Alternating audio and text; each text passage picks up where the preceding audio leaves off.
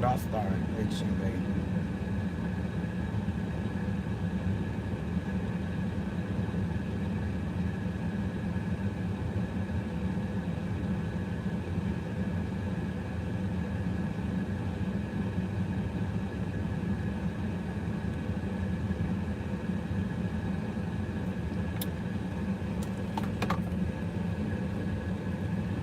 Let's see, I got this on the tripod.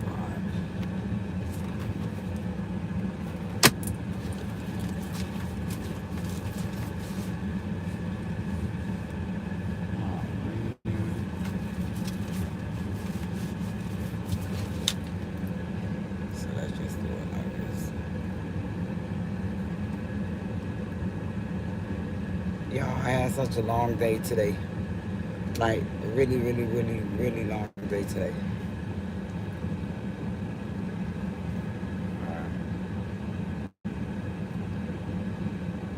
Yeah, I hope y'all enjoyed y'all day today. I'm kind of like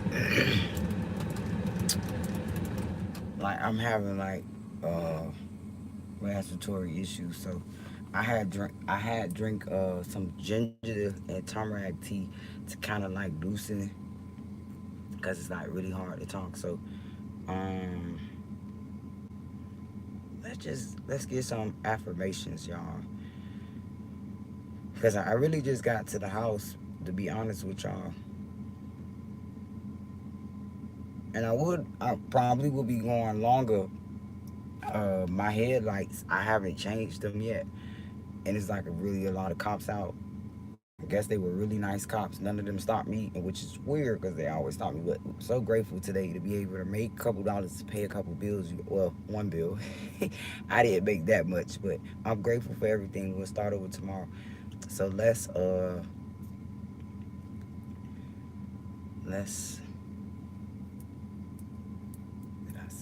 me make sure I fucking. Oh, it's on that phone. I hope I stop turning my DoorDash off.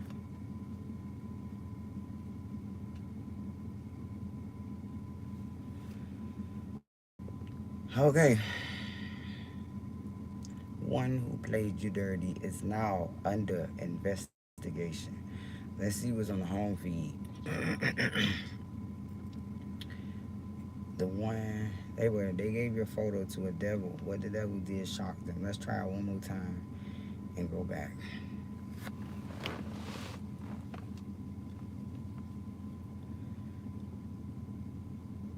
The one who played you dirty is now under investigation. So we got that one on the home feed now. I wonder if it was in my subscriptions too again. Yep.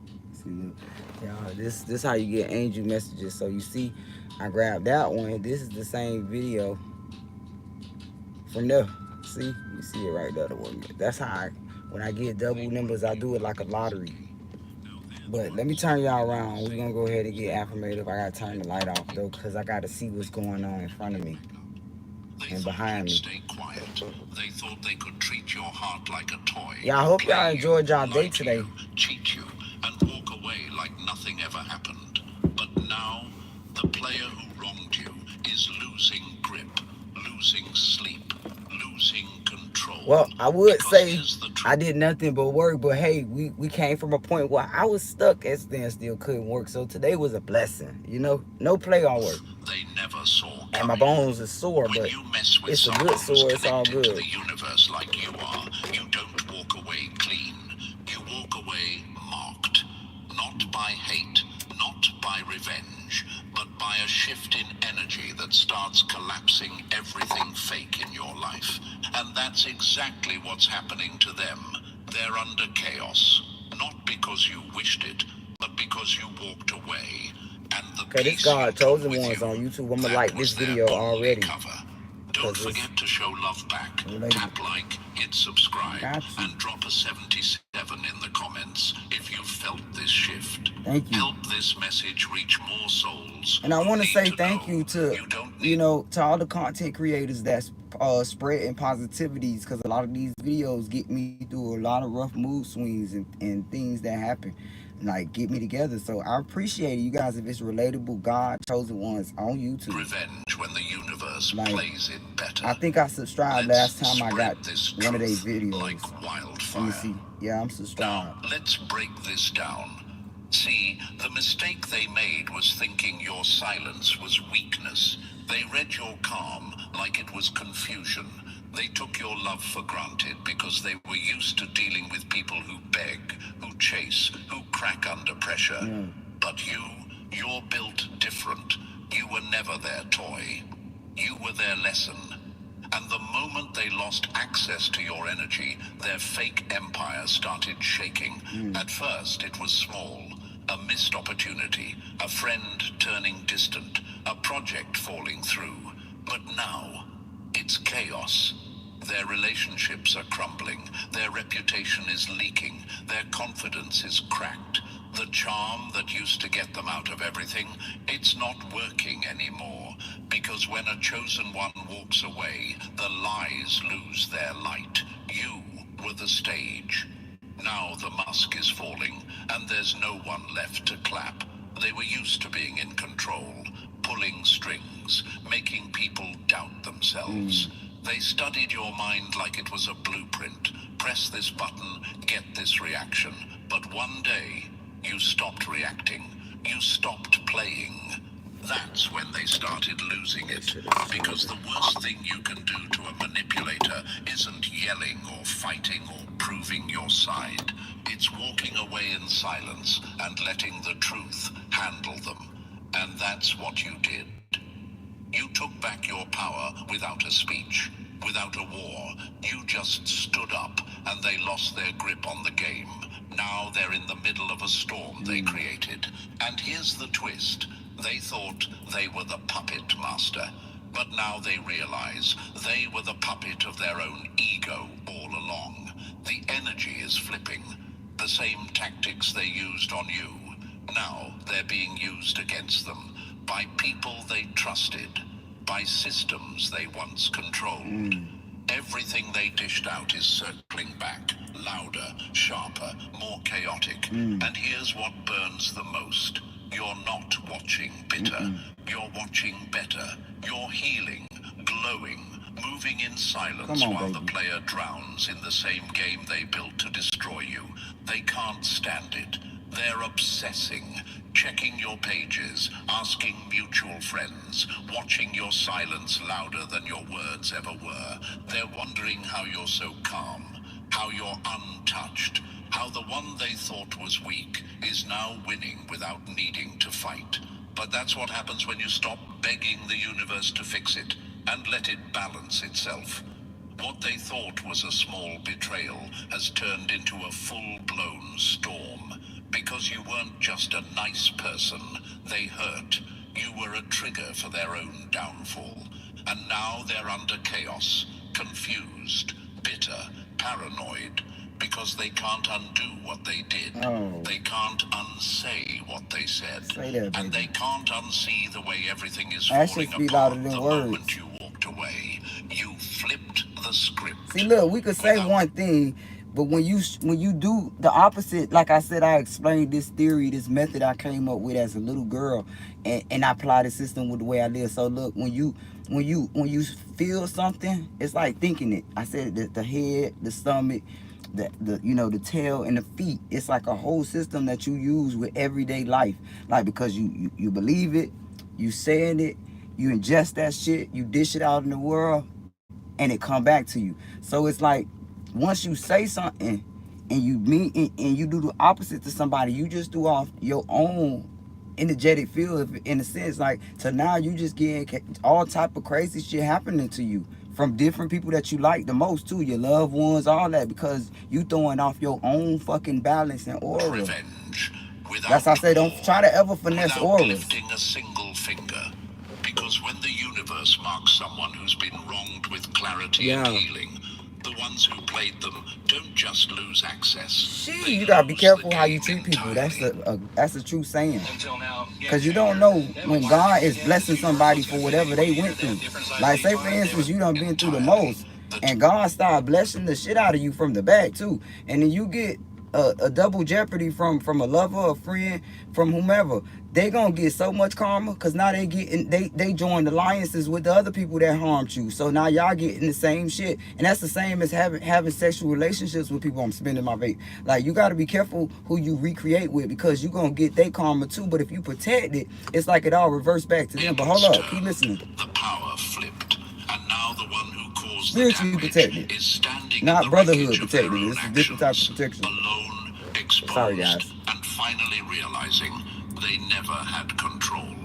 They just had your silence. And now that it's gone, they're spiraling. So now that the truth is hitting, let's go deeper. Come on, baby. Because if you've ever been played, betrayed, or underestimated, and still found the strength to rise, this message was meant for you. Yes. Drop the number 777 if it's relatable, I told y'all, in the comments. it's God chosen one. It's tables called have turned, The and Player. If one y'all who looking for wronged this specific video, it's called The Player Who Wronged You is Losing Control. The tables turned, and now they're under it cut off. I don't know. You got that. is finally facing the chaos they created. And if this message is speaking to your soul, I see it show now. some love with a like.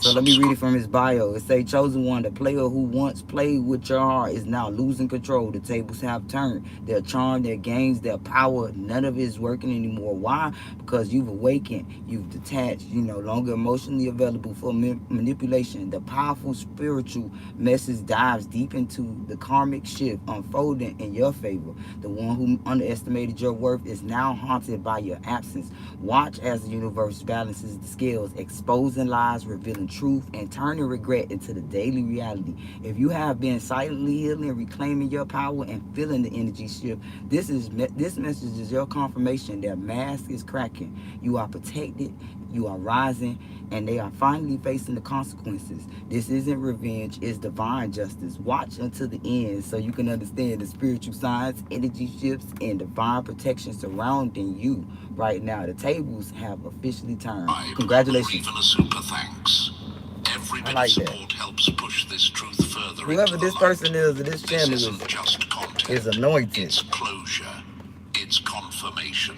It's a shift. And now, let's unpack this step. You got the gift of gab, my guy, or my whoever. You'll feel it in your bones. Let's get started. Number 1, they thought they let you go, but they pulled the plug on their own power grid. They didn't just lose you. They lost the only thing keeping their storm from turning into a flood. Let's make this clear. You weren't just part of their life.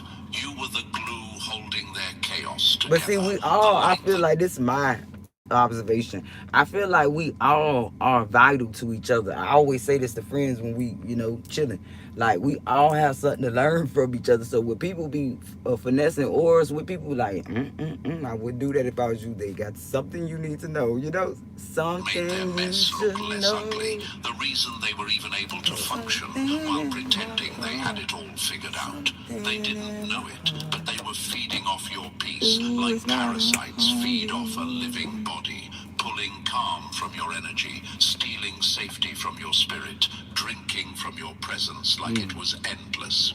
Drink And it, baby. you gave and gave. Gave and gave till you had gave. nothing, baby. Because that's who you are. Yes. Solid, Yes. loyal, loving, even when Hey, y'all, I'm solid as a rock. it hurts. But they thought your energy was free. They mistook your softness for simplicity. They convinced themselves you were just convenient, something they could reach for when it suited them, then push aside when their ego needed room to play. They thought you were replaceable. Now they know better. Because the second you know walked better, away, you do better for everything people. started to fall apart. Hold up. No more sudden If you know better, you do better for people. Because it's all about you. clarity in the middle of their confusion. It all come No back more to you, balance boo. when they're spiraling out. Listen to me. No more emotional anchor to keep them from drowning in their own dysfunction. You weren't just a person. It's all You were about you. recovering. So everything we do is going to come back. So it's like, why don't I just plant some good seeds every day? You can't finesse auras. You just delay it, and it's going to hit you so hard. Hidden force Ooh. that kept consequences delayed, doors open, people patient. And now that you're gone, y'all ever saw Final? everything Let's that was pause being it. Y'all ever saw Final Destination? The director and whomever came up with the Final Destination, the very first one, any one of them, is very spiritual. Let me make you understand, because what they came up, the analysis they came up with is really how life is. Like, it's like, you know how you can't escape it. They told you that in the movie. It's no way to escape it.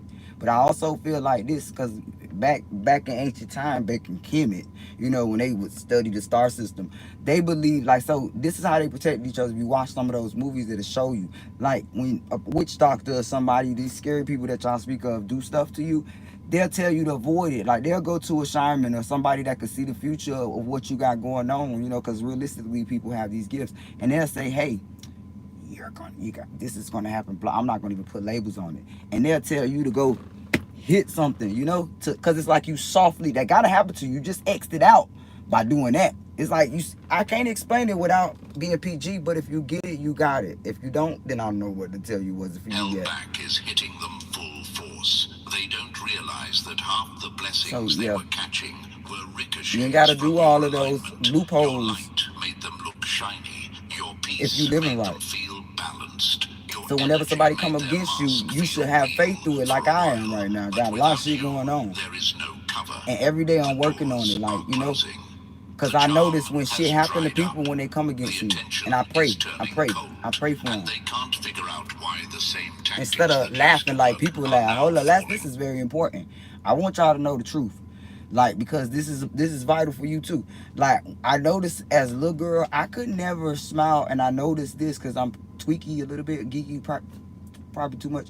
But I always noticed when people are happy when something bad, like, I would look fast, like, is she fucking laughing? What the fuck is wrong with these people? Like, I was that child. So, to myself though, like a crazy bitch. But I was like, is she fucking laughing at this shit? What is this? Is not fucking funny. Help him up, And this nigga just kicked me in the back. Are you okay? Get your ass up. I'm not doing what she's doing. That's how I move in life. So it's like, I noticed that when I move like that, I'm jumping up in my seat. Like, I notice when I do that, I get good ass karma, and it comes immediately. Like, I'd say immediately. It comes immediately, and then I also see what happens to the other people, like, in return of shit. And I'm like, and I came up with this shit like 15, 16 years old. Real talk. Say what you want to say. It might be the sativa. Let me tell you. Listen, I promise you, when you move good for people, it hits you. But when you go move good to somebody that crossed you, and you know it in your heart that they crossed you, it's like this saying, once a person know, like, I forgot how I go though, but once a person know you, I don't know, it's like something about like voodoo and stuff. Like, once a person know you did it to them, it's bad for the person who sent it to you, especially if they protect it in a way, and they can reverse it straight back to your ass, versus you don't know who did this magic on you, and you just father reverse this shit. It'll hit them a little bit, but you want them to hit it hard, hit it where it hurt, so you send it right back to the sender. So if you know better, you do better. And if you know that somebody harming you and you do good for them, you get not only good karma for yourself, this based on experience though, Lifetime movie, like, not only do you get good karma, you get their good karma that probably was attached to them. I don't know how to say it, that they just reneged, because they getting bad karma now, because everybody got to get karma, good and bad. It's the energy. You gonna either get good or you gonna get bad, but you gonna get one or the other. If you doing bad, you just forfeited your good karma. You just got all bad shit happen. It's gonna keep coming, boom, boom, boom, until you do something good. Then it slows up. If you notice this, not analyze this shit about yourself, and you will see that I'm right. But if you do good for people all the time, and somebody come along, bring their pissy ass on, and throw your energy off, oh boy. Oh, and don't let it be several people, because all of them gonna get all the same karma. This is how I see life. Like, everybody, like, it's like a chain reaction type. This energy, this a chain reaction. Scientists probably listening. Look, like, because two or more come together, that's a saying for life. Think about it. The court systems use this same theology when they say accomplished by accomplished. You know what I'm saying? You guilty by accomplice. You know what I'm saying? It's the same shit. When you cross something or someone that is good for you, you are going to get the bad karma of all those others that fell behind you or before you. Y'all all gonna get it at the same time too. You know this. That's why we have swine. Let me say this. Allegedly, this is why we have all of these swine flus at the same. Everybody got it at the same time. Oh God, we crossing energies. Let's keep playing the video. I'm saying too much. Flat, because the truth is, you were the strategy. You were the stability.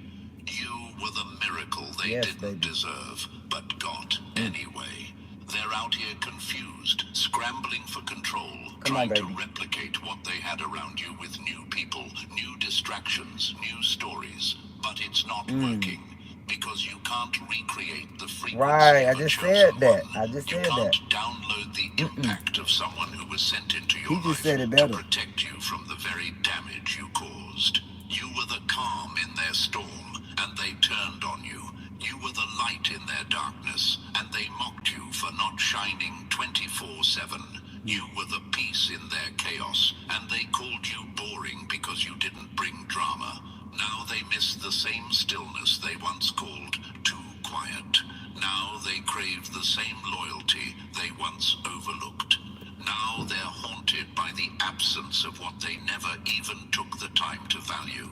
They thought you were the sidekick, but you were the script. The whole damn plot revolved around your presence. And now that you've exited stage left, the show is a mess. No audience, no applause, no direction, just them.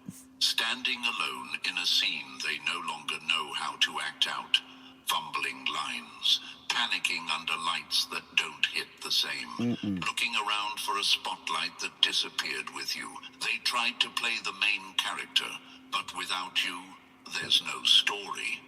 What they thought was an upgrade, freedom from accountability, space to manipulate new supply, room to be praised without resistance, turned into a spiral. Y'all, I met so many people from other freaking states and countries today. Oh my God, it was beautiful. A girl from Guatemala, 2 people from Australia today. It was a lot of Canadian people in this town today for some reason, but it was a beautiful scene of different energies, and people were so polite. We had way too polite. We had very I was really happy to go out today to meet wonderful people. So I must say that. Spiral, a quiet one. This girl is here from Guatemala taking care of her family that's in Guatemala. And she's about 27, she said. That's pretty young to be taking on the responsibility of taking care of your whole family. Supporting her whole family. The energy drain. Because they didn't just lose a person. They lost the entire source of their stability. They lost the voice that soothed them. The presence that calmed them. The love that held them together when everything else was falling apart. And now they're stuck with their own energy, unfiltered, unmasked, Speaking of the girl from Guatemala, I have to make a meal I guess in honor of Guatemalans, because I do have a friend that I grew up with. She was Guatemalan, so she was telling me about how her meal her mom was making, because that's what they was talking about on the phone. So I had to show out that I know Spanish. I said poquito español, and she said, oh, you know Spanish? I said no. Yeah, I just know a few words, but I understand it. I can't speak it. So, but she saw that I understood. Hold up, y'all, that damn noise. She saw that I understood what she said in reference to what her mom just asked her about me saying, hey, yeah, that's paparena. And she said, am I saying it right? She said, oh, how do you know? I said, no, I understand. So I have to make it. She was telling me some ingredients to a dish her mom makes, so I'm going to look it up, y'all. And I'm gonna make it out. It's crazy. What if she seen me on my channel? It's so crazy because I never be knowing if I'm running into my subscribers, because some of them don't say nothing. They'll see me and don't say nothing. But when I was in Broward, like, I promise you, I was meeting everybody on my channel. It is like crazy. I don't see nobody here, and it's really good because I'll be nervous to meet people like that. But it's so crazy. But I'm gonna make the dish for her.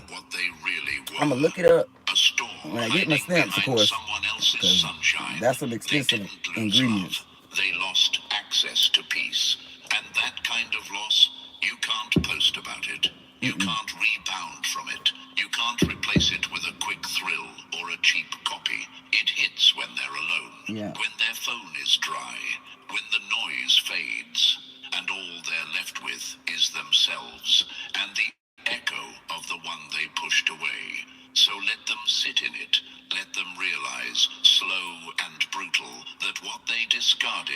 sacred. Let them remember that you were the cover, not the chaos, the protection, not the problem, the peace, not the pain. And let them live with the truth that will never go away. Yeah. They didn't just lose you. They pulled the plug on their only power source. Come on, baby. Number 2, they thought they were running the game, but you were the whole damn board. Ooh, I like how you They said thought that. you were a pawn until the board shifted and they realized every move they made only built your empire. Let's be real. They came in cocky, chest out, smirk loaded, armed with charm, tricks, and recycled manipulation tactics that had worked on 100 people before you. I see They God didn't is see funny. you as He is unique. funny. It's like They a saw light you bulb as just went off. easy.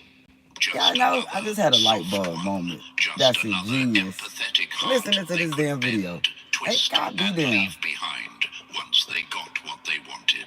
But what they didn't realize, you weren't soft. You were silent, and silence like yours Ain't that about doesn't it? come It's like from weakness. that is so It ingenious, comes y'all. from I'm not gonna say awareness. it on They here. came playing a I think I'm game just gonna with do it. rules they never understood. I think I'm just gonna do Because you it. I'm weren't so playing excited, y'all. This checkers. is so You funny. weren't even playing This chess. is so fucking You were funny. the gamekeeper, watching from above, waiting, evolving. They thought your kindness was a weakness they could exploit. They saw your calm and thought it Wow, meant this is you so were inspiring. lost. But you were never lost.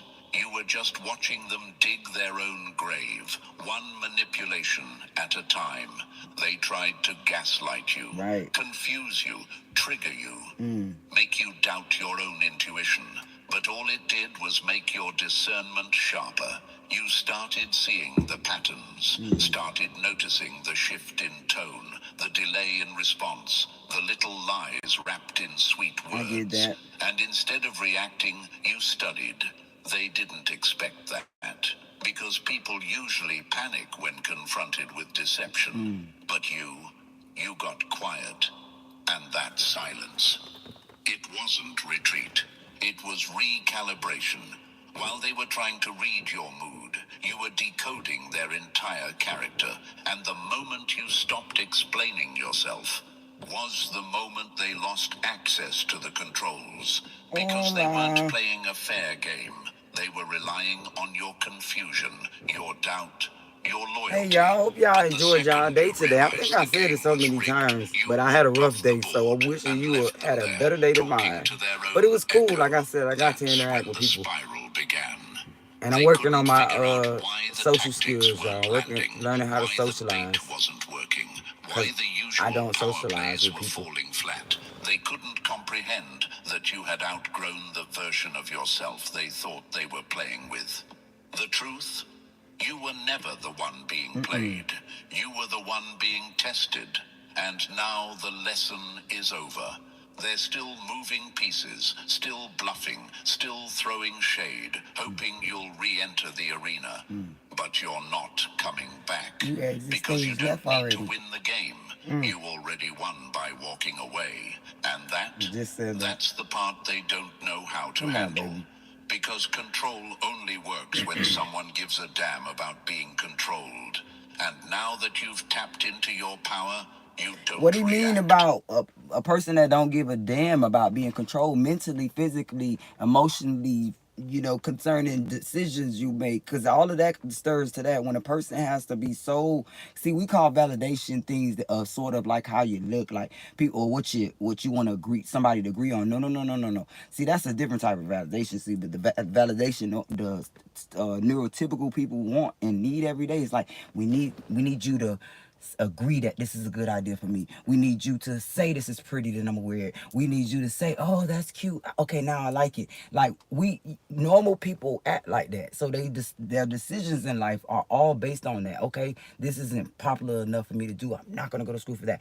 This isn't, I noticed that a lot. But see, I noticed that most neurodivergent people don't operate like that. Like might do the opposite of what you keep demanding them to do, because that's 9 out of 10 is something they definitely don't want to do. Not interested in doing it because you telling them that it fits them so good. They disgust it now, and they're gonna do the total opposite. So it's like it's no in between. It's either you are or you don't give a fuck about what people You think. remove yourself. They thought they were 10 steps ahead. You make the best But every decisions of your step life they when took you was leading them think closer like to that too. exposure. It's so They easy thought breezy they cover were girl like a playing beach you, day. Oh but they were God, really revealing big facts. themselves. Each lie noted, each tactic recorded. You ever seen a Lifetime movie? See, look, that's good for the ad YouTube. I like you, boo. Look, you ever see the Lifetime movie and you see that wife finally or that husband finally put his foot down with his bitchin' nagging ass wife, and he go sit on the fucking beach and breathe in and out with a Corona like, so good to tell her that shit. You know what I'm saying? Conference you cannot miss, and that is the so good to tell my boss off. So good to quit that fucking job. And look, he don't got no plans to move nowhere. He's sitting outside his beach house, probably got to move. Don't give a flying fuck from the back. He gonna sit out there with his Corona and say, I'm so glad I quit that job. To his wife. They both different scenario. They both sitting out there, babe. I finally fucking told him I quit. You know? And she's like, oh, what are we gonna do? We gotta sell the house, and they ha ha ha ha ha and clean the beers together, bitch. That's how you feel when you make your decisions based off how the fuck you feel and what you want to do, and not what nobody else wants from you. And here's the plot twist they didn't see coming. You don't clap back. You glow back. And when you glow with truth, that's starting another masks trend, melt babe. on their own. Let's exercise Now, our they're the ones rights and shit. spinning in Be who confusion, we are. asking, why For aren't real, they for real. chasing me? Why aren't they hurt? Why are they so quiet? Because silence, when it comes from strength, is the loudest answer you'll ever get. You didn't just outgrow their Hey game. y'all, I got a good You idea too. dismantled it. We start a new trend to where people be unique. Yeah? Where people do be themselves. We will open up the old doors of hip hop. The feeling will come back. Soulful music, bitch. We don't have to sound like roach choirs, boo.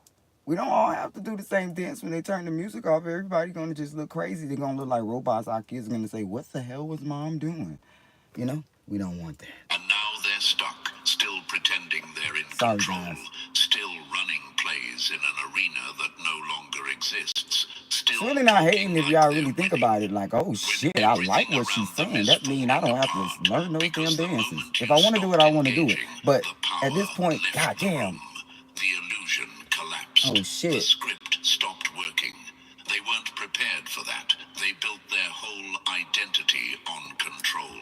But you took away their favorite toy, your reaction. Come on, baby. And without your energy You to starting feed on, generations they're coming up starving. to Their be influence is themselves. fading.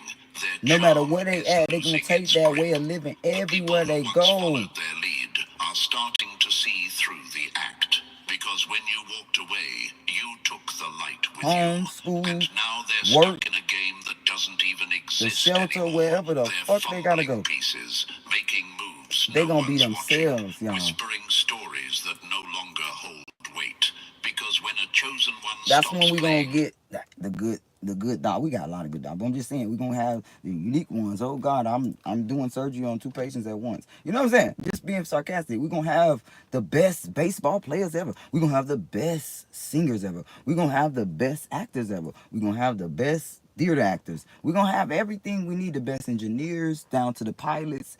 You gonna see people pilots flipping upside down with his whole load of fucking people on board, and they like, oh shit. You know what I'm saying? What I'm trying to be sarcastic to let you know that when a person can be themselves, and it's just like this little saying.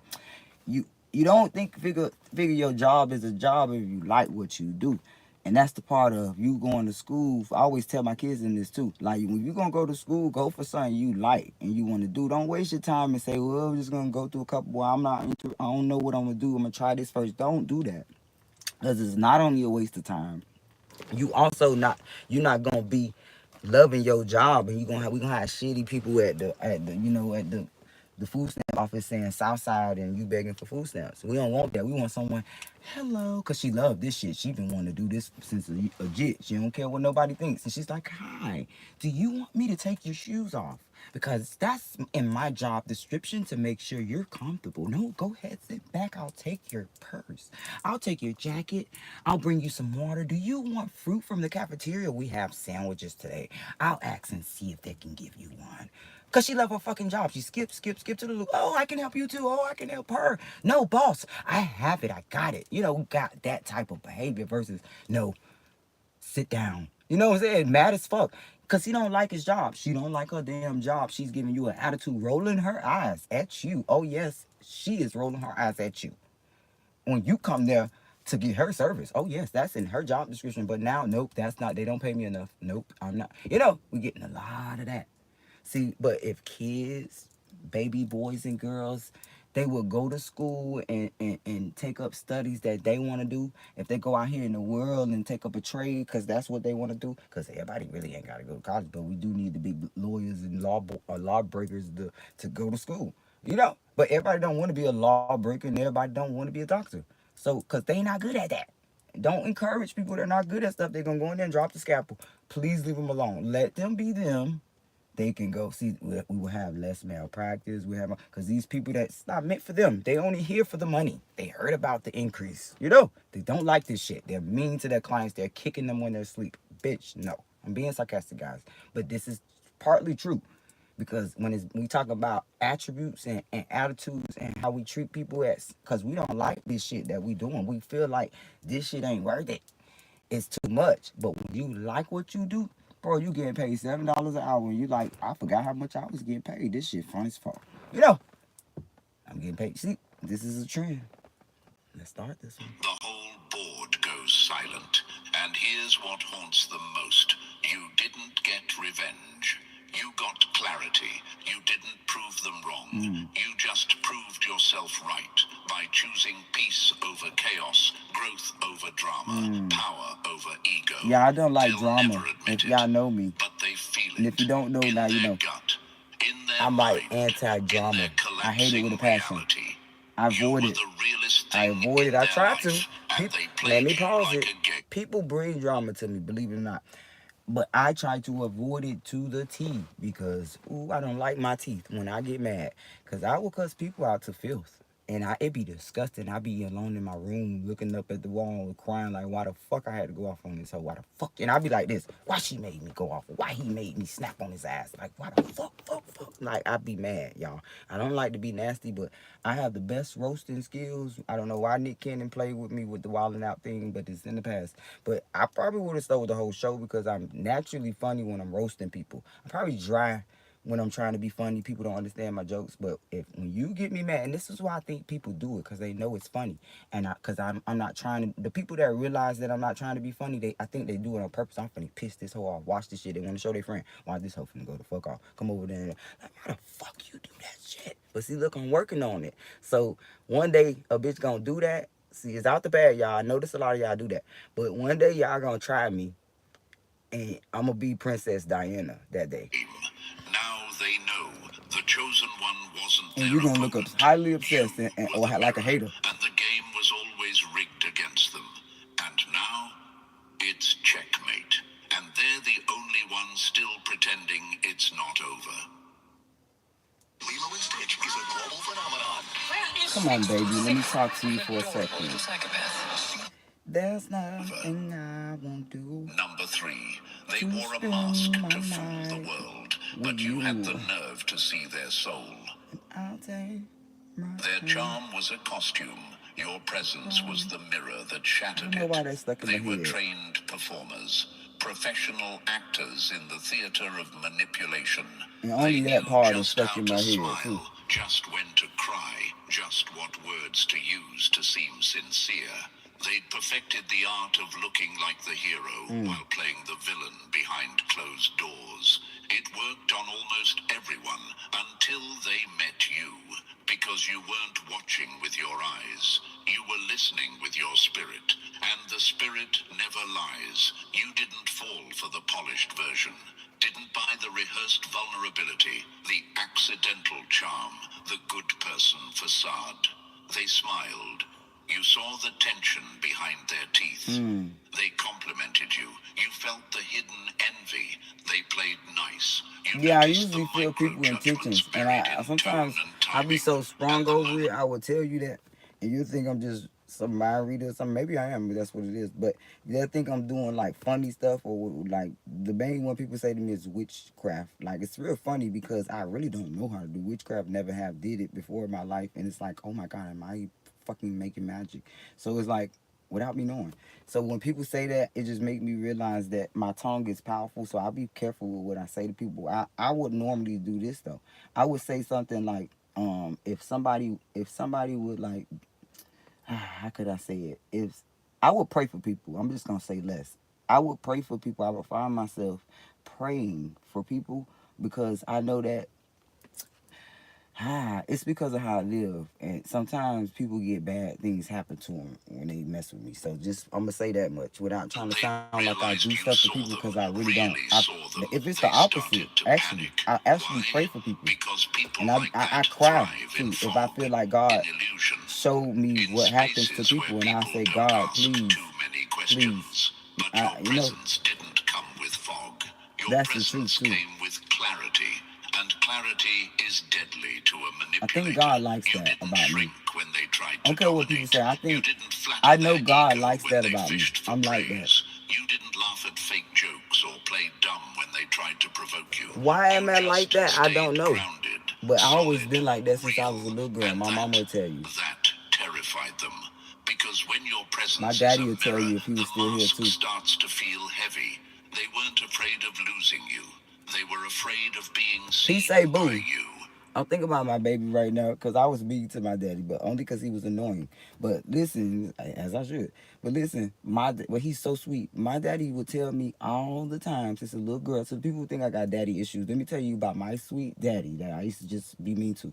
He used to say, "You are so beautiful. You are a blessing. I'm so honored to be your dad. It's like you nothing like your old boy. I promise y'all." He say stuff like this. He used to say stuff like this to me, like, well, who am I to deserve? When he hit that one with me, I said, "Dang, slow down now. Come on now, because I act just like you." He's like, "No, you like the better version of me. You so sweet to people." He wanted to beat my baby daddy ass up at one point, but he ended up liking him because that's just my kid's dad, and that's who he is. He's sweet like that. But he wanted to beat his ass so many times. It's like he don't deserve you because my baby girl is like I'm a goddess in his eyes. And that's the truth most Because he people saw how I miss. moved my whole life. It wasn't your A lot of my absence that uncles too, destroyed them. but really, It was your I'm a daddy's girl, awareness. y'all. I don't have It was daddy the fact issues. that your calm, Definitely not mommy knowing issues because silence she spoiled me. exposed And everything again, they I tried to was hide. autistic my whole You life and didn't didn't have to know and call was them mean to out. them both. You didn't need to Just yell. keep You it didn't keep it even need 100. to accuse When them. they only You when I just feel stood in abandoned though, they truth. know what And I that mean. was enough to make their whole Cause performance other fall than that, I'm apart. sweet. They'll all Think tell about y'all. history. Real ones always She just got a disrupt mouth on the her. She illusion. gonna go. What you did though? Frida See, look, there Kahlo what people didn't say. shrink herself. To the people that really know me, even out to my baby daddy, he loved me too. It just things happen. Listen, they would all tell you from the exes that I don't talk to no more to down to the family members that don't like me. They all go still tell you if she cussing your ass out, you did something. Cause V is sweet. She is so sweet. Cause I really am. I'm like that with strangers. I'm like that with complete strangers that walk up to me. Like I could be in a bad mood and you would not know it. So I turn into this character because I'm really an actress at heart. Like I turn into this character when I'm sad and I'm out. Like today, I was in character because I kind of stressed a little bit, but I was in character today because it's of course the 4th of July, and plus I want to make DoorDash and Uber look good, so and I get good ratings. So today I was an actress, and I made sure all the ladies that was crying and looking sad, they got love, and some got hugs. A couple of them got like 2, 3 of them got hugs today because this one lady makeup was just dripping, like to the point where she looked like she was so depressed, and I could not fucking walk past her. Like, hold up, I double back look like, do you need a hug? And she's, yeah, yes, and I'm like, oh God, come on, boo, because I felt just like this the other day. So I get to laugh it off with you and make you laugh. Now she's crying and she's laughing. I do that shit to people. Y'all know I do. Come on, babe. Digestible, Send me $1. I'm broke, babe. Help me out so I can help you out. James Baldwin I didn't be shout. saying that and meaning His that shit. presence alone forced people to sit with truths they couldn't escape. Malcolm didn't play nice. He saw the system He s- and spoke he with the tried to be sharpness there of for someone who us. could not be seduced by half-truths. And shout And out to Malcolm X, you y'all. carry the same essence. because You because don't of the match Black people's Panthers. Do y'all know, because of the Black Panthers and all of those coaches that was standing up for black people, and not just black people, because they was kind of formatting, justice, peace systems for other nationalities.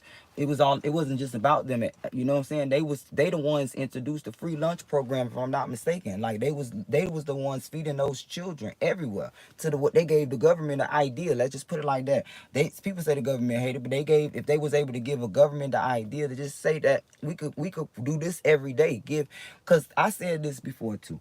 Like, there's ways that we don't take advantage of. We don't take advantage of the fact that we could all come up with an idea and get a grant for it from the government. Like, but see, it takes somebody to have enough seed money to do that, and ain't nobody got time for that. But people don't understand that y'all can start trends in people's communities, because the government will help if they think if they because sometimes they just don't know how we know. They ain't live from the hood, we do. So you got these hood dudes and hood women that make it out the hood, and they just flex on they for themselves and they immediate family, as you should. But you not realize it take a little small seed money. You go ahead and come up with a pitch with a couple people and a couple dudes. You form a little group, and now you do something like what the Black Panther did. Something like the with the what's the lady name, the Malala fund, where she help the education fund be possible for children, so that all young ladies can go to school. You know what I'm saying?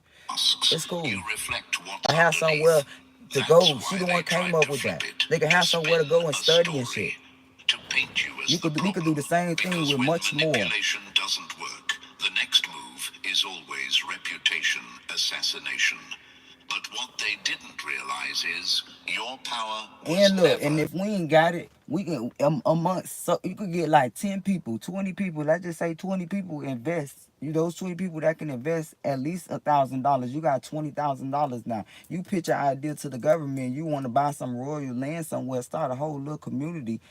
That's just one example. Or somewhere that some kids can play, a big area where they could come there every day in the summer. Do it how you do it. So many people have this advantage to do that. You could do this for homeless people. See, the most issue we have is homelessness, but the government can't do it themselves. If we from the community, we know what our folks need. So while I don't see this at all, to where you got all of these people coming back to their hoods and forming alliances to start an apartment complex, a hotel where homeless people stay at, start a complex where, start some containers and put tiny homes up. I ain't seen none of this yet.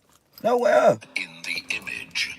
It Like, was I in want the people to start the reality trend behind themselves it. and do it. I They're don't out want to here get credit for it. I crumbling, just want to see trying to that shit patch up happen. a Where is persona that? that no longer holds weight. They While they you walk people away, do so much not flexing, but they don't flex for each other. Don't realize that's the big flex to God. Like, he don't care what cryptocurrencies we use and come up with. He's actually fascinated with the fact that we have his mindset, because he created everything, and he's happy to see his offspring come up with things that we could utilize to help each other. But what we do is be stingy. He sit back in the sense. This is how I feel. Like, you got all that goddamn motherfucking money, and you just set your little ass over there, got all that shit, 12 cars too. Your brother need one. Like, I feel like God look at us like that. And people just sit back and like, oh, I got a grand piano, south side, nigga, swipe the card, son. They don't realize there's other people out being sarcastic. People be flexing on me. But look, when we really want to flex, boo, show up and pop up, bring a whole bunch of homeless people up. Start like that. Go to a part two. Don't. I don't telling you to give to people that don't deserve shit. Go to these people that deserve it. They don't deserve to sleep on the floor outside. That's the good enough. Don't worry about all that. Oh, he's gonna be back outside. Shit, nigga, create a community. Y'all worry about the wrong shit. Whatever, because sometimes people go through shit because they at the bottom of the pit, bitch. They trying to just numb the pain. Y'all niggas worry about the wrong thing. But if y'all come together and form this a community, because like I said, the government can't do it themselves. Sometimes we gotta put in together. We got to put it together. Don't worry about what another person ain't doing, because you doing it. You being seen by the angels and God that you doing it. Shit, don't worry about what they ain't doing. You going to start a trend and make them the ones that's not doing it do that shit. Because everybody you see, they on that trend shit. Y'all start this trend to where y'all pick folks up from the ground, bae. On the floor, cardboard box, start at Skid Row, nigga. pull them up, put them in the crib, start a community, get about 10 at a time. Y'all boys flexing now. I just gave y'all some sauce. Confused, not bitter, but clear. You didn't just survive. Y'all screen record that and send it and share it so y'all get these rich folks that like to flex on they folks to change their mindset. Because people somehow, I make people mad when I say stuff, so that shit gonna piss them off. I promise you. Play it for them. That little clip too, that little piece. Let them hear it. They gon' fuck, nigga, I'm a boss, bitch. And now they gonna try to help people. Go ahead. Not because you broke the mask, but because you never believed in it to begin with. You broke, bitch. I'm blessing you, bitch. Let's let them do all that. Let's come on. Let's start a trend, y'all. You were mercy in human It's a movement. form, and they mocked it like a joke. They didn't just lose you. Cause look, real bosses bringing people up. That's how it was back in the day. Hold on, let's stop. Real bosses back in the day, from all tribes too, all 12 in the motherland too. They all brought people up. Let's see. We just started this whole shit. You know, last couple of generations. But back in the day, yeah, I know, make you mad. But back in the day, those men, they was breadwinners. Baby girl, sit your ass down. They was about to fight their wife if she was court working. Like, what the fuck you mean? I'm the man of the house, Linda. I'm the man of the house. You know, we need, some people don't want to stay home, but I'm just saying, we need more of them. Because now it's like, he worried about her money. He only dating girls for money. That's so backwards. I'm sorry, guys. Universe is laughing back. Let's be very clear. Those men, those Panther guys, they was carrying grocery bags to homegirl house that didn't have food. He looking at his wife. That young lady over there, I seen him at the store. They only bought 2 things. We gotta check the balance. We can go to the store, get him some stuff. She's no, Billy, no. He said, no. What I say, lady? You know, we need more of those type of motherfucking people. Instead of all these commercial ass niggas, like a lot of these old goons started the trend though. Yeah. You were a turning point. Old head started this whole ass trend. Sorry, y'all. A living, breathing shot at redemption. But they didn't see that. Because they before their daddy generation, they wasn't that, even their daddies, but mostly I would say the old generation. What is it called? Because we not the baby boomers, but before that generation, what was it called? I can't think of it. Y'all know, comment it. But that generation, they took care of each other. And then let's talk about the wives of that generation, because those men didn't want them to go to work. But guess what? Those women didn't want to sit home. They created businesses from home. They made clothes for the whole community. They dropping them off to the neighbor's house. Hey, I saw Shantavia didn't have no, you know what I'm saying? So I made these. Or I bought these. You know what I'm saying? Instead of the hater material, the whole hater behavior has caused the generation to suffer. There's no love.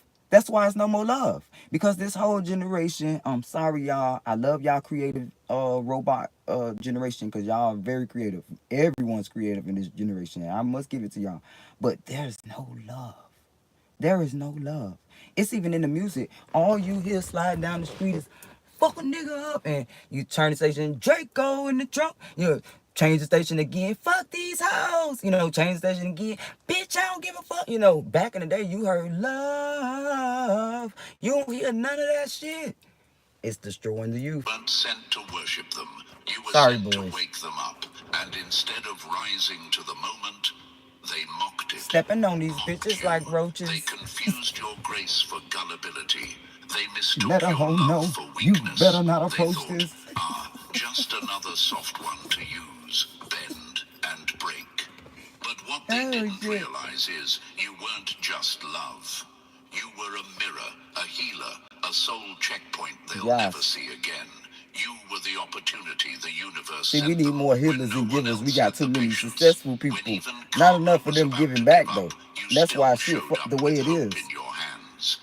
Because think about it. If we trendy people, right, and we do everything each other say and all that shit, right? So, like, we could be starting trends to where shit could be so much different than what it is. And I could get real detailed, but I just, to your imagination to understand what I'm trying to say, it's no love and shit. Like, it's destroyed every decision making that's being made today. I just thought right there. Played with it. They ran game, cracked jokes, and tested your boundaries boundaries just to see how far they could push. They chose Shit, their because that's how usual people move patterns, with no their love. lust, their ego, Shit. their cheap thrills. They spit I ain't in got the no face love of for you, bro. transformation, then That's how called it people move. Ain't just no love. vibes. But here's what no one tells them. The universe doesn't always punish through fire. Sometimes it punishes through silence, Yeah. through And I was absence, also gonna through say loss. sometimes karma happen through situations you want. You would think, see, look, people don't understand how energy work. Like you would think you getting blessed, right? Because y'all said, blessings are material things. You would get a whole curse and a whole blessing that you thought was a blessing to you if you ain't living right. Let me go check out the house. And when you left, it wasn't just a breakup, it was a spiritual eviction. Because you didn't just bring love into their life, you brought covering. You brought a calm they didn't earn. You were the reason some of their chaos didn't touch them. Like a good neighbor, State Farm is there. I was gonna say that.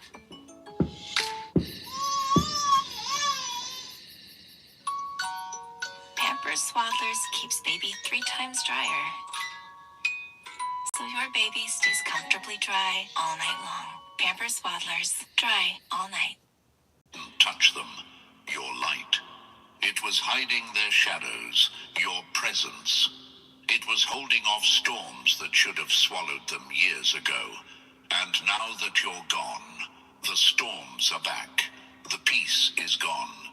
The mirror is shattered, and all they have left is their reflection. They feel it now. They'll never say it out loud, but trust, they know. They know what they threw away. They know they can't find that kind of love again. Not because it doesn't exist, but because the version of them that could have received it no longer does. They forfeited their miracle. They mocked the medicine. And now they're walking into a future stitched together by consequences. Why does everything feel heavier now? Why do things keep falling apart? Why do people keep leaving? Trust keeps breaking. Opportunities keep slipping. Because you're not there to carry the weight anymore. And let's not get it twisted. They'll try to rewrite the narrative. Say you were too sensitive, too emotional, too hard to handle. But those words, that's just damage control for a heart that knows it blew the best thing it ever touched. When you Hey play y'all, I with hope y'all grace, had a you good day gamble today. with your future. They Well, didn't just yesterday now. reject love, they rejected healing, growth, mercy. And What y'all mercy cooked doesn't today? knock Because I didn't cook twice. nothing Now today. the game is over. I had to And eat the out today, scoreboard, so it it sucks. doesn't Because show I'm not wins a or takeout losses. person. It shows the one thing they never thought they'd feel. Regret. Number 5. They didn't break you. They built the beast they can't unleash or escape. Hey y'all, I They got an tried to issue bury. with, because I just noticed, I have an issue with not knowing what's, like, if a person cleaned their hands. So I'm not going to sound like I'm just like anti certain foods, because it is not even that. I'm like, it's a sensory problem though, but I have to know what you put in my food, because certain textures fuck with my tongue, and I have to know if you washed your fucking hands before you touch the food, because it's gonna make me not want to eat it. So I have that issue at restaurants, and I have to fight through it when I want to go out and eat, of course, because I love the atmosphere going out. If I could, fight through the socialization part of it, but I love to be out. So I have to fight through it just so I can eat. Because I'm here now. I'm not gonna waste my food, but it be driving me insane. Because I'm looking at the waiter who brought my food, and it's just, I don't know. I have that issue, so I like to cook. I said I'll let to say that I love to cook. Plus, it's so therapeutic to people who like have depression problems or just OCD issues or just anything. Like cooking and cleaning too, but cooking is very therapeutic, y'all. So if you don't know how to cook, it will be a good try to learn how to cook. Probably take up a culinary class if you want to get real physical with it. But you can look up videos on YouTube too, and learn how to cook, because you're gonna notice that you're gonna like it. I guarantee you, because it's a good exercise therapeutic exercise, I would say. But yeah, it works and it But feels didn't good. realize you were a landmine.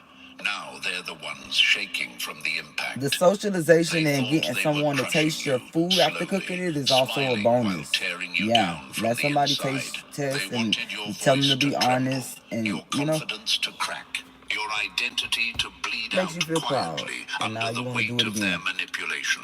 But all they did was activate the version of you that doesn't beg for clarity, doesn't chase love, and doesn't fall for performance. They lit the fuse, and now they're standing in front of the explosion. They didn't break you.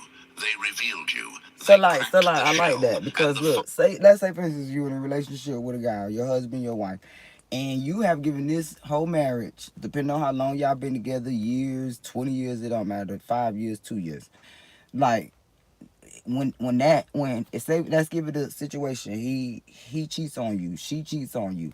He step outside the marriage, she step outside the marriage. You can even get to physical to where he have a whole bunch of kids on you, and she have a whole lie, and you raising somebody else's kids with any type of situation, and you gave all you could fucking give into that situation. Let me tell you what's gonna change you from being sad when somebody cross you like this. Let me tell you what happens, because you end up getting the blessing in the next person that you meet. This is experience. It's based off experience, like y'all, because I really analyze shit for a living. It's not probably not a good thing, but at points, but I noticed that when you somebody they bless you, it's like the same way that energy work with regular things. But when it's in a relationship with a person you spend time with, that you having sexual relations with, because you crossing energies like that, and that's why most people start looking like each other, because you really exchanging energies, and it's like you guys are becoming one. That's the whole theory of being married to a person, and the government feeling like you need to marry a person that you spend as much time with, because now you guys in the spiritual aspect, you guys share auras now, so you get karma from things they do. So you got, that's why I say be careful who you recreate with and who you exchange salivas and energies with. So but saying that, like when they cross you, it's like they bless you with the version of who they should have been according to the energy you gave out. This is real deep. I know I'm right about it, but like when you have to have a balance, because whatever a person throw out, the or the energy feel expects that person to give it back, because that's just like how energy works, and it's supposed to balance flow good when you do that. So you give, you take the same energy. So but when a person get imbalance energy back, it's like the atmosphere, the universe somehow like um gives them that in another person, like the unmatched energy you didn't give them. So if you gave them 90% and God and the universe around you feels like you should have 20% more, so that other person you're gonna get gonna also give you 100% of their energy, because this is what people supposed to give. So you're gonna get an extra 20%. Being funny though with this, like I'm being real comic with it, but you get the drift. But you get 100% from that new level, plus the extra 20% from the old level that they didn't give you. So it's like a boomerang effect that you get extra blessed. That's why they say tenfold, 100 folds with certain situations, because that's what you get. And it feels better. You find yourself like, damn, this shit feel better than what I was trying to get, or this feel better than what I was trying to do, or damn, she better than what I wanted. I asked for, or he more than enough, because you just got your same energy back. So people got to be careful out here, because you're going to find yourself 80, 90 years old and still haven't got your love of your life, because everybody have one. This is for people. Some people don't want to be in relationships, and I see that a lot, because sometimes I be feeling like that, but at this point in my life, oh hell no. I used to feel like that, but this point in my life, oh no, I think I'm almost ready. I just got to get my finances ready. But who finna be, I'm not gonna be old and dry and got nobody to scratch my back. I'm finna have somebody, or might be two people at a time. You do that and you do that. It's okay, but I'm being sarcastic. Like, I'm not gonna be old with nobody to put my shoes on, because I might not be able to use these legs long, but God gonna carry me for a little long. You know what I'm saying? But I want somebody to be able to scratch my back. I need somebody in the kitchen sometimes, because I don't want to cook, and my kids, they moving on in life, they might not be able to cook for me. So you know what I'm saying? And you gotta give the same energy people give you, and this is why I'm not ready at this moment to get with nobody, because I feel like I am not in the predicament to give what I want back. Cause baby, we not half stepping. We listen. I'm gonna show you this. This for the future references, the future lovers of mine. Listen, I'm not gonna help step, so I don't want nobody to help step with me. You are not gonna take me to McDonald's. I don't eat McDonald's. I want you to take me to somewhere that I could eat some, fresh food, because I'm a fresh food bitch, and it might cost a little bit. So I want to be able to take you there, so you can definitely take me back. Okay, and that goes for Fire came everything through. else. You used to explain So there yourself. you go, guys. Now you Take know me. 15% off any single item at Harbor Cause Freight this 4th baby, of July weekend. I'm like Yeah, this, any y'all. single If a item in our person store. give me City a Ball Day. rope, Yourself. I am gonna give Used them a to whole try to yard. fix it. If Used to you play peacemaker, give me even in trash, war zones where you were the I only am not one gonna even bleeding. give you that. But something You won't even get snapped. Not in trash. anger, in awareness. You woke I'm up. throwing my trash Every out. lie sharpened your instincts. Every betrayal So became FYI, bricks in the but foundation of your new standard. Every back turned on, you gave if you people move direction. like that, They it'll thought be their better chaos would drown relationships you, out here too. but you turned the wreckage into a Like throne. niggas gotta be This version of you.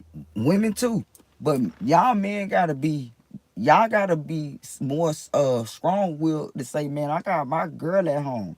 Y'all women gotta be something more strong minded. Shit, you know, dry it down when it get wet. You know what I'm saying? Because that's the girls be hard to pussy. They can't say, "Hey, man, I got my nigga at home." And if you C7AY, my girl at home, they don't know how to do that shit.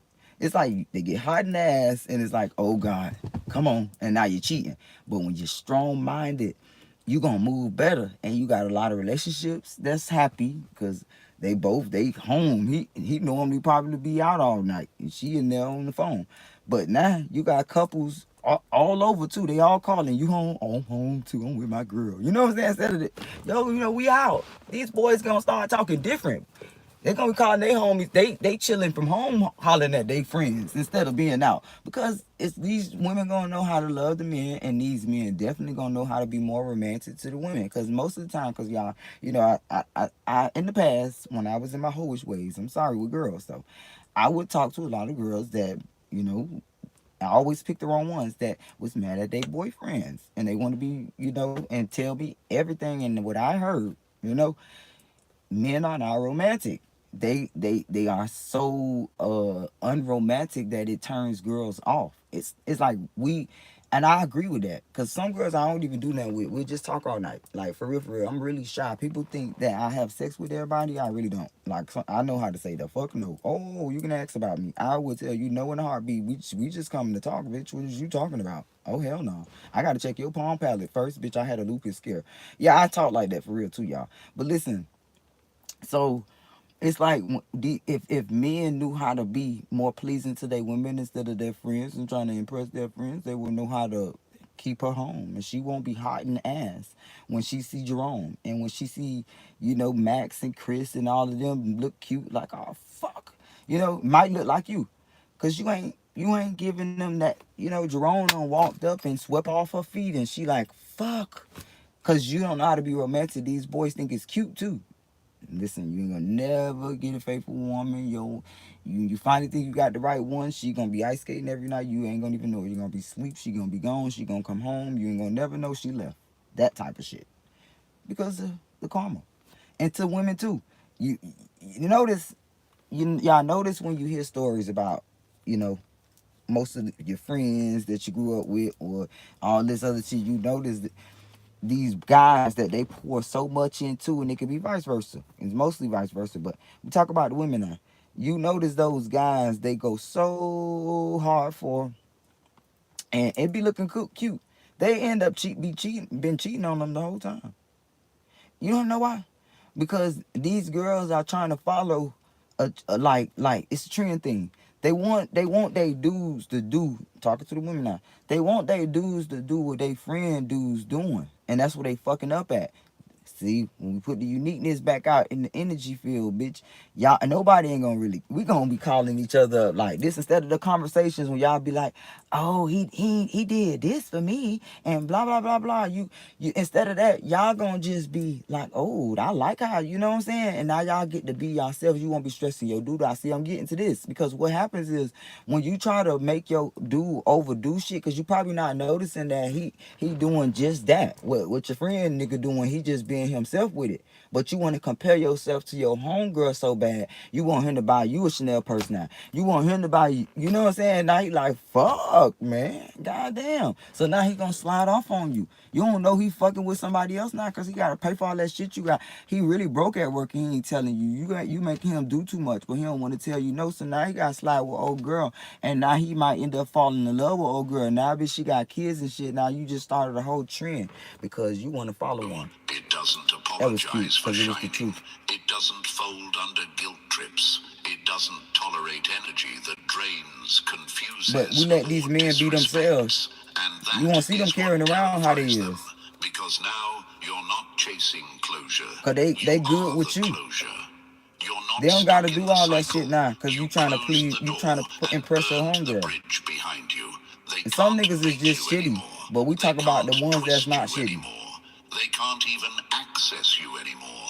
And that silence, that peace you're walking in now, it's Cause some louder girls than push them any away too. revenge could ever be. Cause you They trying to impress, you trying underestimated to do what what kind your of power homegirl lives man doing inside for her. someone That who has nigga, you nothing know, left to prove. he was blessed with Someone a who rich found family. Your peace dude in the now he cheating wreckage. with other Someone girls. who took the ashes and said, Hopefully not watch boys, me but he cheating build. with other girls You're now. not cold. You're clear. And he looking for You're not girls that got bitter. a job You're so he can get some unbothered. money off her You're just not to bring it to you. vengeful.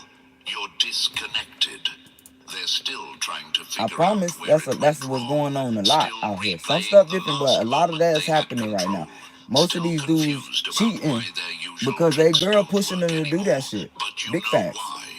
Because you're not that version of you anymore. The one who tolerated, overextended, dimmed her There's no light, excuse, but questioned her it is what gut. it is. She's gone. And in her place stands someone who knows, who Facts. sees, who doesn't need to prove, chase, or defend. You don't just survive now, you transform. You discern, you rise, Transfusions and and you do it transformations. in silence.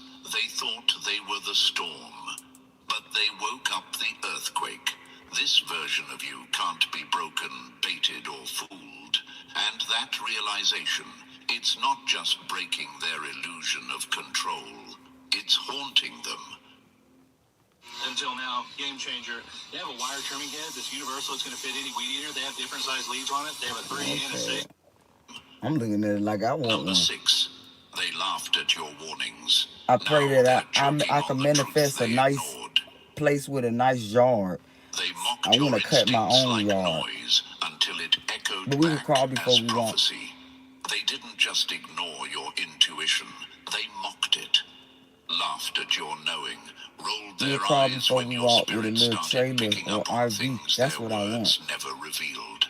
They called it Put paranoia, it on some land, y'all. overthinking, And probably start my drama. own little But plan you to help weren't reacting, with just a you were little bit. reading Probably with shifts they family tried to members hide first behind that charge fake them smiles, a little small reading fee. tones that cracked when their lies I couldn't got a stay few ideas, smooth, y'all. reading energies that no mask could cover up. They thought they were masters of deception. They thought your heart made you soft.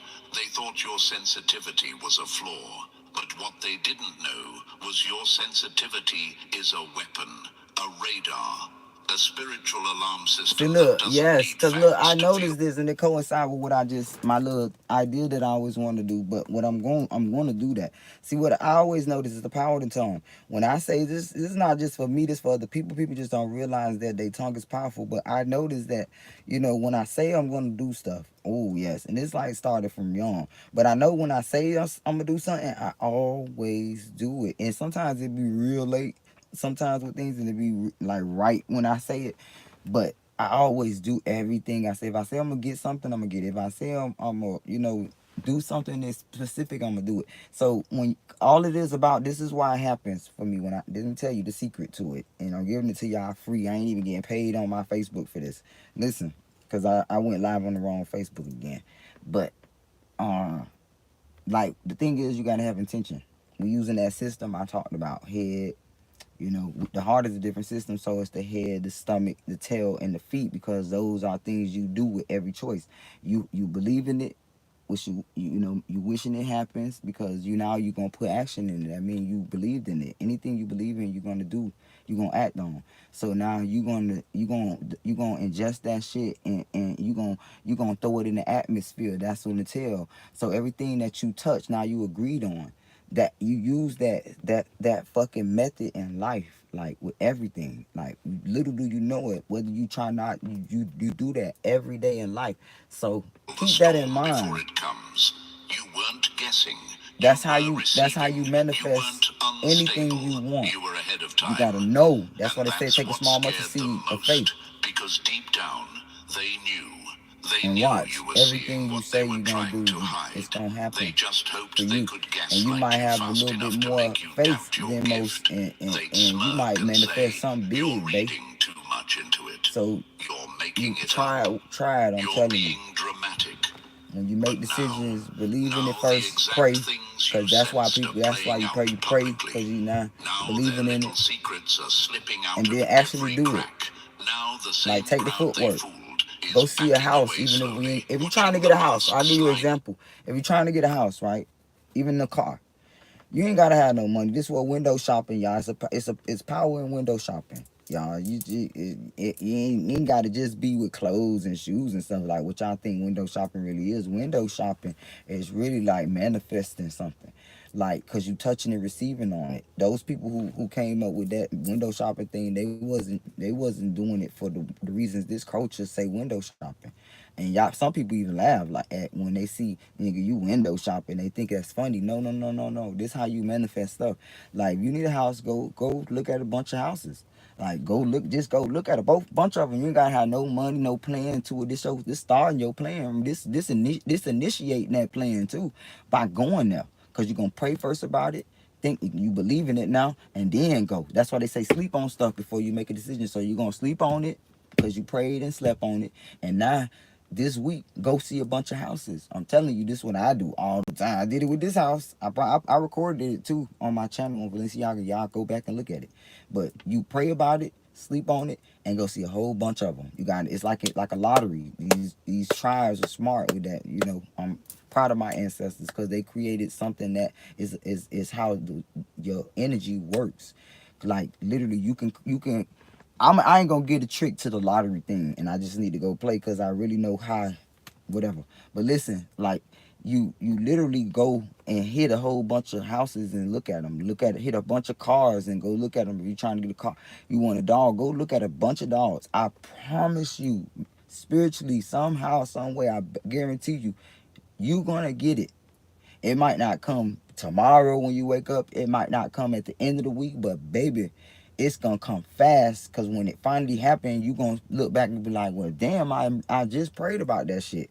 Cause I'm telling you, what you did was it's the first. It was called it was called Wisharoo. But colonizers was scared of these people, and they called them witches. So they called it witch. That's why you hear that witch is called witcheroo, rituals and stuff. It come from the theory wish a root, because now it's deep though, but you use this in the physical sense and action, because it's different ways. We just created our own language to mean what we want it to mean whenever we want it to mean it, but it's plenty ways. So what I'm saying is, you do your own ritual on yourself by claiming it. This a natural ritual, not some evil shit. You claiming first manifestation. You claiming it. You going to see the house. You just got it. You claiming that car. You just got it. You claiming the love. You just got it. You gonna test the waters. You gonna go out and date. If you want to date, go out and date. You trying to find a spouse, go out and meet people. And I'm telling you, believe it first, pray on it, and then start dating. Go out and eat, and your love of your life gonna pop up on you. Like, but you better do it when you're ready for love, cause I'm telling you, if you do it that way, you gonna get more than you asked for in the lover. I promise you. I Down their noticed face this, in so I'm real only time. giving you based off And experience. you're just quiet. But if you don't do it right and you chasing love, you end up with some fucked up shit. Because it ain't what was meant for you. Is that sharp, you don't need to argue. You let it come to you. That's where that saying come from. You let it come to you, but you go out and get it. The truth will show up on schedule. It always does. You That ask for it in a way. paranoia they laughed at, it was prophecy.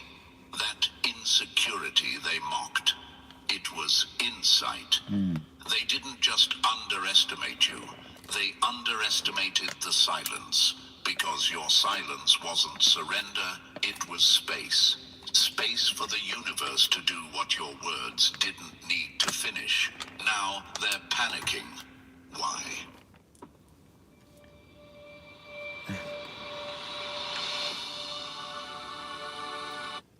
Why? Because the same gut feelings they mocked are now happening to them. The same betrayal, the same confusion, the same emotional chaos they put you through is sitting in their lap like a gift they wrap themselves. People are turning on them. Trust is collapsing. Their image is cracking in front of the exact audience they used to perform for. And here's the twist. You tried to warn them. Your truth wasn't an attack. It was a lifeline, a warning cloaked in compassion. But they spit on it. They mocked the gift that could have saved them. The universe doesn't punish first, it warns. And when you laugh at the warning, the silence that follows isn't peace, it's the pull of karma. Now, I think I need a caregiver, they y'all. hear nothing but that silence. I don't like people touching my stuff. The same silence they weaponized against you. The same silence they laughed at when you were trying to explain what your soul already knew. That silence, it's not yours anymore. It's theirs, and it's screaming. Number 7, the puppet master just got snatched by their own strings, and now they're dangling for everyone to see. Keep pulling strings long enough, and one day you'll yank down the entire illusion. Yeah, because it's all about claiming stuff. It works in every, in any way. A movie, every person cast in a role. That's why they say be careful what you wish for. Carefully edited. The same as what you wish on people, you gotta be careful when you get it back. They were untouchable, too clever, wish good things on people. Too far ahead, but you weren't a pawn. You were a plot it's all twist, about you. and now the puppet master is tangled in a web of their own making, panicking in the exact chaos they used to orchestrate for others. They built their whole identity around control, not peace, not truth, not growth, just control. They got high off confusion. They loved when people second-guessed themselves. They thrived when others fought each other while they stayed neutral, smiling, pretending innocence, hands clean. They whispered just enough to start a fire, then stepped back to watch it burn. Always the victim, always the misunderstood one, always 2 steps ahead, until karma took the wheel. Because no matter how good they were at playing the game was never theirs to control. And now it's turning on them like a machine that knows its master is corrupted. The same web they spun to trap others, it's closing in on them. The people they used to triangulate are comparing notes. The lies are no longer landing, they're leaking. Old alliances are crumbling. New enemies are popping up from the very circles they once ruled. It's not just backlash, it's spiritual chess, and they just got checkmated by their own moves. They spent years pretending, one face for work, one face for love, another for family, another for the group chat. But you can only wear masks so long before one slips. And when it does, it shatters everything. Now they're being manipulated, just like they used to manipulate. They're being lied to with the same tactics they once perfected. And worst of all, they know. They recognize the game because they created the rule book. And that's what's driving them insane. Because deep down, they know this isn't bad luck. It's consequence. It's what happens when you twist too many stories, burn too many bridges and use too many people. At some point, the energy you've put out circles back I around, just said it, louder, y'all. faster, and harder. No one trusts them anymore, not even their own reflection. And the ones still pretending to be loyal, only staying to watch the fall up close.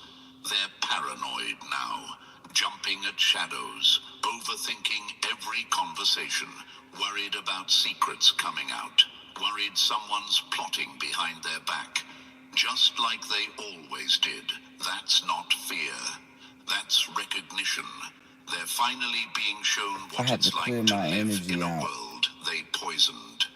They thought they were the I do puppeteer spiritual until the baths, strings y'all, with wrapped nature around their own throat. and You herbs and didn't stuff have to lift every a so finger. often, and I The haven't truth did one in did a what your while. But I words got never could. so much And negative now they're stuff stuck in that the people very throw in my mess they way in swore my they could energy, control. and that's what this The message puppet about. master isn't pulling the strings anymore.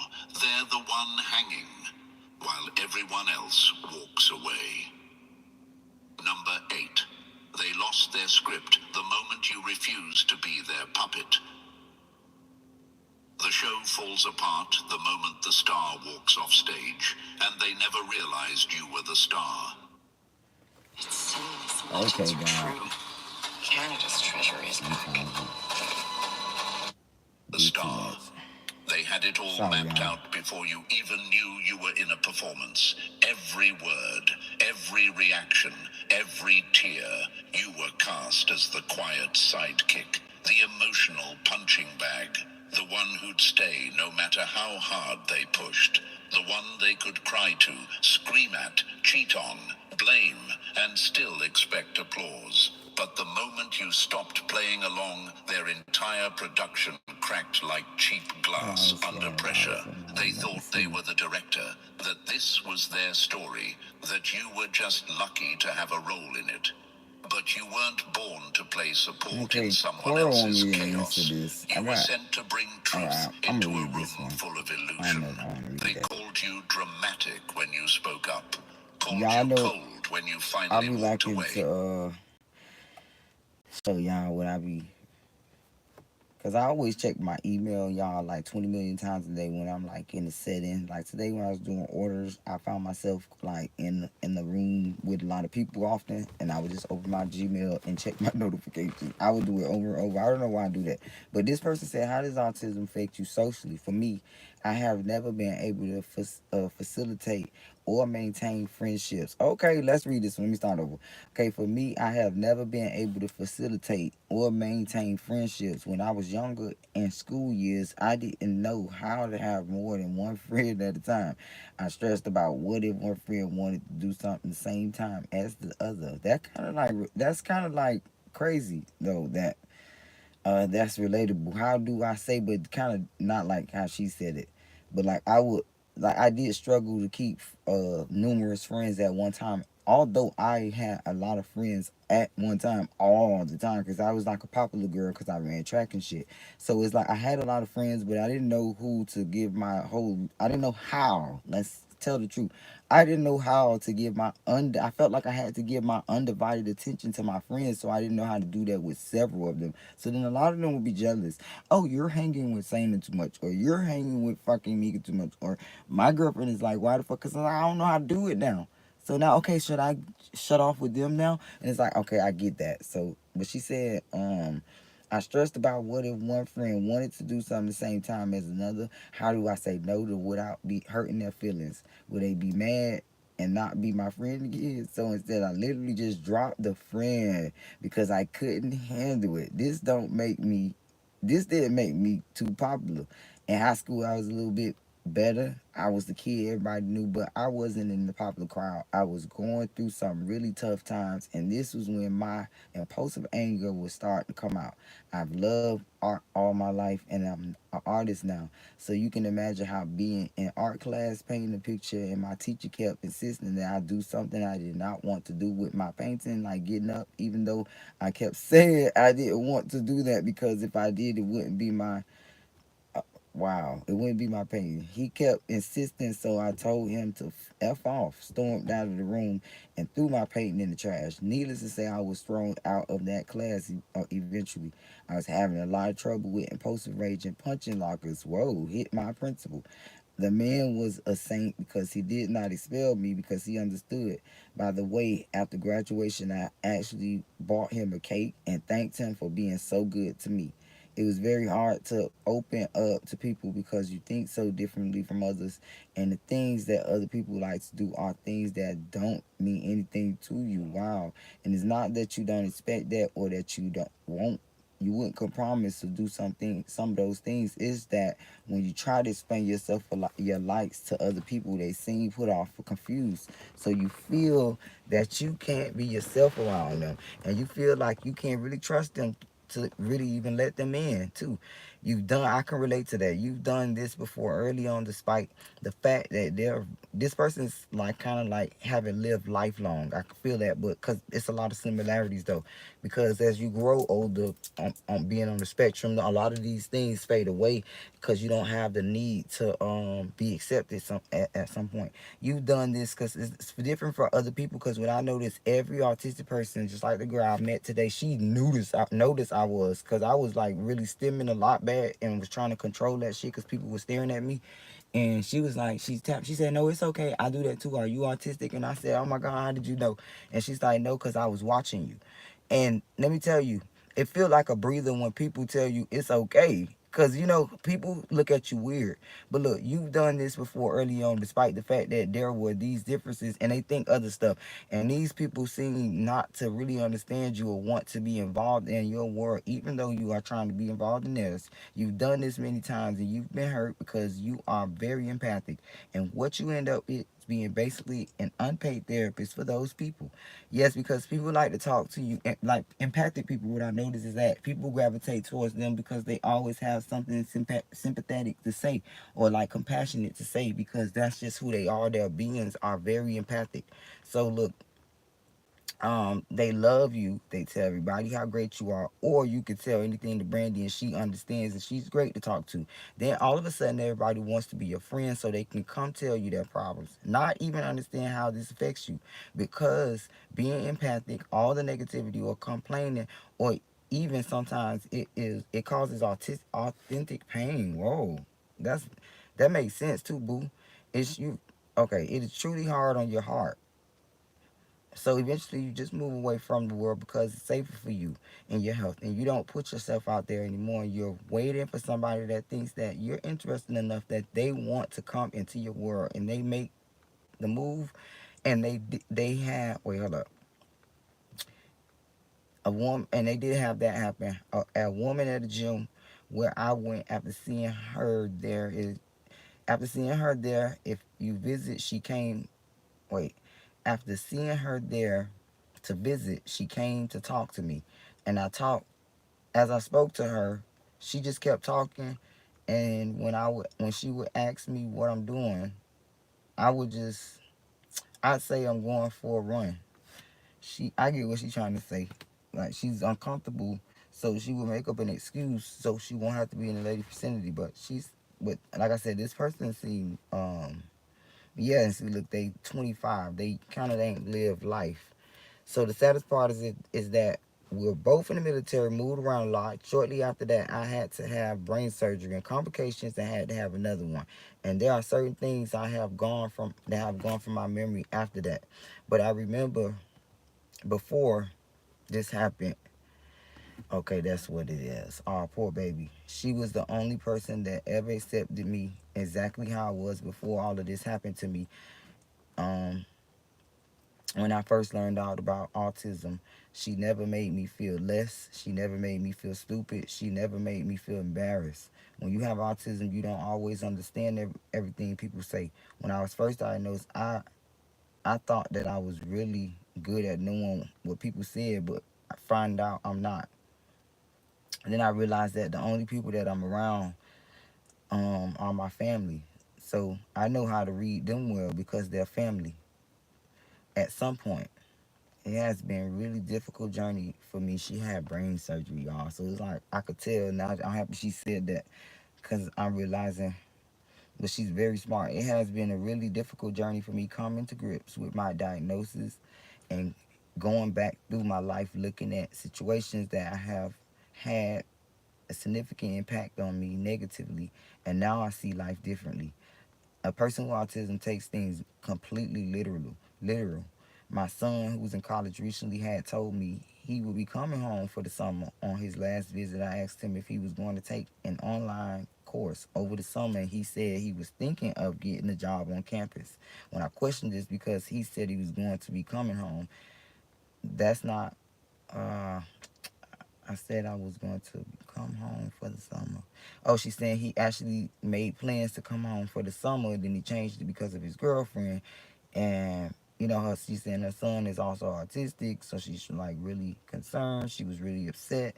This is something that happened many times. Um, uh, and as we talked, we looked over the information on autism, taking things for his autism, taking things literal. I realized that exactly what I had done. So I told him, from now on, you need to be very clear to me, and also make sure to have me repeat what you say, so that we can both know and we can help each other. So she's, all right, this is so sad. I can't read no more because I'm getting really emotional and stuff. And she says she's 44 now. She's grateful for her sons and all of that. And everybody in the comments is giving her condolences, for what happened to her, and telling her, giving her, showing the love. Like, that's really sad. So we've spoken here before, and again, I can relate a lot of what you say. Not all, but we are all different. For instance, the school thing. How can you have more than one friend at one time? Yeah, I could never get my head around that. Have a friend and then dump them when someone else comes along who wants to be your friend. And the temper, yes, I had some still a bad temper, but not. I have it under control. In school, if someone annoyed or upset me, I just walk away. Still, uh, only diagnosed if only that someone had diagnosed me in my childhood,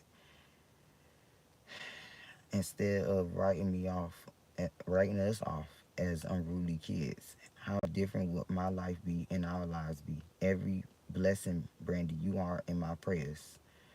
That was from Fran. Okay, read a little bit. That was But deep down, inspirational. they weren't hurt because you left. They were shattered because you rewrote the ending. They weren't in love with you. They were in love with your role, your loyalty, your forgiveness, your light. But when you stopped playing the fool, stopped rehearsing pain for their Okay, entertainment, let's read this they lady little lost small message. She said, Brandy, her name is Jody Hoffer. She said, Brandy, I enjoyed what you wrote so much that it made my whole day. I relate with everything you said. It felt like you were telling my story. I was actually 48 when diagnosed. I just want to say thank you for sharing your story and making me smile today. And I also wish you the best with you and yours. That was really sweet, because the lady, like, her whole story is so sad. Because without Like, your energy holding I the show skipped through a lot together, of it the lights dimmed, because the it was stage sad. got quiet, and the audience, the people they once fooled with fake vulnerability So I and was reading twisted Cora. tales, started asking real questions. Why are you always the victim? Why do you always need saving? Why do your stories never quite add up? You didn't even have to expose them. Your absence did it for you. When you were in the picture, you carried the emotional weight. You made them look balanced. You softened the sharpness of their manipulation. You gave them grace they didn't earn and presence they never matched. But once you pulled your energy out, it was like pulling the battery from a fake machine. Suddenly, it stopped working. The people who once took their side, now noticing cracks. This is so sweet. So this lady, Sandy, said, yesterday was my 68th birthday. I was blown away over by an amazing act of kindness which came to me from the least expected source. Zanya, the property manager at my apartment complex, and our resident jazz saxophonist, saxophonist showed up at my door and treated me to a full jazz rendition of Happy Birthday. That's not all. Zanya also presented me with a beautiful bouquet of red roses, 3 happy birthday helium balloons, and a lovely card complete with a note saying, I'm one of your favorite residents. Contrary to what my sponsor has been feeding me, I guess I'm doing something good in life. I thought that was so Now cute, like a remembering how Hallmark you card. always kept it real. Now regretting doubting you. She said she Because you studied were at the never the School of Hard background Knocks. character. You were the one with the story. You were the one with growth, with clarity, with direction. And they were just addicted to the applause that came from your energy.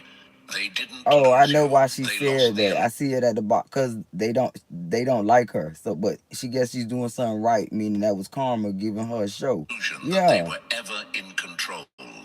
Now they're stuck, get it, trying to girl. improvise a role that only made sense when you were still feeding the scene. They can't explain the Come collapse. on, They baby. can't understand the silence. They're watching the same crowd that once praised them slowly walk away because the performance is over. And what are they left with? A broken script, an empty stage, a reputation built on borrowed light. But you took your light back. You exited their show and stepped into your own. And this time, you're the one writing the script. Never sue the other driver after a car accident. There's a better way to get paid a way bigger check without having to go to court or pay expensive upfront legal fees. Okay, baby. It's called the script. Number 9. Their life is falling apart because yours finally came together. They blamed the umbrella for the rain, then cried when the storm hit. They tried to make you believe you were the chaos, that your emotions were the issue, that your Okay. standards were unreasonable. They called you intense, dramatic, too I gotta sensitive, go get because my the truth you carried charger. threatened the lies they lived in. But now they're choking on their own narrative, because the moment you got clear on who you were and walked away, the lie unraveled. They didn't understand it then, but everything that made their life feel stable was you. Your presence was the anchor, your silence, your peace, your patience. That was the gravity holding their scattered world together. While they were out acting reckless, careless, heartless, you were the spiritual filter, absorbing chaos they never took responsibility for. You weren't just in the way, you were in the gap, the one standing between them and their own self-destruction. You were praying over them when they didn't know it, protecting them from storms you never caused, quietly redirecting the energy in rooms where they disrespected your name. But they mistook the blessing as background noise. They thought they could mistreat the source and still drink the water. They disrespected the root, then acted surprised when the fruit stopped growing. What's wild is you never wished for their downfall. You just stopped absorbing the consequences they were too cowardly to face. You stopped playing savior to someone who never saw you as sacred. And the moment you stepped back, the cracks in their world got loud. The relationships they idolized, crumbling. The friendships they weaponized, turning sour. The fake confidence, evaporating. The image they held onto so tightly, glitching in real time. Because it wasn't their strength keeping things together. It was your alignment. Your vibration kept the wolves from their door. Your light kept the shadows from overtaking their house. And now that you've reclaimed your power, the energy is shifting violently, but not toward you, away from you. They're spiraling, but you're stable. They're loud, but you're centered. Because you finally saw what they never wanted you to see, that you were never the problem. You were the piece they weren't ready for. They didn't lose a person. They lost the protection that came with you. And when you walked out, that grace walked with you. So now, when they wonder why everything is falling apart, why the phone doesn't ring, Why the room feels cold. Why doors are slamming that once swung open with ease. The answer is simple. They lost access to the calm because they disrespected the keeper of the storm. You're not bitter, you're not angry, you're just unavailable to chaos. And without you there to hold the house up, it's collapsing in silence, brick by brick. Number 10. What they called control was always desperation in disguise. It wasn't dominance, it was fear dressed up in a fitted mask. They weren't powerful, they were panicking. But they disguised that panic in tactics that looked polished. They didn't raise their voice, they raised your doubt. They didn't threaten directly, they twisted your feelings with silence and half-truths. They played it smooth, like they had it all figured out. But behind the charm was a shaking hand, holding a script they were terrified you'd stop reading. To the outside world, they were confident, calm, in control. But you knew better, because confidence doesn't need to manipulate. Power doesn't demand you shrink. Real love doesn't make you question your worth every time you speak up. They thought they had you on a string, hot one day, cold the next. Give you praise, then snatch it back. Call you too emotional when your soul started catching on. Praise your loyalty until it no longer served their ego. They don't want partnership. They want power over your peace. But here's the part that turned their mask to dust. You stopped needing them. You stopped feeding the illusion. You stopped walking into conversations designed to keep you apologizing for how deeply you feel. You stopped engaging with manipulation dressed up as affection.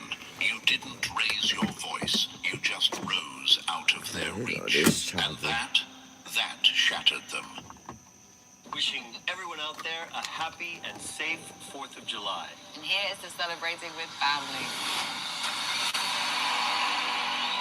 Joe. Shattered them, because control only works when you're still afraid to lose them.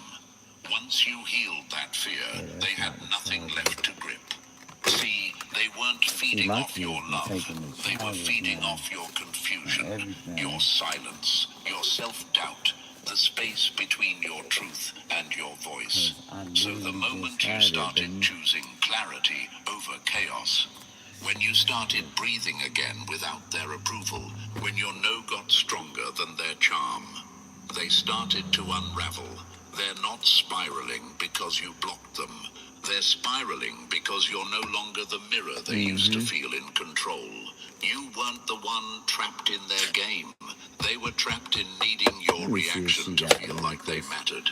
Now, they're standing in an empty performance hall, pulling strings connected to no one, saying all the right lines to a crowd that doesn't exist, rehearsing manipulation that has no stage. They didn't lose power, they lost their illusion of it the moment you stopped flinching. And here's the truth they're finally facing. All that control, all that mind play, it was never strength. It was a survival strategy for someone who never felt whole to begin with. You didn't just walk away. You exposed the truth by no longer participating in the lie.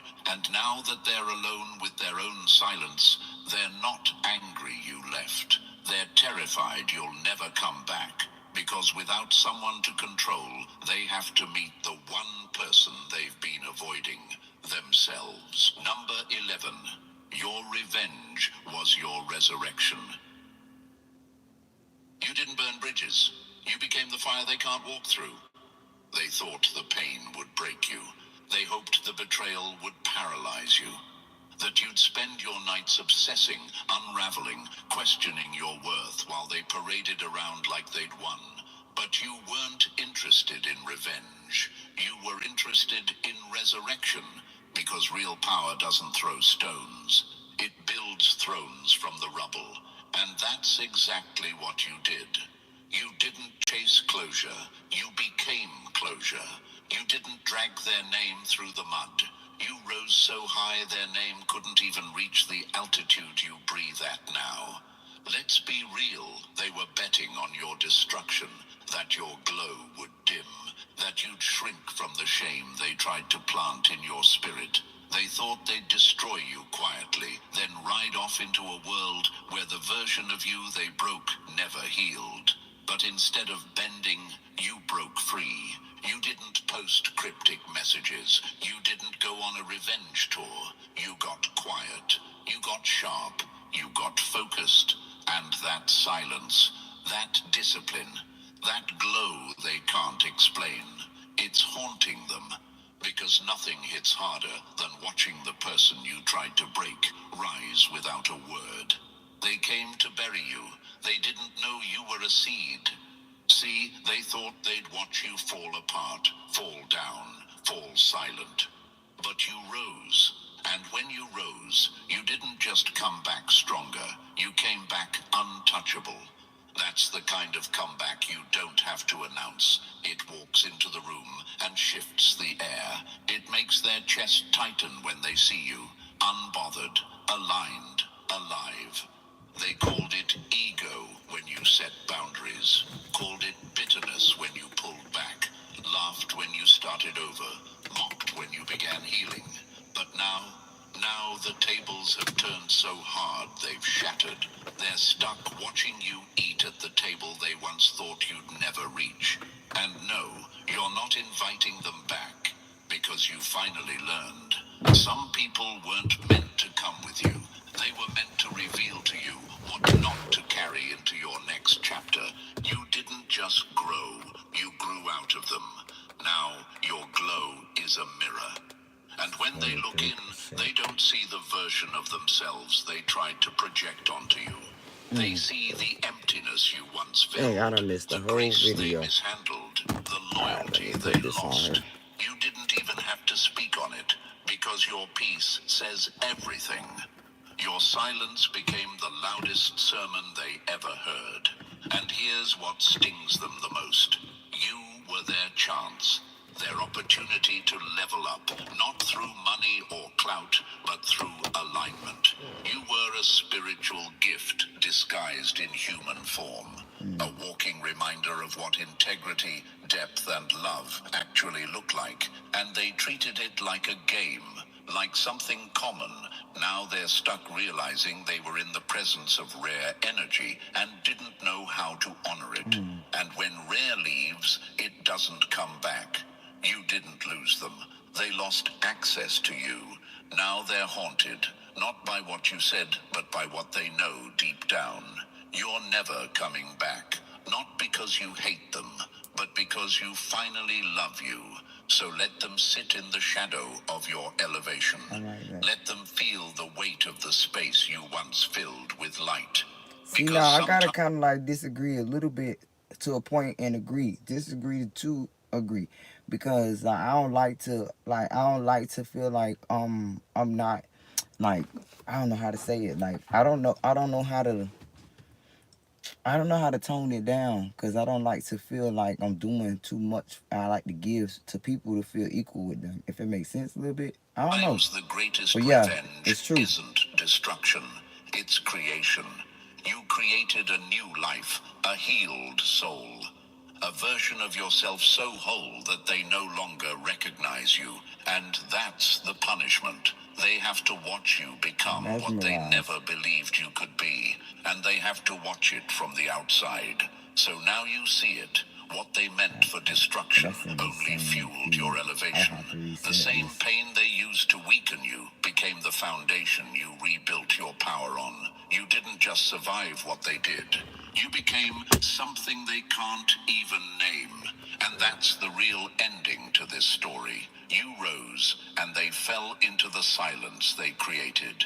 If this message hit your soul like truth, show love by pressing like, I told y'all it was God chosen and on dropping the YouTube. number So 777. let's restart this.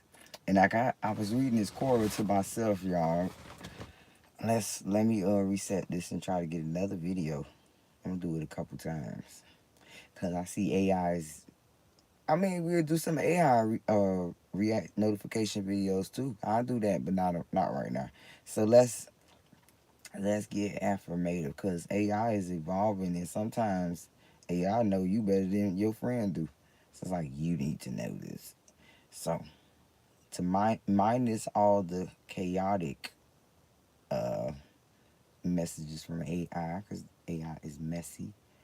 Let's get some angel messages. Your name reached the power table. Chosen one. Your name came up at government meeting 34 minutes ago. Okay, If you use let's see what castor they oil, said. you'll grow your hair longer. If you use Cause argan that's on oil, you'll both. decrease hair loss. That's on my feed. That's on my For You and the You home might find feed. this hard to believe, So, but and your this name was from actually brought Enlightenment up in a Wisdom. government meeting. Am Yes, I your name. subscribed to this person? Behind closed doors, within rooms where the world's I most am now. powerful decisions are made, you became a topic of discussion. Let's like this now. Imagine that for a second. What could possibly have caught their attention? What is it about you that has sent ripples all the way up to the highest seats of power? This wasn't just some idle whisper or a passing mention. It was intentional. There's a unique gravity in knowing your name echoed through places where laws are drafted, strategies are crafted, and the future is shaped. For a brief moment, your presence, your very existence, was the center of their attention. Whether you realize it or not, you've broken the mold. Okay, so Something you've done. I'll read this.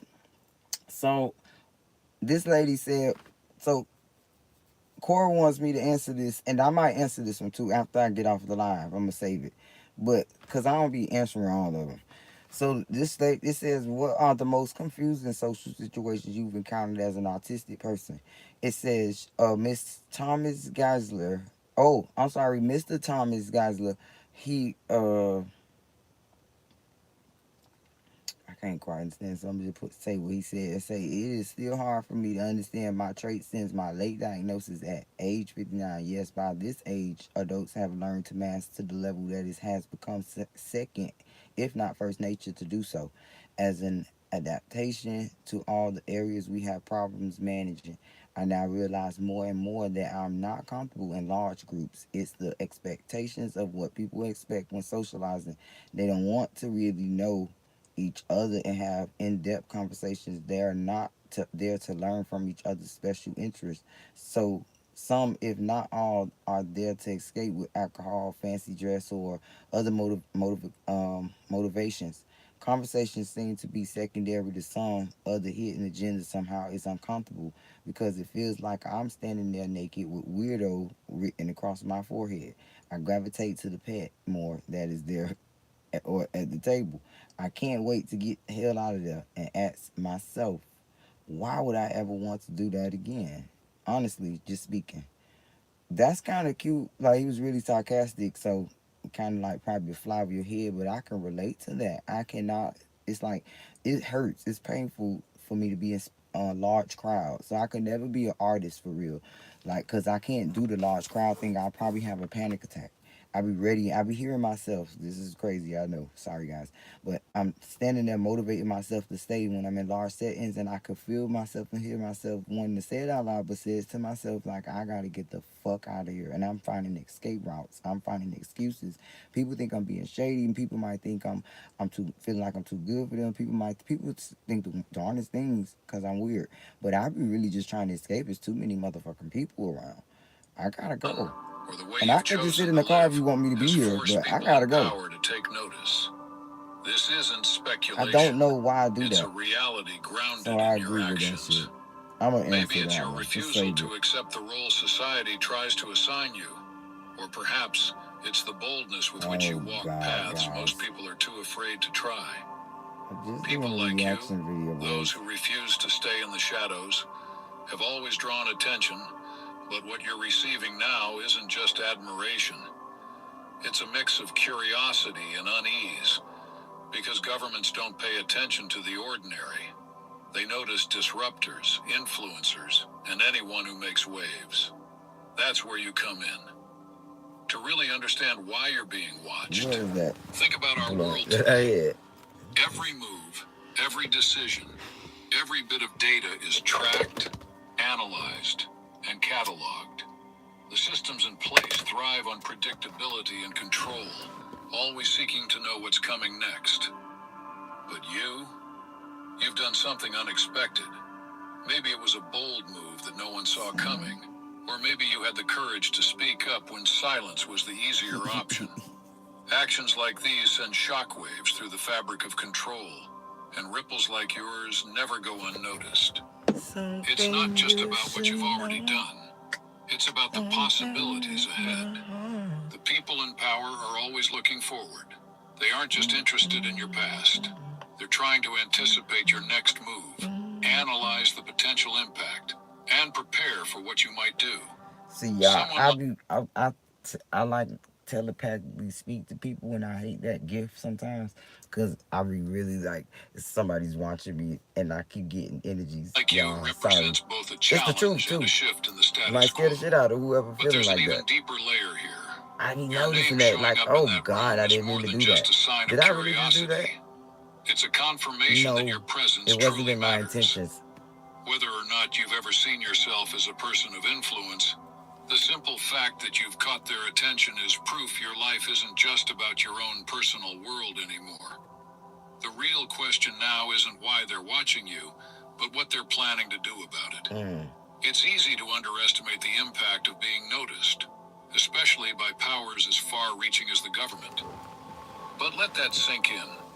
This isn't God. casual I gossip didn't ask for or this, meaningless God. curiosity. Not Your today. name, your identity was brought into focus in a space where every word is spoken with intent. That alone says more than enough. The way you've navigated your life has created ripples that extend far beyond your immediate Okay, let's read surroundings. this And girl now, because she looks sad in this little picture she did, and so let's read it. I might just comment on her thing. So look, it say just a nurse. I just got home from a long shift wearing my regular scrubs. On the way back, I stopped at the store for milk and saw someone I know. She never seen me in uniform and said she didn't realize I was just a nurse. That comment hit me harder than usual. Am I just a fucking nurse? I've helped bring babies into the world, some of whom needed a little extra help take their first breath, and I'm just a nurse. I held hands of patients as they took their last breaths, always making sure they felt respected, and I'm just a nurse. I've supported grieving patients after losing a child, and I'm just a nurse.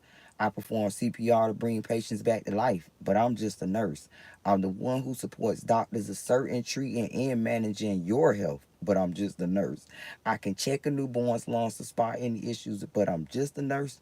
I teach patients, families, and new nurses, but I'm just a nurse. I stand up for patients in that system that don't always prioritize their well being, but I'm just a nurse. I miss Christmas, birthdays, school events because I show up to care for your loved ones, but I'm just a nurse. I can take blood, put in IVs, and stitch wounds, but I'm just a nurse. I can handle cardiac emergency for newborns, children, and adults, but I'm just a nurse. I know the exact medications and doses needed to save a child's life on the spot, but I'm just a nurse. My skills, experience have saved so many lives. So if I'm just a nurse, then I'm proud to be one, and I wouldn't have it any other way. Thank you. I'm just a nurse. Yes, girl. She should get a little award for that because she made me recite it how she the should world say is it. paying attention. I like that. This moment stands as She should use that undeniable as a proof of voiceover. just Her how name far is. your influence truly reaches. It was posted None of by this is random. Brian. You have drawn their I attention guess this is his wife precisely because your life represents something or a beyond the repost ordinary. A spark of influence that threatens to because become this a is a roaring lady in this flame. picture. Those who operate within systems built on control are always quick to notice Oh, when if I'm someone wrong, begins sorry to y'all, but that disrupt was their wonderful. established patterns. They pay close attention to individuals who refuse to conform, who find creative ways I'm to gonna put rise above bravo. limitations, and who inspire others to think beyond the norm. Your presence being discussed in their meetings signals a powerful truth. They see a level of potential in I'm you gonna that you read may this not have even again. realized within yourself yet. If you've been in a car Again. accident, don't call an attorney. Use this AI app instead. That's what I did, and that's how I got this Hold on, I'm 250K still check texting. in less than 30 seconds. I know it sounds crazy, but trust me, if you've been injured in a car accident, I'm about to turn your world upside down. I was in a car accident a few months. Yet. History is filled with moments just like this. Oh yeah, when you Ordinary when you people stepping words or into curses, y'all. extraordinary. Let me give y'all some sauce. Facebook and YouTube. Whenever you hear something, y'all might notice a lot when y'all hear me say no weapon form shall prosper. It's like the PG way to cancel out things, because words are curses, and sometimes some of these commercials and songs and all type of things can curse you if you agree on it. It's like mentally. So you gotta cross out stuff a lot. If you don't gotta say it out loud either, like to yourself, you keep like praying. You don't gotta pray out loud. You can pray to yourself. But saying it loud, gives the energy, the atmosphere energy. So you want to say that shit too. No weapon form shall prosper. Ordinary roles because they dare to Just act reverse it differently. too. If somebody Think sent of it to you. Rosa Parks, whose single act of Like what I quiet mean is, if defiance said somebody sent you bad energy and you say no weapon form shall prosper, I reverse it. That's a whole different step. Now you just shockwaves through the world and shifted the FYI. entire course of history. Consider someone like Malala Oh, Yousafzai, I just said that whose Malala courage in the fund. face of I a was just talking about father. You're so awesome. I just spoke about the Malala fund. Y'all rewind the video, and I encourage people to take after Malala's lead with how she blessed children of all types to be able to have somewhere to go study at, some better foundation, so that everyone have a chance to read. Just like those Panthers, those Black Panthers, they made sure all those kids ate. Nobody went hungry. Not just their own, they fed all the kids. sparked hope and And inspired inspired millions the across the government globe. to look, we in sync. Governments and systems of authority Inspired the know the government to transformative include this power in of a single everyday living individual in school who steps systems outside the worldwide. prescribed That's where the lines. free lunch come And your from. name being spoken in those private rooms echoes the beginnings We of can do such that too. legendary You stories. can But inspire. this We kind of can give attention isn't pictures. only I rooted say this, look, because the government can't do it all. See, we won't be in debt with the government, and we expecting the government to feed all these hungry moms that's trying to feed their kids because your homeboys don't want to help. So look, we form alliances to where we bring up pictures and we give the government these. They may have funds to invest. Now you just created a whole in movement. A admiration. couple people do it. Now It we comes just from a blend of recognition and neighborhoods gonna be caution. so much cleaner and better. People Power start taking care of structures shit. You just thrive opened up a on whole different predictability, trend again, on keeping and it everyone keep in a going. well-defined role and maintaining control over every possible Y'all listen to me outcome. though. When someone like you refuses to stay within those boundaries, it creates a ripple of tension. They're not simply observing I'm you, mad I went they're live on the wrestling with the wrong Facebook, possibility of what y'all. your I told existence y'all, means hold for on, their let's say it tightly now to the controlled people world. that's coming on, because I haven't told. Like, I'm really not gonna be posting no more on the Valenciaga account, because number one, my old other accounts got hacked, so I got them to where my new accounts, nobody won't be able to hack those, and I know how to track, IPs and stuff. They don't want to do it now. So, I got it set up encrypted so I can't lose those accounts. But the other two that I lost, my other one, Valenciaga Avant, I was making money on that one. Facebook, I'm still shady about it.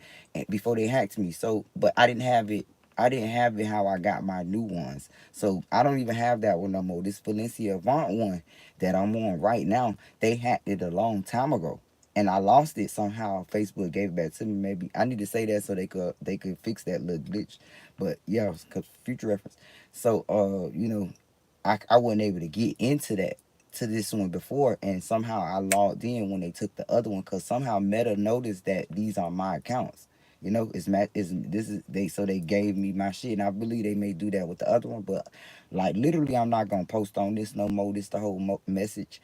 So y'all, if y'all really be fucking with me, it's gonna get better on my other channel, because I want to be a little bit more professional, especially with the ideas. These reaction videos is kind of like people kind of like interact to them. So I think I'm gonna keep that little thing, and like my little trademark, but I'm gonna do it different. I got some ideas. I won't speak of it right now because I'm like roachy with the idea, so I haven't come up with a few things, but I think I'm gonna keep this, but I'm gonna do it on my other channel, and I'm gonna have to do it different. So when it's time for me to get paid, Facebook, I learned y'all, so they won't say this is not your material and then not pay me, and then do all that work for no. Sorry guys, I figured it out. That's why, but I'm coming up with that. But if y'all support me, uh, add my new ad profiles, because I couldn't run ads on this Valencia one. So that's the purpose I made Valenciaga Love, and I got Valencia Love and Valenciaga Speaks. So the business page is Valenciaga Speaks because of course that's my business name. I haven't introduced it to nobody yet, but that's my business name, Valenciaga Speaks, because that's what I do. I feel like I take the motivational route as a speaker, so because I know I have the gift of gab shit. So why not? But I want to include the ad profile so I could really run ads on my videos. So you get the drift. So y'all support me. All you gotta do is add me. All you gotta do is comment. You don't gotta send no money. If you send a few hearts, I love you for that. But all you gotta do is comment, and interact. You helping me get in the algorithm. You helping me earn stars. You helping me earn views. You helping me earn ad revenue. And that way I could be a blessing to more people. I could reach more people because at that point I believe I'll be established to a point to where I'm, more precise with my videos as far as a message. So like this right here gave me inspiration. That last video I was watching, y'all, and later in life, I saved the video too because later in life, once I come up with this little plan that I just thought of, y'all, I want to come back to that video and tell y'all how it inspired me. Because say less, let's listen to this though. But y'all follow me over there. Interact with me and follow me. I'll show you how we can all bless each other. So I'm gonna show you how I'm gonna bless y'all. You gonna be the first to see it. I'm gonna show y'all how I'm gonna bless y'all. Even if your actions seem small to you, they have a way of sparking just watch me. I'm gonna show you, baby. People you may never meet. I told you when I say I'm gonna do something, I always do that shit. Always. My folks will tell you that.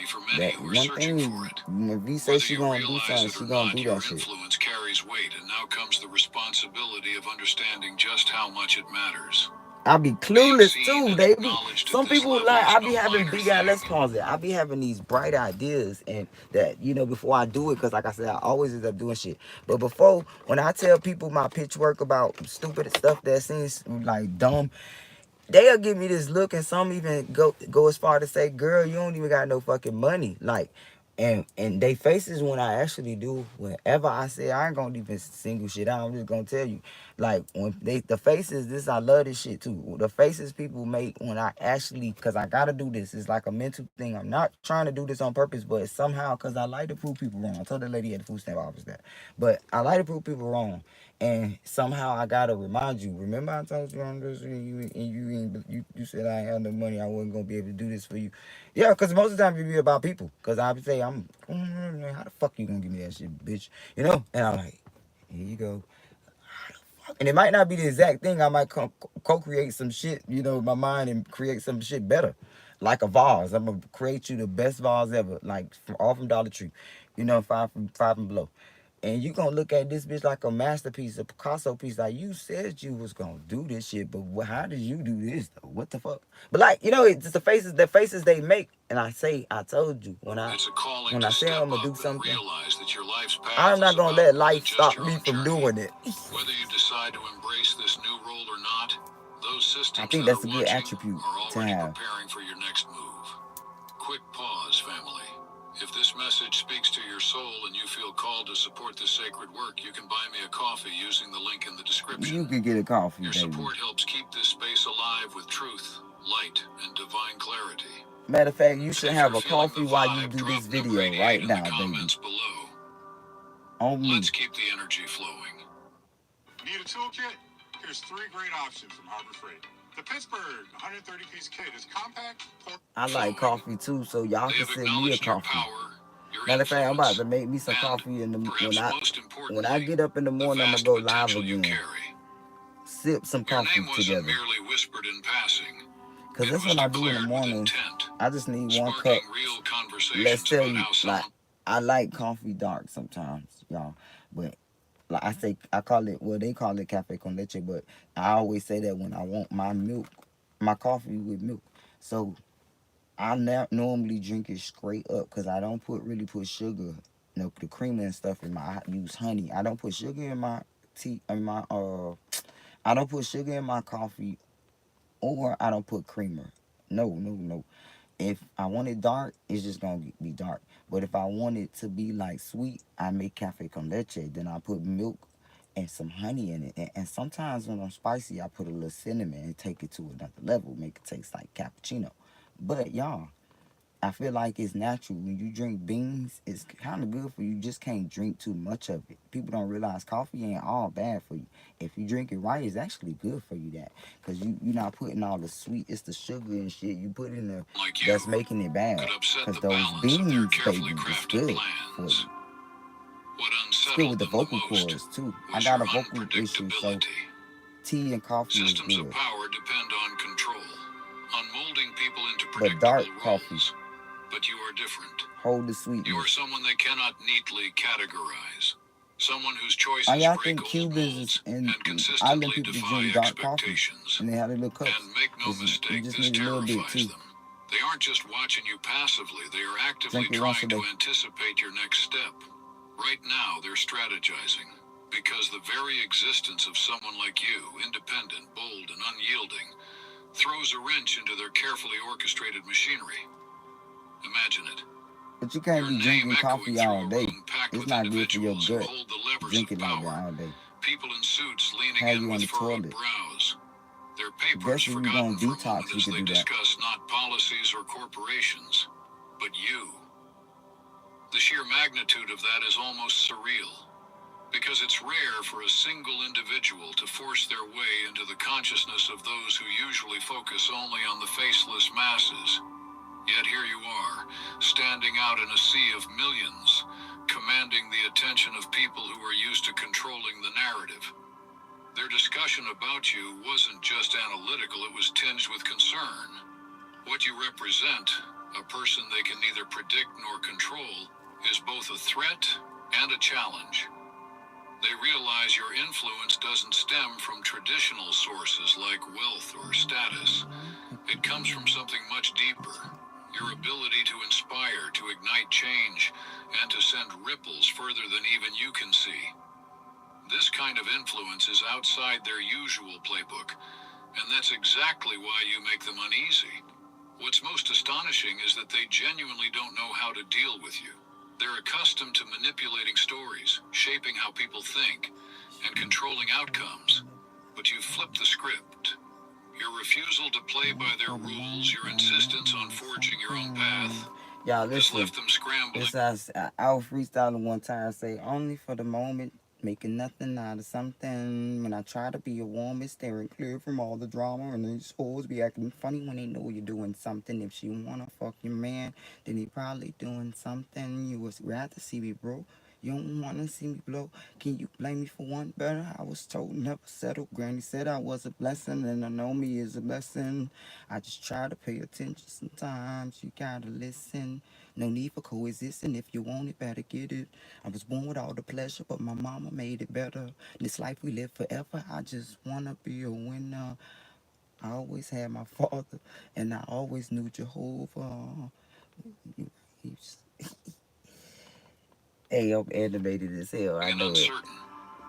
They're not used to And my confronting someone father, who operates outside their frameworks. cause I know he gonna And it's hold me. shaking the very foundation And of their niggas come confidence. and go. So what does all But this I mean for always you? have my brothers, It and I means that always those have my distant, mother. seemingly untouchable I systems know of he power followed me.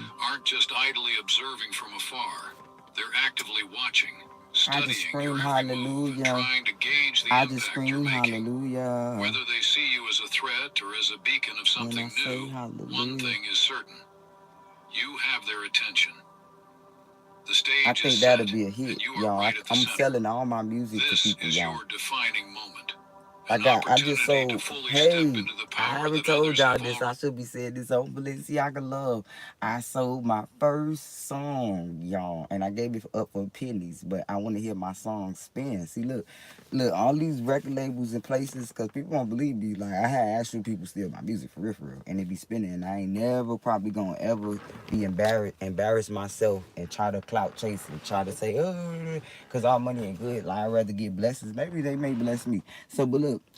I sold my first song willingly to I feel I'm not gonna expose the artist of course, but I believe the person that I gave the track to is gonna do numbers with it, and it's like an honor to know it's something that I came up with. Cause I don't want to be an artist, y'all. Y'all never knew that secret about me. Yes, yes, yes. This is the fucking truth. Cause first of all, I'm shy. People don't know that about me. I am so shy. I would dare get up there on stage and who. Only time you gonna see me dance is if you see I'm having a good move and I'm gonna dance where I'm at. But trying to get me perform in front of a lot of people, I'm gonna shut down. I've already did it before. Like when in my days of trying to do music, y'all back in my day, I tried to get on stage a lot of times. Y'all used to do poetry night. I used to do uh my first time ever was in Jackson High School with Dion, my cousin. He put me on talent show because you know he believed in me so much, and I froze up, y'all. I was like staying at on Eminem movie. I froze the fuck up, and then I tried doing it a lot, practicing it because people was trying to encourage me to do music. I never wanted to do it, but people would just say I was good and then say you need to get your ass in there. You need to go on stage, and I would embarrass myself. I fucking fail, y'all, doing karaoke night. It was a wrap. I said this shit ain't worth it because I already don't want to do this. I made a fool of myself, like. I had the longest trail walk down back off the stage, and in my mind it was a sad song. Like this shit is for the this for the birds. So you know that just told me that because there's other people that crave that like that shit for real, and they don't that stage presence make it. And I want to be like because I promise you I had a couple artists in the past that I didn't know what I was doing. I just whatever people was willing like hey can you do this and I didn't know what I was doing with this young boy that I met. My kids, I got a video, I just posted it. This young boy so talented, out of this fucking world, like, and he really looked up to me and I didn't take it serious. It's like backwards. Him and his mom was serious, but I wasn't because like I said, this was never really nothing that I want to do. But now I look back on there, I'm like, hold up, I could kind of do this shit because I got the sauce. I know I could get you dressed the fuck up like some salad and have these A&Rs growling at your ass. Like, come here, girl. Come here, boy. Who the fuck is this? And they don't even, you know what I'm saying? Because he coming after me. So I know I got that. Real talk, though. I know I got that. So I'm willing to I even start in school for engineering to get good at this shit. So I'm this called investing in myself too these days. Like I want to learn more so I could present to my. I don't want to be no producer. I want to be a mentor. See, I ain't trying to no. I'll sell you a couple beats and a couple tracks, but that's about it. But I want to be their mentors so I could hey, this what they want to see right here. They don't want this right here. Because I really do. Because I told y'all I got big labels I never exposed to get clout chase that want to sign me. Several of them, and still got some of them to this day, to this motherfucking morning of emails of people trying. I'm not trying to clout chase or nothing like because I could just do that shit and do it that way if that's what this is about. What I'm trying to say is I know that I got what promoters and stuff want, so I what A&Rs is looking for. So I know I can get to these rising artists that's trying to fucking make it and doing it the wrong way. I know exactly what they want to see. I could get you signed. I could get you. You do your own research. You get your own stuff and figure out if this is what you really want as far as whatever they got to offer you as far as how many tracks you got to do. But I can get you dressed up to get to that point. You gonna get you a manager for all that. But I want to show people like and this is a good idea. This part of the idea that I came up with just now, literally. But I always wanted to take it serious because I did have clients before. I won't say a lot. No trying to make it seem like it's more than what it is, but I did have a couple people that I believe at least two of them right now, if I want to be corrected, two of them right now is doing good and they signed to a label, I promise you. And I'm not. I won't even say their name either. At least two of them is doing good right now. They not really popping yet, but hot as shit out. Took my advice. Milk that shit and showed me this is what you told me. It made me feel good, so I want to do that for more people. You know, show them that's all I tried to do anyways. Because I don't want to be no artist. They sleep, bro. They don't know I'm shy. I ain't getting on nobody's stage. No way. You once found intimidating actually fear the very qualities you sometimes hesitate to embrace. Your voice. Y'all don't understand that. your Bro, presence. let me tell y'all the truth. They don't understand, y'all, that that's part of why I ain't do a lot of stuff. That I turned down a lot of fucking deals. Personal friends see me turn down certain deals. Let me tell you why. Because I read. And I read stuff like I'm not gonna be able to satisfy these people and because I know how my spectrum. I didn't know I was autistic, of course, but I know how my sensory is. That I know that certain things will make me nervous, certain things will make me uncomfortable, and I'm like, I'm not doing that shit. So I'm not even finna waste these people time. So that's like a win-win for both parts. Like I'm not wasting these people time and money that I will have to owe and be in debt because I did not complete this mission. You hear me? So I'm getting nervous. I'm not been. All of these I carry can't even more weight cap. than you may realize. I'm not So, gonna even cap. it's time to stop doubting and hesitating. So let me help The some very other people. systems that once I seemed got y'all. impenetrable are now You recognizing got my your word value. too. I So got it's y'all. time you I recognize ain't it gonna make too. people pay me or nothing. Take a moment I to got affirm y'all your though. power Just follow by me on my typing, other channel I am and you're gonna see exactly unstoppable in what the I be. comments below. This isn't just a symbolic gesture, it's a real declaration. By affirming your power, you remind not only yourself, but the world that you're here. You're seen, and you're ready to step into your Yeah, rightful cause place. it's But always it's like a remember, raffle ticket when truly people be claiming giving your away power cars goes and stuff beyond. like that. Like sometimes in life, if you're not using something like say for instance, if I had 2 cars, right, I would probably do a raffle too, like how those people do it and give it away to somebody. Cause at the same time, you being blessed. But you also giving somebody a blessing, and you're not asking them to give you 2,000, 4,000, 7,000, or whatever it may be for it. You gonna get it another way. Cause look, every raffle you get, you might not even get as much the car worth, but you just got your profit a little bit, even if you only got $500 and you gave your car to somebody who really need it. That's how I look at shit. So when I give my sauce like that, that's what I'm gonna fucking do. I don't know if I'm gonna use a raffle system, but something similar to it so that nobody have to pay me to you gotta I feel like pyramid schemes are never from the heart. That shit makes sense because most of these things online, these gigs to bless you, it be pyramid schemes, and that shit never end right in your favor energetically. Like so, Just I'm that bitch. declarations. Yeah, It's it not never just about end how making you want it to end declarations. It's about when you taking do action. pyramid schemes. You've already Yeah, proven you have the courage to stand out. Now it's time to channel that courage into everything you do. Every decision you make, every step you take has the potential to shift the course of history. Not only for yourself, but for those who are inspired by your journey. I Own this like that. truth. Their unease, the hushed conversations about you, are proof of your influence. The reason they're unsettled is because you're not playing their game. You're creating your own. They've realized they can't stop you, and that shakes them to their core. But it also means the path ahead is yours to define.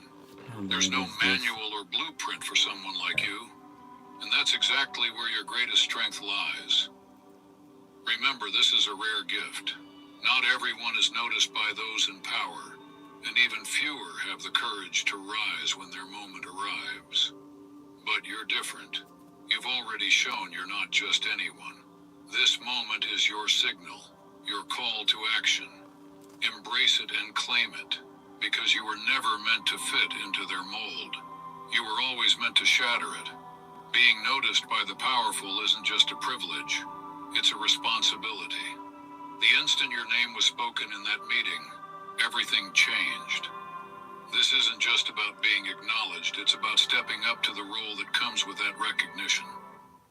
Until now, Game Changer. It's better to be noticed by God. God is the most powerful. He is the universe. He created When everything. institutions start paying He attention, created us. it means your He actions are created Mother affecting more Nature than just your own life. to Now, co-create the us. real question is, how will you handle being seen? Power dynamics are now at play. They're not just observing, they're reacting. So which means man Every is move not you powerful, make, every word more you speak, powerful. carries more Everybody weight than carry ever the same before. This value is not the to time to God retreat or second and guess nature yourself. that's This is a time for purpose, connected for to us. standing tall in who you are. And The we should world treat needs people as people such, like you. because you gotta know that. Individuals who challenge what's normal and bring real change. But with I visibility don't know comes why I said scrutiny, that either. and you need to prepare for both admiration and resistance. Systems of power rarely feel comfortable around those they can't control. They will test you, question your motives, and sometimes try to diminish your influence. But don't mistake resistance for failure. In fact, it's a clear sign of your impact. If they're reacting, it's because they can feel the shift you've caused. Your responsibility is not to shrink, but to stand firm and let your light keep shining. Now your intentions matter more than ever. Ask yourself, why are you doing this and who are you doing it for? These aren't just philosophical questions. They're your compass. When the pressure of being seen feels heavy, your purpose will ground you.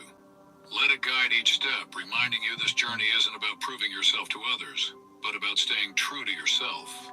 And remember, being seen isn't about perfection. The world will try to amplify your mistakes and use them to overshadow your strengths, but don't let them. Mistakes are just part of the process. They don't define your journey. What truly defines you is how you rise, how you adapt, and how you remain unwavering in your purpose. The responsibility of being seen isn't about avoiding failure, but about turning every challenge into fuel for your growth. Finally, understand that being visible makes you a mirror for others. When people watch you rise, they start to see what's possible for themselves.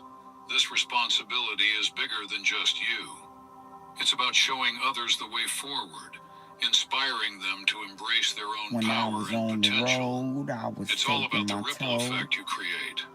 Every step you take forward inspires someone else to move in their own life.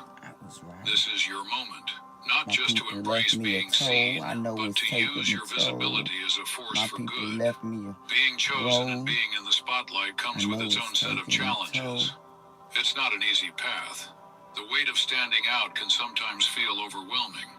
The truth is, not everyone will celebrate your rise. Some will question your motives, others might envy your courage, and a few will even try to pull you down. But this isn't a sign that you're doing something wrong. On the contrary, it's proof that you're shaking up the norm. And that kind of disruption always makes people uncomfortable. Every pioneer throughout history has faced resistance. For every action you take, there will be someone trying to counter it. The brighter your light shines, the harder the shadows will stretch to try and cover it. But here's the secret. Resistance is actually validation. Yes. It means you're making an impact.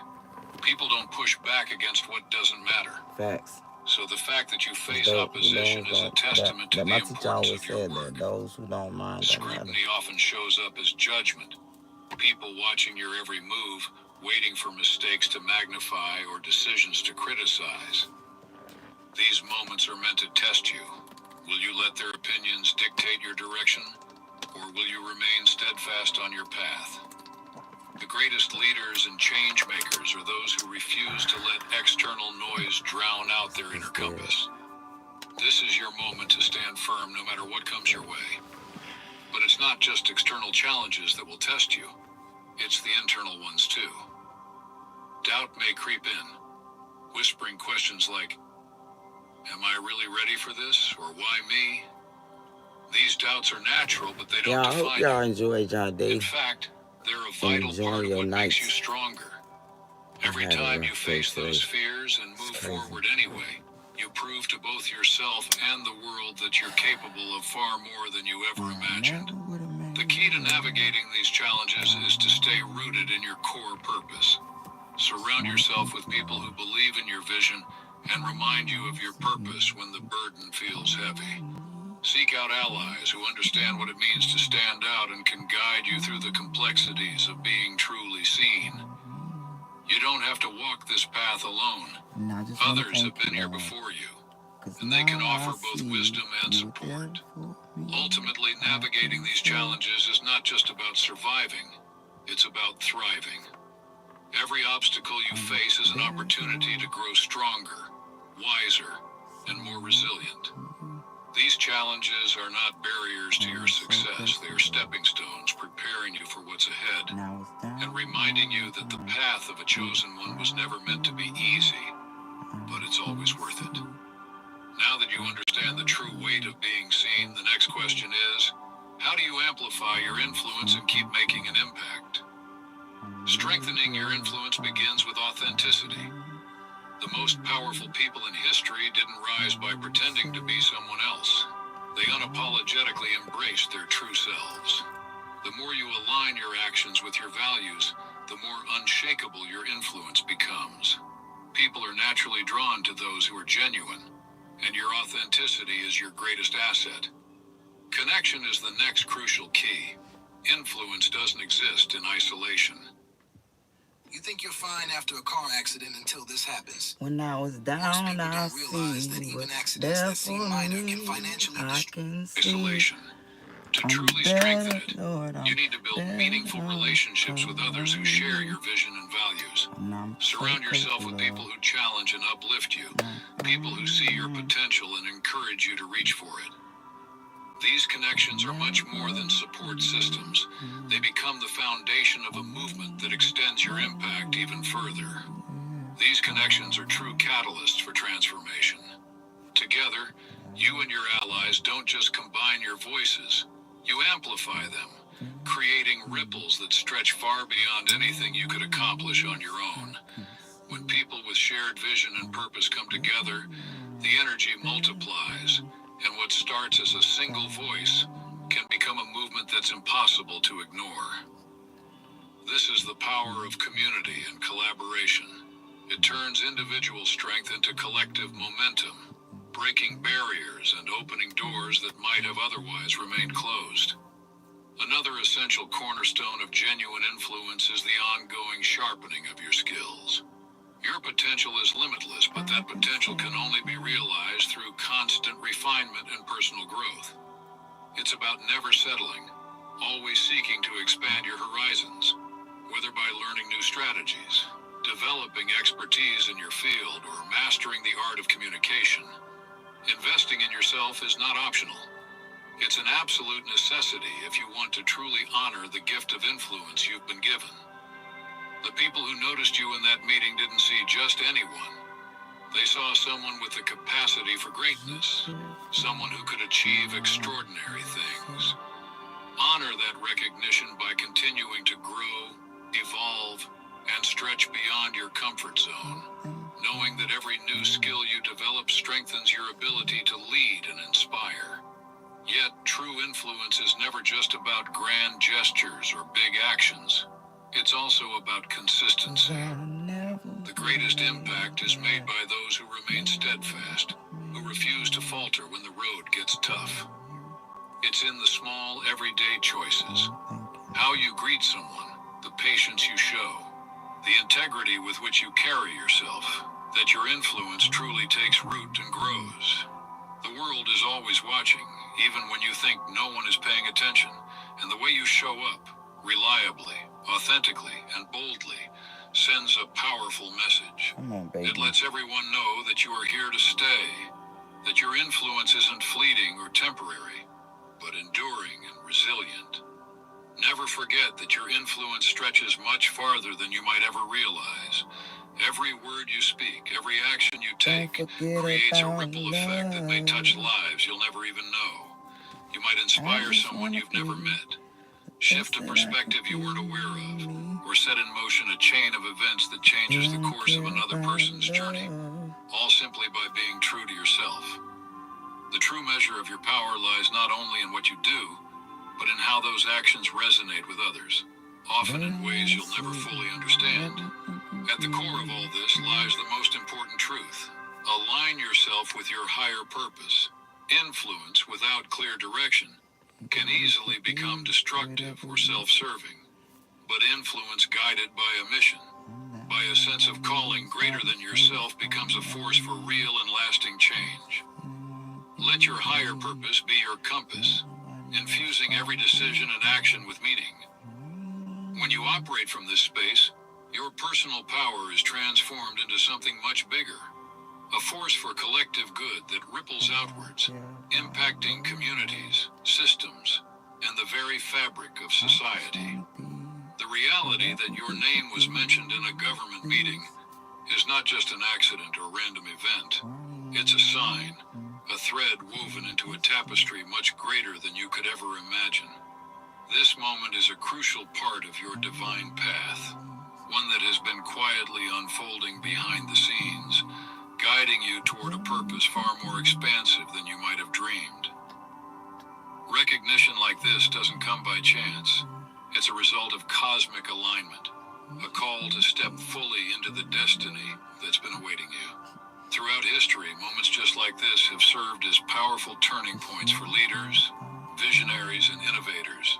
People whose journeys were shaped by events that seemed too extraordinary to be mere coincidence.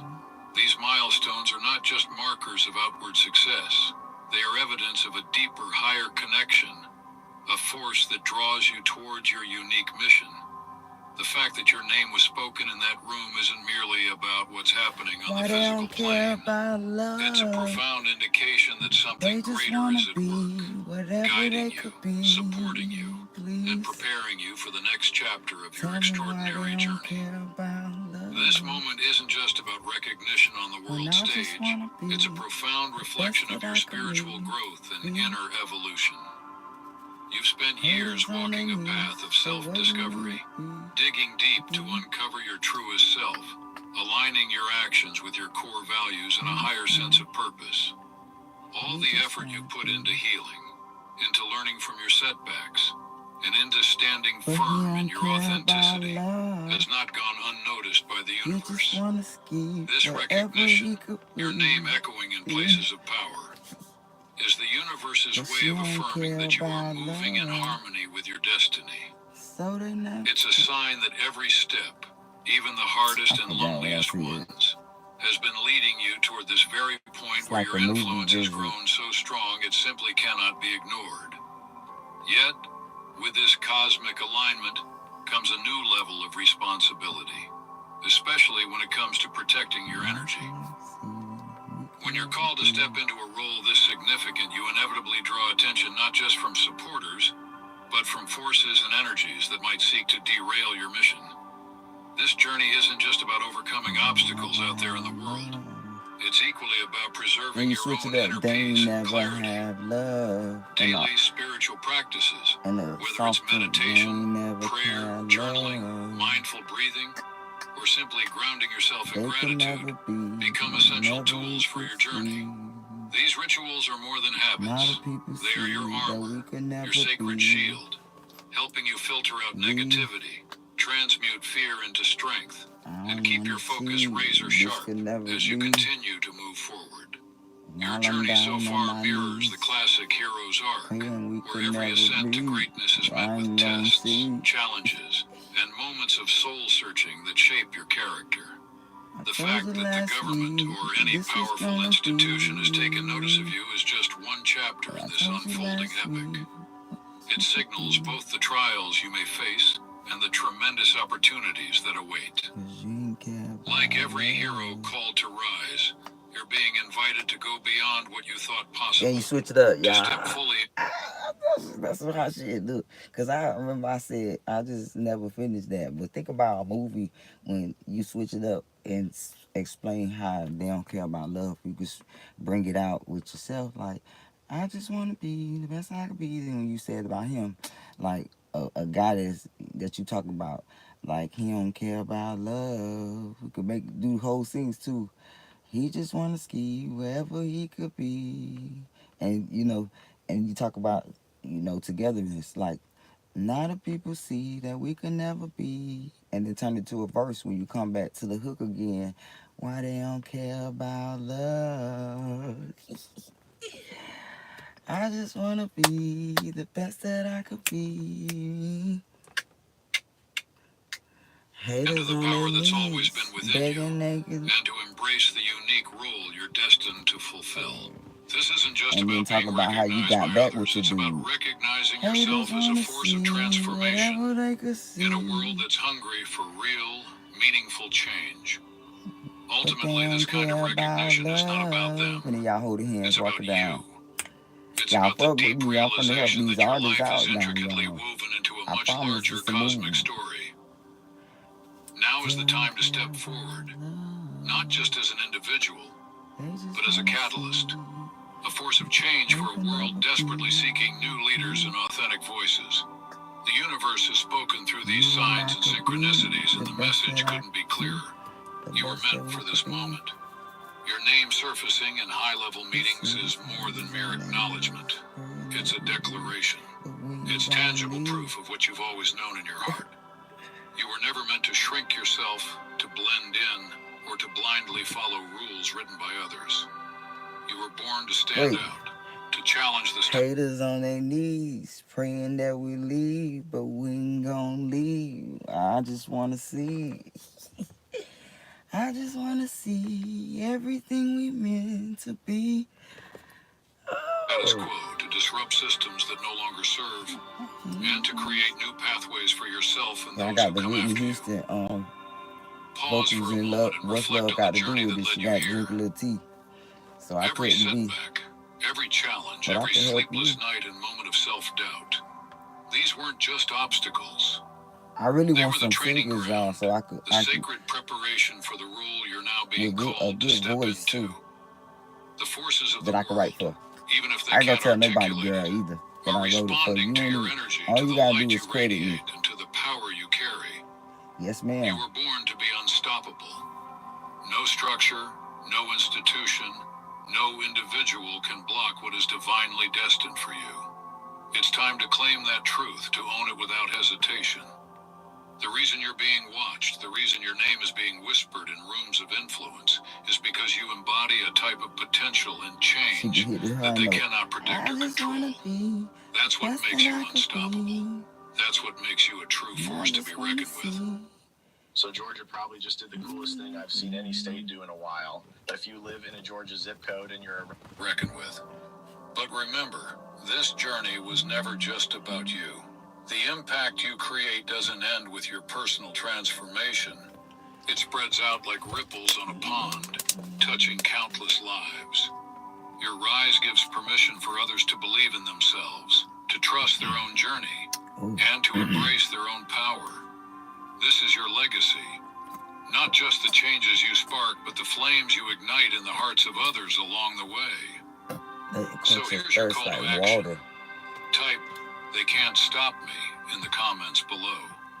Don't just say it, truly believe it. Let this be your declaration, a reminder to yourself and to the world that you have arrived and you're here to stay.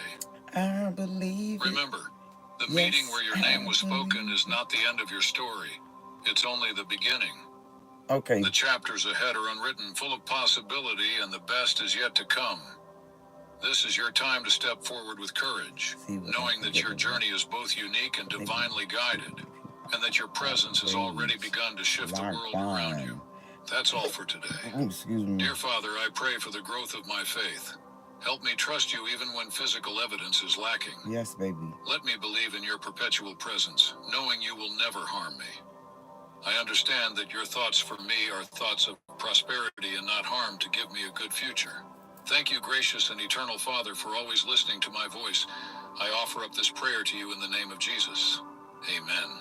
Thank you, Jesus, for your love and provision. I am grateful for your presence in my life and the abundance you bring. Come on, if this baby, video resonated with you, please like, subscribe to the channel, and share it with those who need to hear this message. All right, y'all got that. So let's... I'm going to do another one. I don't know if I'm going to do another one after that. But we definitely finna keep it going. Especially if it's relatable, y'all go check them out on YouTube. Just to put these videos in the algorithm, because a lot of these messages be capped. So you got to force close sometimes. Chosen, that's cat's out the bag on how far this group... let's see if it's on my home screen too. That's like double jeopardy. Let's get a lotto. Oh, okay. So this is from Trope. I'm going to just do it one more time to make sure, y'all. I'm going to reset my app. And feeling him. Let's see if it's on this. This is a different video now. But it's on this still. So I got to hear it. It's not on both, but this time. But that's confirmation. They threw dirt on your name, hoping so it it's would bury Chosen you, but they forgot you were soil. I should have did it one more time. Welcome back, my dear chosen ones. This time, we're not easing into the truth. We're dragging I'm it gonna do into it the one more light. time if I see that video again, because I don't know, my mind is weird like that. So it's like I have to. I don't know why. Let me just do it. It's just like reading something. I could not move past unless I know for a fact I understand what I just read. And see, look, here we We're go. not easing into the truth. All right. We're dragging it into the light and letting it sting.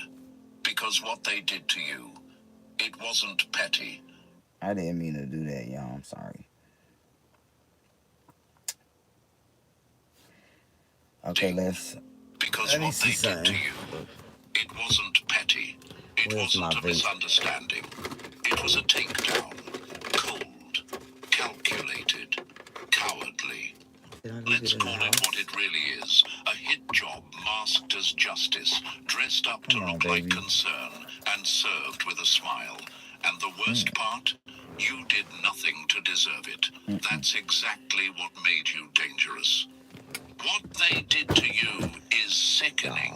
They went after an innocent and called it fair. You didn't provoke them. You didn't start a fire. You simply walked in with too much light, and they couldn't stand it. Why do people attack the innocent? Because innocence is clean. It makes their mess look messier. It shines a light where they've been hiding. So instead of rising to meet your level, they dragged you down and hoped no one would notice. But we noticed. The world is noticing. And I know right now you might be wondering, why me? Why did they come for someone who only ever showed up real, kind, and grounded? Because you're chosen. Because you refuse to shrink, to stoop, to sell your soul for approval. You're the one who walks into a room and makes insecure people feel exposed without saying a word. That's not weakness. That's power. They didn't attack you because you were fragile. They attacked you because you were solid. The truth is, people don't always fear monsters. They fear mirrors. And you, chosen one, became the reflection they couldn't bear to look into. They wanted to erase you before the truth you carry erased their delusions. But plot twist, you're still here, standing, unmoved. And if they thought betrayal would silence you, they've got another thing coming. They tried to cancel you. Now it's time to expose them. And before we dive deeper, this part is just for you, the ones they tried to silence. Whether you just found this space or you've been walking this road with us for a while, know this. Your presence here is no accident. It means you've felt it too. The betrayal, the isolation, the outrage of being innocent yet still hunted. So if you're done shrinking, if you're ready to rise from what they thought would break you, hit that like button, subscribe, and drop 77 in the comments if you know exactly what it feels like to be attacked simply for being real. Show love through a super thanks if this message is hitting deep, because this space is built for the ones who refuse to stay silent. And now, let's walk through it, step by step. Because if you're truly one of the chosen, you're about to see that what happened to you wasn't random. It was a sign, a mark, a mirror. Let's get into it. Number one, they couldn't control you, so they tried to rewrite you. They couldn't cage you, so they came with knives. They couldn't tame you, so they tried to taint you. Because when control fails, the weak turn vicious. My dear chosen ones, let's make one thing crystal clear. What they did to you wasn't random, emotional, or impulsive. It was precision hate, a campaign launched not because you caused harm, but because you refused to be owned. That's what this has always been about. Control. And when they realized they couldn't put a leash around your neck, they sharpened their tongues instead. You didn't follow the script. You walked in with your head high, your boundaries intact, and your presence loud without even trying. You didn't second guess your worth. You didn't ask for permission to be whole. And that's what made you dangerous in their eyes. Let that sink in. Your peace became a provocation. Your calm became a rebellion. You weren't trying to fight anyone, but your mere existence challenged everything they built on fakery, masks, and silent manipulation. And so, like cowards in a crumbling house of cards, they did what weak people do when they're exposed. They flipped the script. Suddenly you were the problem, the difficult one, the outsider. Ever wonder how people can lie so easily about someone who's never wronged them? It's simple. When your integrity exposes their performance, Okay, so I'm they'll gonna do like this anything now. to dim I your said it was light. chosen one Because your gift, truth just in case holds I up ain't a say it. mirror, and they can't stand the On YouTube. reflection. And the more you refuse to break character, the more you trigger every insecure bone in their body. That's why they came at you sideways, smiling to your face, whispering behind your back. A joke here, a cold shoulder there, until suddenly you're in the center of a storm you never created. Right. And you're left That's a lot. thinking, That's happened a lot how with me did lately. just being me make Different people. me enemy number one? Because, chosen one, your refusal to shrink shattered their illusion of control. You didn't laugh at their twisted jokes. You didn't lower your standards to make them comfortable. You didn't fake small talk to protect fragile egos. You simply showed up as yourself. Okay, and for I like them, this. that was unforgivable. This is what most people don't So, understand it about said what they did targeted to you is cruelty. sickening and people It are doesn't always outraged. look They like a attack direct someone attack. innocent. Sometimes I like it's that. dressed in fake smiles and politeness. Sometimes it's a slow burn. But beneath it all is one root truth. They couldn't control you. And when they couldn't shape you, they tried to break you. But here's what they failed to calculate. You weren't built to be shaped by cowards. You were built to stand through storms they could never survive. They mistook your quiet confidence for weakness. They thought if they piled enough pressure on you, you'd bend into what they wanted.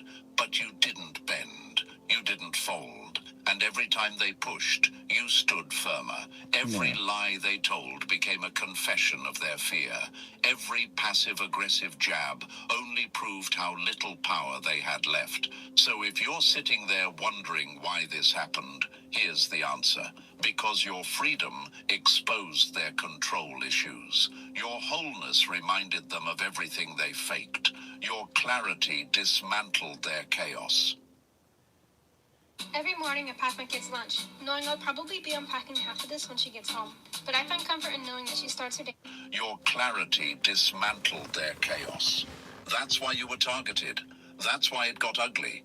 That's why it felt personal, because it was. They couldn't cage you, so they came with knives. But here you are, still standing, still rising, and they hate that the most. Number 2, you became their punching bag for pain they never faced. They carried their baggage, and you paid the fee. They weren't fighting you, they were bleeding on you, and then blamed you for the mess. My chosen ones, this one cuts deep, because it wasn't about who you are. It was about who they couldn't bear to face in themselves. They didn't attack you out of logic. They attacked you out of emotional debt. Unpaid pain, repressed shame. Years of bitterness stacked like bricks inside of them until the pressure found a release valve. And that release was you. This is the part that keeps people up at night. What did I do? Why me? You replay conversations. You dissect your tone. You wonder if it was something you missed, something you could have fixed. But let's be brutally clear. You didn't cause the storm. You just happened to walk through it carrying sunlight. You were calm, too calm, grounded in a way they've never been. And for broken people who have spent their entire lives defining themselves by their pain, your peace is a threat. Your energy felt unfamiliar, and anything unfamiliar to an unstable person becomes dangerous in their mind. You didn't raise your voice. You didn't play into the chaos. You didn't take the bait, and that made them spiral harder. You weren't the problem. You were the scapegoat. They couldn't yell at the people who hurt them years ago. They couldn't confront their family, their past, their own inner fears. So they funneled that rage into someone they thought wouldn't fight back, someone who wouldn't match their mess. Someone who was too pure, too solid, too real to deserve it. So they chose you. Damn. Not because you were weak, but because you looked safe. Because you held your composure while they were falling apart. Because you didn't retaliate with venom. You didn't shrink, but you also didn't stoop. And that made you the perfect mirror. The one they couldn't shatter. But here's the ugly truth. Chosen one. People who never address their own damage will always project it. Their insecurities become your alleged flaws. Their anger becomes your supposed attitude. Their guilt becomes your guilt trip. It's not fair. It's not right. But it's real. That's why it didn't make sense. That's why you couldn't find the reason, because there wasn't one. You weren't dealing with logic. You were dealing with emotional exile disguised as blame. The only reason you became a target is because you were the brightest thing in a dark room. Damn. And that light, it hit everything they wanted to keep hidden. You were the mirror that wouldn't lie. The angels calm are in funny. their chaos. The voice of reason They in show a out a room lot. full of ego. And for that, they tried to erase you. Not When they to try to destroy justify you, you, but to your stop themselves from your seeing angel, what they buried. spirit guides, whatever y'all What they call did it, to you they always was show out for you sickening. when you deserve Yes, stuff. but it was also Whether it's revealing. showing you They something didn't and then just telling show you their something. cruelty. They exposed their wounds, their inability to look inward, their refusal to heal, and the terrifying part? They made their trauma your fault, and then punished you for carrying it better than they ever could. God, But the mighty you, mother. chosen one, you're still here, still whole, still Yes. glowing in the face of the mess they Yes, tried sir. to dump on you. And that is your power. Number 3, your integrity. Lit up the lies they were Integrity. hiding in. Your innocence wasn't a shield. It was a spotlight they couldn't escape. They weren't threatened by what you said. They were terrified by what you silently revealed. My chosen ones, this one stings the deepest because it breaks all logic. You did everything right. You moved with honesty, with clean hands and a clear heart. You didn't play dirty. You didn't fake smiles or pull strings behind the scenes. Yeah. You just existed in your own truth. And somehow, that made you public enemy number 1. Come on, baby. Let me break it down for you. Innocence doesn't always protect you. Sometimes it paints a target on your back. And not just a small one, a glowing, unmissable bullseye. Because when your energy is pure, when you walk in without agendas, Yes, sir. you unconsciously hold up a mirror to the people around you. And when that mirror reflects their lies, their masks, their unresolved mess, they don't thank you for it. They I like hate you this. for it. You didn't expose them with accusations. You didn't out them with proof. All you did was show up real, unfiltered, unafraid. And that was enough to shake the room. Because you, chosen one, are a walking contradiction to everything fake people depend on to survive. Ouch. You didn't need to tear them down. Your integrity did that for you, just by standing tall. They couldn't control the way your peace made their chaos louder. Your clarity made their confusion more obvious. Your kindness made their cruelty harder to ignore. So what did they do? They spun the story.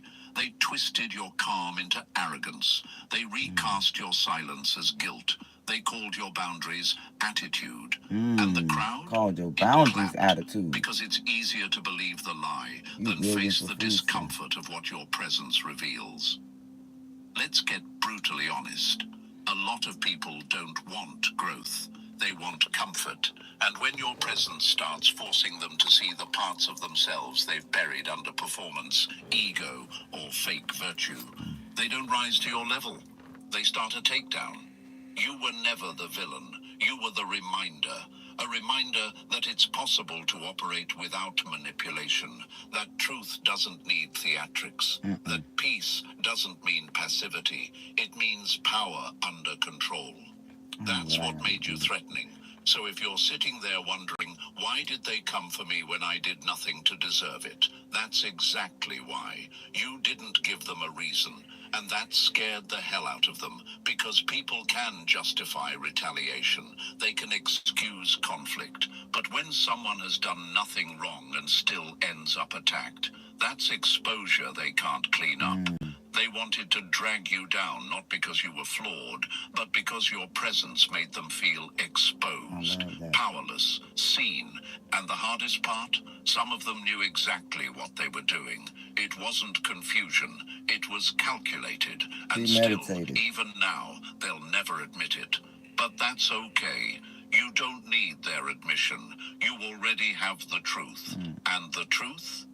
It's loud. It's clear.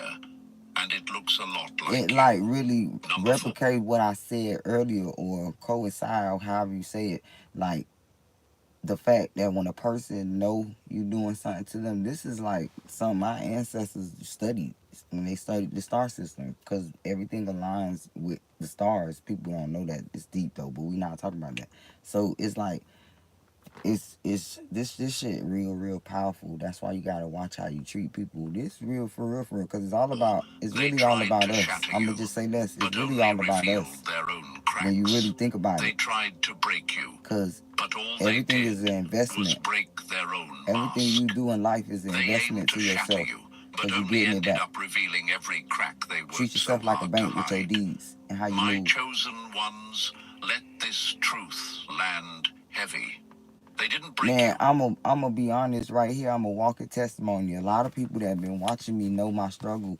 Like, I went from struggling bad, like for real, because I had it easy. Of course, you know, once I moved from my mom's house trying to be fast, I had it really easy at my mom's house. But I wanted to be a big girl. I didn't know I was on the spectrum. I'll just give you a short little story. Like, I didn't know I was on the spectrum back then, but I knew I was real needy. And my reasoning for stepping out was because I wanted to be proud of myself. And y'all, I went through a lot, like really struggling as far as like I had to stay in a hotel. But when I look back, I wasn't really struggling like most people had it real bad. But I thank my aunties and uncles and my mama for teaching me how to survive and survive. You know, too. Survive meaning I knew how to like just accomplish things that without nothing, and then, you know, sacrifice too, because I had to give up certain things to be able to make more things happen for us as a family. But I learned so many things along the way, and I had paid so much money in hotels by the time I got this place that I'm in. Even with it being with the problems I got, I was blessed with it, because I'm gonna be real. Nobody really noticed. Like every time, like, because I felt like God was trying to give me a break, because I felt like at this point he saw what I was trying to accomplish, and I manifested exactly what I wanted, even before this place, the place I had. But this place, because I've been here the longest and I've been blessed the longest here, because every time they tried to put rent, change stuff, God made it possible that it couldn't be happen. Like even when them trying to put me out, God made it to where it couldn't happen, because I'm only here for a short time. It's like I'm here for a reason in this whole town period. So it's like God been stealing this shit. I have not, look, this is the truth. People don't know this. I only had to pay utilities at one point, but now I don't pay nothing, because the lady tried to put me out, and I had to, you know, fight it, and they come to find out, oh, you shouldn't be paying nothing. You don't make enough. You know what I'm saying? So God placed it like that. That's why, you know, the devil was working in that lady, trying to make her put me out, because this was a blessing from God. He set me up to where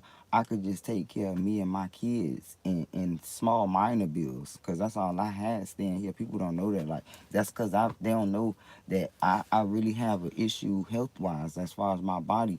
And the government see that. If I'm able to prove that, you know, the government see that I should be supported that way. So they pay for my they pay for my stuff. You know what I'm saying? And I've been blessed. I'm not really, so when y'all see me complaining about stuff, it be because I be needing help. That's all. But I ain't fucked up. I tell you that much. Like, the last 10 years of my life, even in the hotel, yes, the last 10 years of my life has been such a blessing, even though it's been so hard. I gotta say it like that. It's been such a blessing though. Like, I had riverfront place that I stayed in temporary. This church out of nowhere, because they was helping. They just new organization too. When at the time I was trying to live on my own, like this new organization was trying to help families, and I so called happened to be trying to get my own place. They put me in this like nice. My kids will tell you, we had this nice little place that was furnished already, and they gave it to me for a couple months. Like I had so many blessings inside lessons that I can't even complain and say I was fucked up.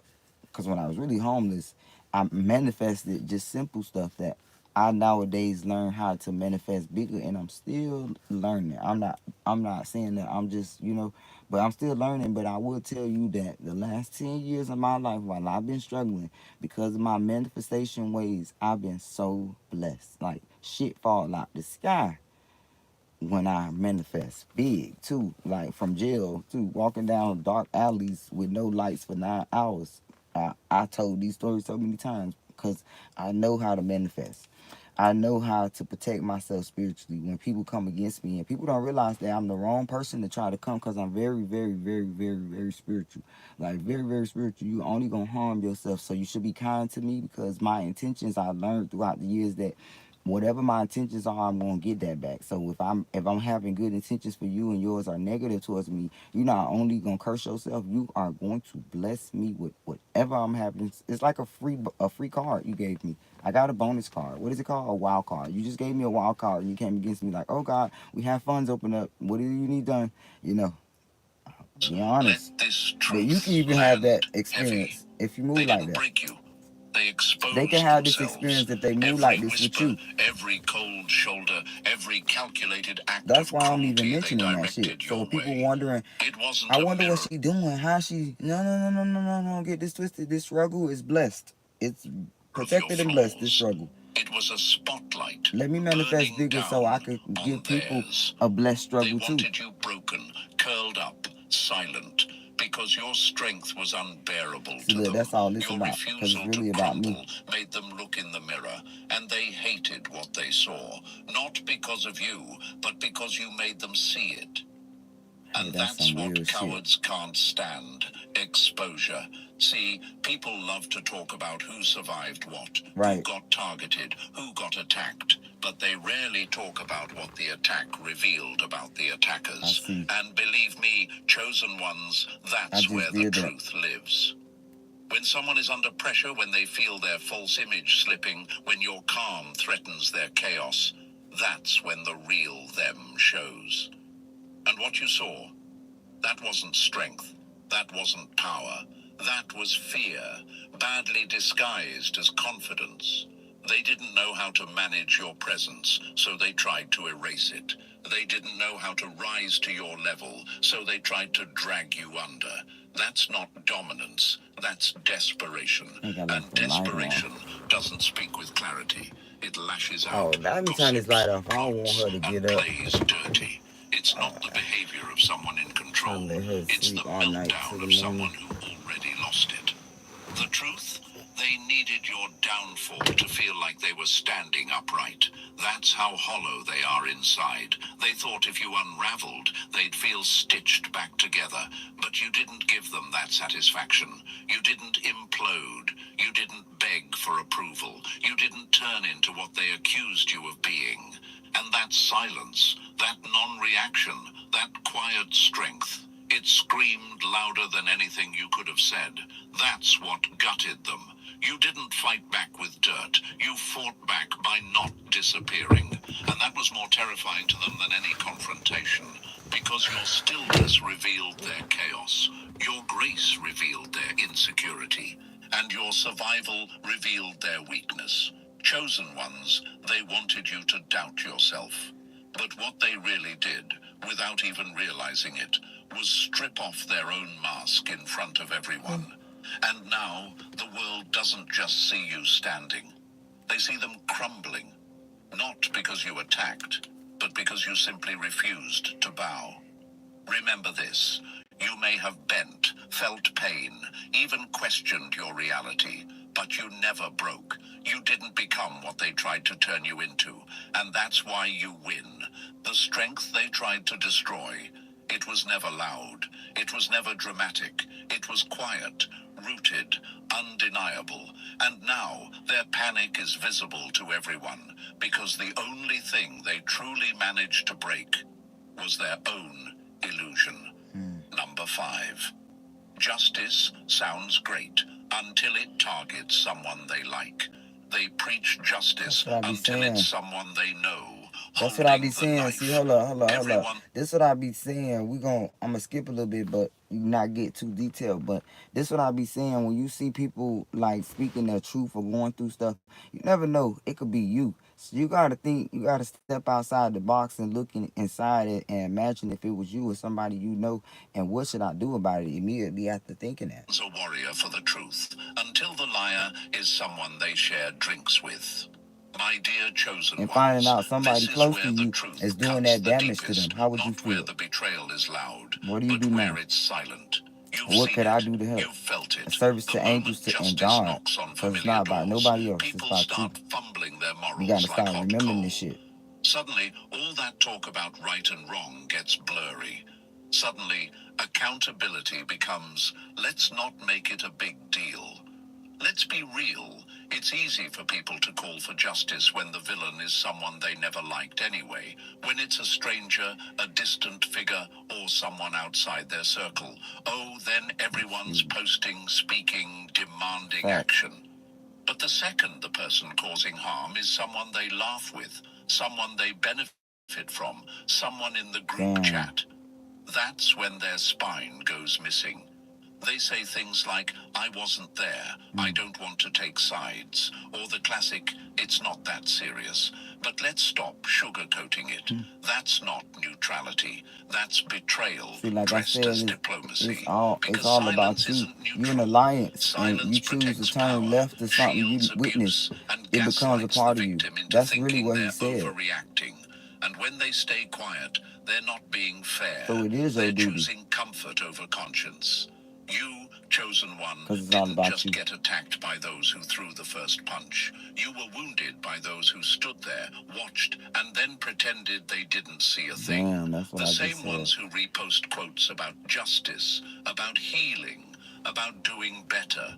The same ones who act spiritually enlightened or socially conscious until it requires actual action. And when the pressure hit, when they were called to speak up, they ghosted. They shut up. They made it about drama instead of damage. This is the part nobody warns you about. How betrayal doesn't always come with a knife in the back. Sometimes it comes with a shrug, with a not my business, with a smile toward both sides, like that makes them wise. I like this. Okay, we're going to finish off this video. Let's see how long it got. It's giving me an ad now. Low-speed machines are perfect. My business, with a smile toward both sides, like that makes them wise. It doesn't. It makes them fake. And yes, it stings, because you expected better. I didn't You realize thought some of these people were solid, but being chosen comes with brutal clarity. You don't just see your enemies for who they are. You see your friends for who they aren't. You learn who only claps for you when it's safe. You learn who folds the moment truth costs them social currency. You learn that some people love fairness until fairness demands they speak up against someone they know. But you, chosen one, you don't fold, you don't hide. That's why you're a threat, because your integrity doesn't shift with the crowd. You stood up even when it cost you everything. And while they sleep easy, thinking silence kept them safe. Remember, you paid the price, but they lost their reflection. Justice isn't real if it's selective. And silence, it doesn't make them neutral. It makes them part of the problem. I just said that. You're not just the survivor. You said it better, You're baby. the truth they couldn't bury. Number 6. You weren't the rule breaker. You were the line they couldn't cross. You didn't play dirty, so they tried to drag you through the dirt. When you refuse to join the mess, the messy will try to make a mess out of you. My dear chosen ones, this part will sting because it's the truth. Most people don't have the courage to say out loud. You weren't attacked because you did something wrong. You were attacked because you refused to do something wrong. Let that sit for a second. You didn't cross any lines. They came for you because you wouldn't. You didn't join their whisper campaigns. You didn't pass around the dirt. You didn't laugh when someone else was being picked apart. While they were bonding over backstabbing and cruelty masked as humor, you stayed still, quiet, clean. You didn't feed the fire, and that's exactly why they tried to burn you. In toxic spaces, decency becomes defiance, and your refusal to play the game made them see you as the enemy, because when corruption becomes culture, conscience becomes a threat. That's what they couldn't stomach. You standing tall while they slithered around in the shadows, pretending it was all harmless fun. It wasn't. It never was. And you saw that. That's what made you dangerous. You didn't just walk away from the drama, you exposed it by staying silent. You were the one person in the room who didn't clap, didn't co-sign, didn't laugh along just to blend in. And that shook them, because if you could resist the pull of groupthink, it meant they chose to give into it. That made you a reminder, and people don't like to be reminded of the standards they've abandoned. So they flipped it. They needed you to slip, to snap, to break character. Why? Because it would justify their behavior. If they could pull you into their mess, even for a second, they'd get to say, see, you're no better than us. I see that. But you didn't give them that satisfaction. You stayed rooted, you stayed real, and that quiet strength drove them mad. Let's make something clear. They didn't attack your actions. They attacked your standards. They couldn't find a scandal, so they built one. Not because of who you are, but because of what you refuse to become. You were the line in the sand, and your very existence made their excuses fall apart. They didn't want growth. They wanted comfort, and your integrity was a constant, uncomfortable reminder that there's always a choice. You made yours, and they hated that. So no, this wasn't about a clash of personalities. This wasn't about tension or misunderstanding. This was about a group of people so used to operating in the dark that your light made them squint. And instead of adjusting to see clearer, they tried to snuff you out. But they failed. Because you, chosen one, never needed to fight dirty. You stood in your truth, and that was louder than any lie they whispered. Number 7, their attack. Wasn't a reaction, it was a strategy. This wasn't a meltdown, it was a master plan. Don't let them play innocent after they rehearse the role of your destroyer. My dear chosen ones, let's set the record straight right now. What they did to you wasn't an accident. It wasn't stress. It wasn't a bad day. This wasn't heat of the moment cruelty. This was calculated, deliberate, and designed. Every cold glance, every whispered lie, every rumor they planted like poison in a garden. It was planned. And that's what makes it sickening. This wasn't emotional chaos, it was emotional choreography. They had time to pause, time to ask themselves, is this right? Time to consider the truth, time to choose decency, and every single time they walked past all of it like it never mattered. That's not impulsive. That's premeditated. That's strategy. That's someone who looked at the fork in the road between truth and ego and sprinted toward cruelty like it owed them something. They didn't slip. They committed. They didn't just lash out once and regret it. They sustained the lie. They nurtured it. They twisted the knife with precision over and over again, not because they were in pain, but because they found satisfaction in watching you fall. And here's the twisted part. They got comfortable doing it. They practiced their fake concern. They performed the innocent act. They told the same warped version of the story until they believed it themselves and hoped everyone else would too. This wasn't an outburst. This was a performance, and you were cast as the villain, without audition, without script, without warning. Some people will try to excuse it. They didn't mean it. They were just overwhelmed. They were going through something. Stop. No one accidentally gathers allies for a smear campaign. No one accidentally distorts your character to win a crowd. That takes effort. That takes intent. That takes a mindset cold enough to plan destruction in stages. You know the truth. You saw the rehearsals, the follow-up jabs, the fake apologies carefully timed to preserve their reputation, not to repair yours. The smiles they wore while twisting the blade a little deeper. That wasn't loss of control. That was full control. Weaponized. And now they'll want to rewrite history. Tell people it was all drama. That they didn't realize what they were doing. But you do.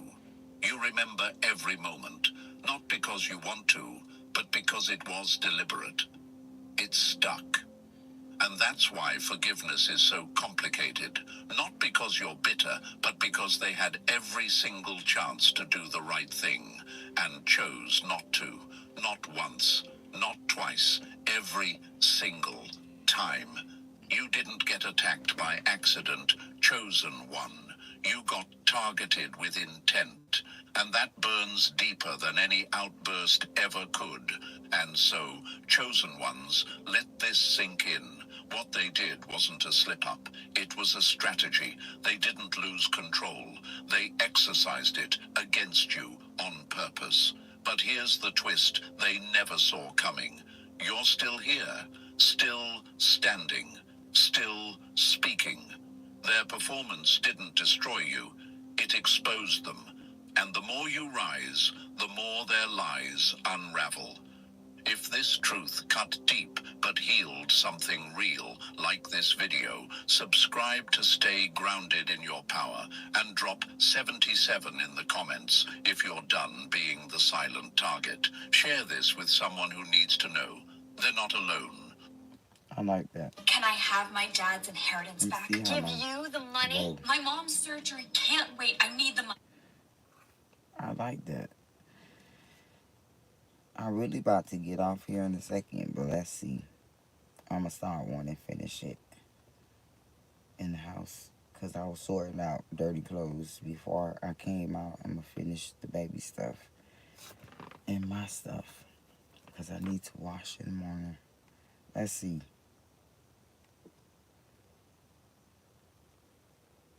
I'll try one more, guys.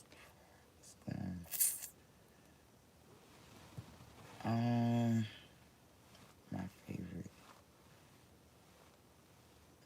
I don't think I want to do that. Oh, whoa.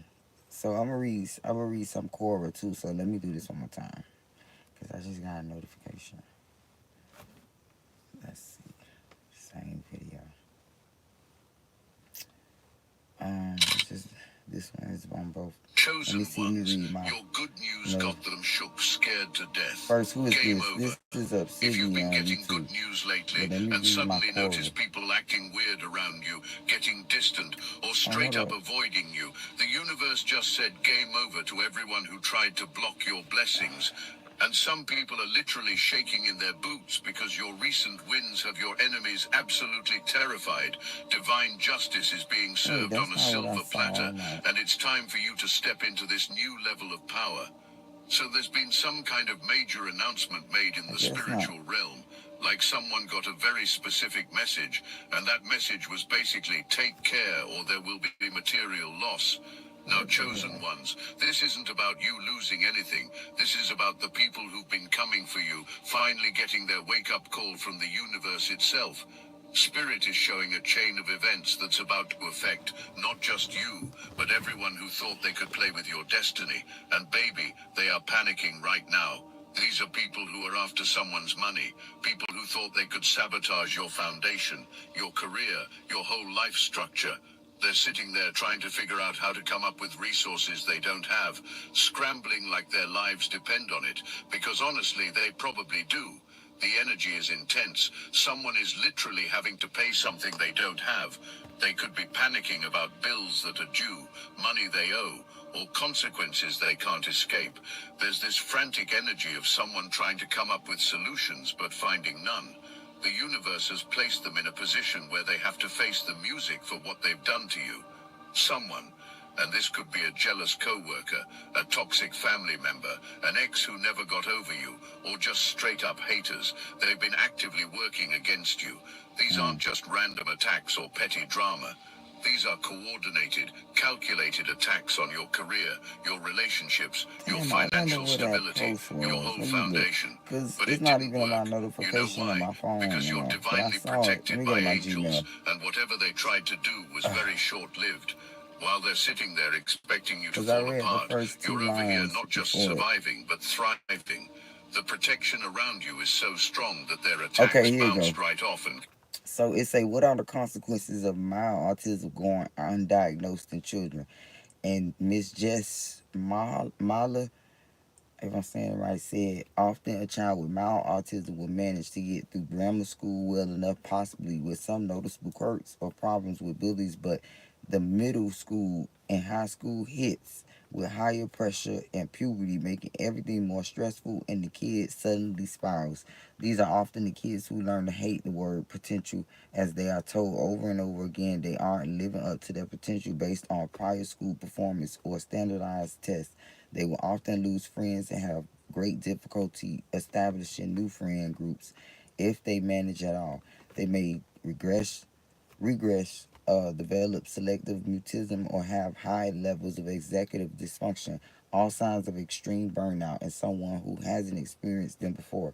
If the autism is mild enough, they may get through high school, even college successfully, though with significant struggles. Sooner or later, we all hit that point where we push ourselves too hard and spiral into burnout.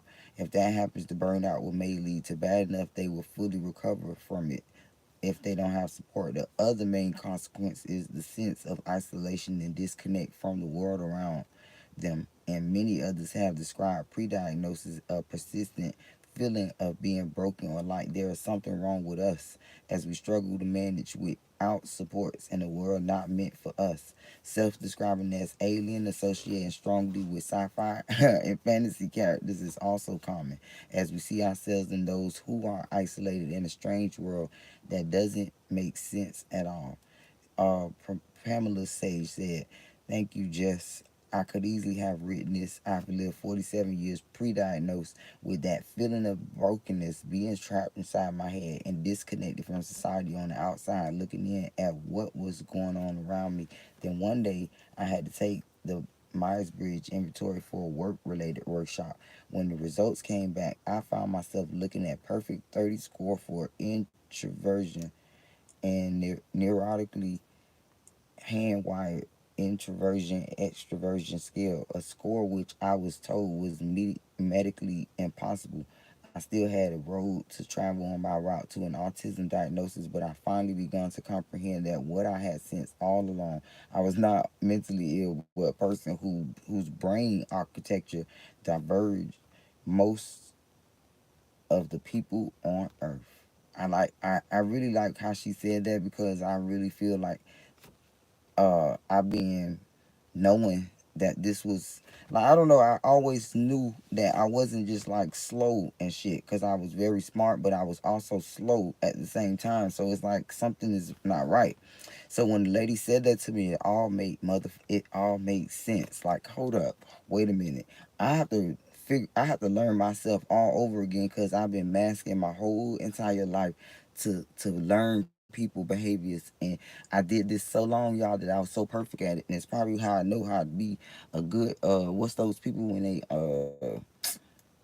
do the little interpretations of others. I can do that really good, because that's all I did my whole life, was study other people, because I didn't know if my way of doing stuff was right, if that makes sense. Like, I felt like I had to learn how to socialize with people, and I come off stiff most of the time, but these days I don't really mask. But when I do, it's so natural to me that I don't know if I'm making sense. But Miss Catherine said, Sistrunk said, this is exactly what happened to me, and I have self-harmed my entire grade school life and tried so many times because I felt like I was just too weak to handle the world around me prior. I'm female, so I was misdiagnosed as a teen, which is extremely common with autistic people. This didn't help so much so that I developed seizures from having no family support and incorrect help from ages 17 to 23, which then brought its own slew of medical trauma. I was diagnosed with autism and ADHD years after I had just turned 25, and just now last month I was able to begin this journey of self-help the right way, self-discovery and self-understanding to lead a more manageable and happier life for myself. I restarted therapy, and my first session was last week, starting over again. My family have also finally come around to want to help and understand me, and they finally accept me for me, and that has been extremely helpful. Now, I like that. Okay, let me finish my video. Came back to hit them instead.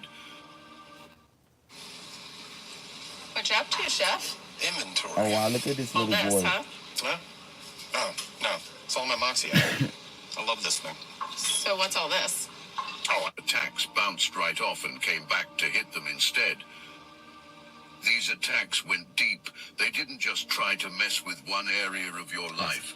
They Smoke this came for thing your too, career, pulled it too thinking they hard. could block your success, get you fired, ruin your reputation This at vape work. is not They good. came for your love life, trying to break up your relationships or prevent you from finding real love. They even tried to mess with your home, your stability, your sense of security. This was a full-scale assault on every pillar of your life. The angels have been working overtime to Yes. deflect every single attack sent Yes. your way. Every spell, every curse, every negative Come on, baby. intention, it's all been blocked. Not only blocked, but reversed back to the sender with triple the force. That's why these people are in such a state of panic right now. And now these people are in deep regret. Someone is literally crying, going, I'm so sorry. I didn't mean to do that. I didn't mean to block your career. I didn't mean to interfere with your life. They're sending out these desperate apology energies, but chosen ones, God doesn't even want to hear what they have to say. But let's talk about you for a minute, because while they're spiraling into chaos, you're building something beautiful. You're stepping into this solid foundation energy where everything in your life is finally starting to make sense. All that instability you went through, all those times when everything seemed to be going wrong at once, that's over now. You're about to understand that even when you were going through all that chaos, you were still on the right path. Even when it felt like the world was against you, even when it seemed like nothing was working out, you were exactly where you needed to be. The universe was just clearing out the people and situations that didn't belong in your new chapter. Every setback was actually a setup for your comeback. Every door that closed was making room for better doors to open. Every person who left your life was making space for better people to enter. You couldn't see it then because you were in the middle of the storm, but now you're about to see the bigger picture. Every time there's focus on what's happening to these people who tried to destroy you, your energy comes out. Your good news, your celebrations, your wins, your social media posts, your happiness, it's literally killing them. Maybe you recently got a promotion at work. Maybe you posted about a vacation you're taking.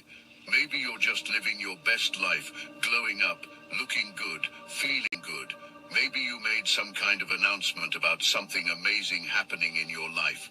Maybe you bought something nice for yourself, or moved to a better place, or just started radiating this confident energy that shows you're doing well. Whatever it is, they cannot handle it. Someone is having a literal mental breakdown because they're watching you rise up from everything they put you through. They're watching you get stronger, watching you succeed, watching you be happy, and they cannot believe you actually made it out of whatever trap they tried to set for you. They thought you were going to crash out and be done forever. They thought they had you beat. They were sitting back laughing, thinking your life was just falling apart and you'd never recover. They probably told other people about what they did to you, bragging about how they destroyed you, counting you out completely. But not only did you recover, you came back stronger than ever. You're like a phoenix rising from the ashes, more beautiful and powerful than before. And that's driving them absolutely insane. Someone is going crazy, like literally having a mental breakdown, because they can't process the fact that their attacks not only failed, but actually made you stronger. The universe has a way of turning the enemy's attacks into your advantages. What they meant for evil, God is using for your good. Every attack has been building your spiritual muscles, making you more resilient, more wise, more protected. You're not the same person you were before all this started. You're upgraded. Now for those of you dealing with workplace drama, listen carefully to this part. Your bosses know what's been happening. HR knows. They've been watching these jealous co-workers try to sabotage you, make false reports about you, spread lies about your work performance, and they're tired of it. You're so protected at your job right now that these people can't touch you anymore. All those reports they made about you, your managers don't even want to hear them anymore. They've seen the pattern. They know what's really going on. They've been conducting their own investigation, watching, observing, taking notes. You're highly respected at your workplace. You're seen as a star performer. You do great work. You come in, you handle your business, and you go home. You're not the problem, and everyone with any sense can see that. You're the person who gets things done without drama, who maintains professionalism even when others don't, who shows up consistently regardless of what's happening around you. Meanwhile, whoever was trying to bring you down through workplace politics, they're about to get fired. Someone is getting called into a meeting with higher-ups, and they're scared to death because they know what's coming. They know they overstepped their boundaries when they tried to sabotage your career. The investigation is over, and you've been found innocent of whatever they tried to pin on you. In fact, you're about to be rewarded for your patience and professionalism throughout this whole ordeal. A raise is coming, a promotion, or some kind of recognition that's going to shock people. Your job is about to become your safe haven, your source of abundance, your platform for success. While your enemies are getting escorted out by security, you're getting called into meetings about advancement opportunities. The contrast is going to be stark and undeniable. I need you to pay attention because this is about to get intense. Someone was actually paid to come after you. This wasn't just random jealousy or petty drama. Someone took money to mess up your life. Let that sink in for a minute. Someone thought your destruction was worth paying for. They hired someone to attack your career, your relationships, your peace of mind, your stability. This was a coordinated, planned assault on your life. We're talking about people who sat down, made a plan, exchanged money, and set out to systematically destroy everything you'd built. But guess what happened? They failed so badly that now they don't have the money to pay back whoever hired them. And when you owe certain types of people money and can't deliver what you promised, things get very dangerous very quickly. You're about to be able to afford that house you've been wanting, that car you've been dreaming about. You're going to have the resources to live the lifestyle you deserve. This isn't just about having enough money to pay your bills. This is about having enough money to build the life of your dreams. Until now, game changer. They have a wire trimming head that's universal. It's going to fit any weed eater. They have different size leads on it. They have a 3 and a 6. I went with the 6 because I'm never changing a weed eater string again. These are absolutely awesome. I don't know what took them so long to come up with these things. You're never going to have to change a weed eater string again. These are universal. They will fit absolutely any weed eater. I was reading something, y'all, You guys want to get one? and looking at that weed eater. Like I This need is one. about having enough money to build the life of your It's like every dreams. time I see that commercial through, This I isn't get just a into a little trend. raise or a small I need one. improvement. This is a complete I financial can't cut it at this transformation. house. This You've house don't stumbled have upon a gold mine of a good opportunity. foundation. And It's after all muddy. the restrictions and limits you've been dealing with, you're about to have no limits at all. Cash in hand, cashing out on purchases, living that lifestyle that makes people stop and stare. You're about to Maybe the receive front what yard a Spirit little is bit. calling a precious gift, and this gift is going to change everything for you. This could be a job offer that doubles your salary, an investment opportunity that pays off big, or even an inheritance or settlement you weren't expecting. But let's get back to what's happening to your enemies, because this is where the story gets really intense. The universe is serving some serious cosmic justice right now, and it's not pretty for the people who tried to destroy you. This represents victory, but specifically, it's about coming back with your enemy's head on your sword. This is biblical level justice we're talking about. This is divine retribution for everyone who thought they could mess with someone under God's protection. Everyone who targeted you, everyone who participated in trying to destroy your life, they're being dealt with one by one. Some are losing their jobs, some are losing their minds, some are losing much more than that. The universe is making examples out of people right now. This isn't just regular karma that takes years to come back around.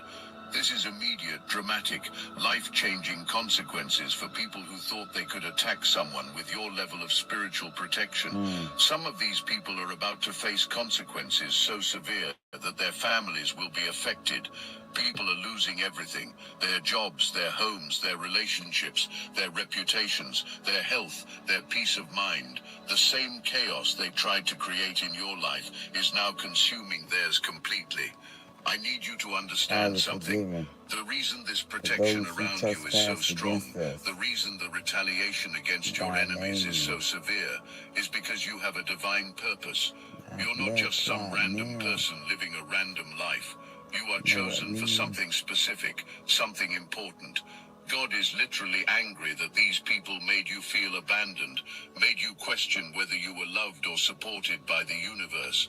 What really hurt the most was seeing you doubt divine love because of what these people did to you. The attacks weren't just against you. I was pulled to this, like, back in the day. I think it was 2011, too. That was a good year of mine. But they wanted me to rap to show off that I could freestyle. And it was taking too long to hit the beat, the bridge, or whatever y'all call that shit. So I prayed. They was like, what the fuck? Because nobody knew how to freestyle, I guess. Something, I don't know what it was, but they wanted me to freestyle to start the track off. So I say, Our Father, who art in heaven, hallowed be thy name. And my voice got, that's when I knew I had a gift of poetry. Because it wasn't about it wasn't a song then, but I say, Our Father, who art in heaven, hallowed be thy name, thy kingdom come, thy will be done on earth as it is in heaven. Father, forgive us. And the beat was boom, boom. Father, forgive us for those who trespassed against us. And I went with the beat, thy name, thy blood clot name. You know what, me? Hey, that's a surprise possession, y'all. I had to say it to y'all because I was just thinking about it. They were attacks Yes, against y'all. God's plan for That's your right. life. When someone tries to Father, interfere with forgive divine us destiny, for those the who response from the trespassed universe is against us. swift and final. I wish I These knew people what beat it thought was, they were too. just messing with a regular person, but they were actually declaring war against heaven itself. That's why the response has been so dramatic. Like the angels That's were why saying people that are part of being the prayer, removed from 'cause your life I in thought such of that. final ways. I'll plead you. You were never meant to carry the pain and doubt that these attacks caused you. The divine realm had to step in and make it clear that you are protected, you are loved, and you are not to be messed with. There's this image of spiritual warriors, people dressed in all black, clearing the path for your destiny. This isn't just protection. This is preparation for your elevation to a completely new level of life. These spiritual forces are removing every obstacle, every enemy, every hindrance that could slow down your progress. Think of it like having your own personal security team in the spirit realm. They don't just protect you from attacks, they eliminate threats before they can even get close to you. They're clearing the path ahead of you, making sure your journey to success is smooth and unobstructed. Now, as you step into this new chapter, you need to hear some important guidance about relationships and boundaries. Spirit is saying if you really want to see yourself reach your full potential, stay single for now. Don't let any romantic distractions derail this momentum you have going. I just explained You're to on a people. money train. See, the reason why, the angels are funny. I just told y'all, like, this is how I really feel too, like, cause I be See, people think I tell my older my kids this because you know they at the age where they want to date, and I tell them like, look, I've been there, done that. It's best to be single, find yourself, especially when you're in a predicament where you're trying to find ways to take care of yourself and do things. Relationships are distractions, so it could distract you from what you needed to get done and things like that. You want to just bypass all that shit. Please listen to me now. So like, I never knew that. It took me a long time to realize that, and it's not about the person not being the person you want to talk to. You may mess up a good relationship because especially if both of y'all are not, you know, y'all both striving to be the best version of yourselves, like it's gonna distract both of y'all. But if that person on their shit and you not, you gonna drag them. And see, I'm a lover and a fighter. But I feel bad if I know I'm overstimulating my lover with my unbalanced life because I'm trying to, you know what I'm saying, it's gonna be unbalanced. We're not gonna be able to reciprocate the same efforts. And I said this earlier in the live. I'm not gonna be. I won't feel right not being able to treat you how I want you to treat me. Because everything I'm gonna do, best believe I want you to give me back in return. It just is what it is. Shit, this what it is. So if I can't do it, I don't want to be in a relationship. I don't care how cute you is. I don't care how much you got. Definitely, I'm not that type of person. I don't date for what a person got. So I don't give a shit how much you got. I need to have my own shit. And I don't feel like I'm accomplished in life to be able to say, come on, baby, let me talk to you for a second. Let's go out here and today's on me. Cause in my mind, bitch, I'm looking at you inside of your eye. Tomorrow on you now. Okay? And let me go all out so you can go the fuck all out. So like I think I move like that. So baby, but when I get on my feet and I don't want life to be just all about what we can do for each other, but it's all about reciprocating how you feel. And with that being said, you gotta use the tools of material things sometimes to show people, hey, I thought about you today. It's like it's all about the gesture. And Right now, if we and can't you do need to it ride it all the way 50 to your 50, it destination shouldn't before even you be start nothing. thinking about sharing your energy with That's someone with else. anybody When too. you do Any decide to open your relationship, heart again, friendship. you need to heighten your standards significantly. You're about to be treated like royalty at work, making With your serious children money, too, with your living mother, like a your queen or parents, king. That cousins, means you friends. only It accept gotta royal always be treatment in 50-50. relationships too. See, look, No more I settling for love people you. who don't match your energy or your new level of success. Yes, And whatever ma'am. you do, Yes, don't call sir. those exes when you get blessed.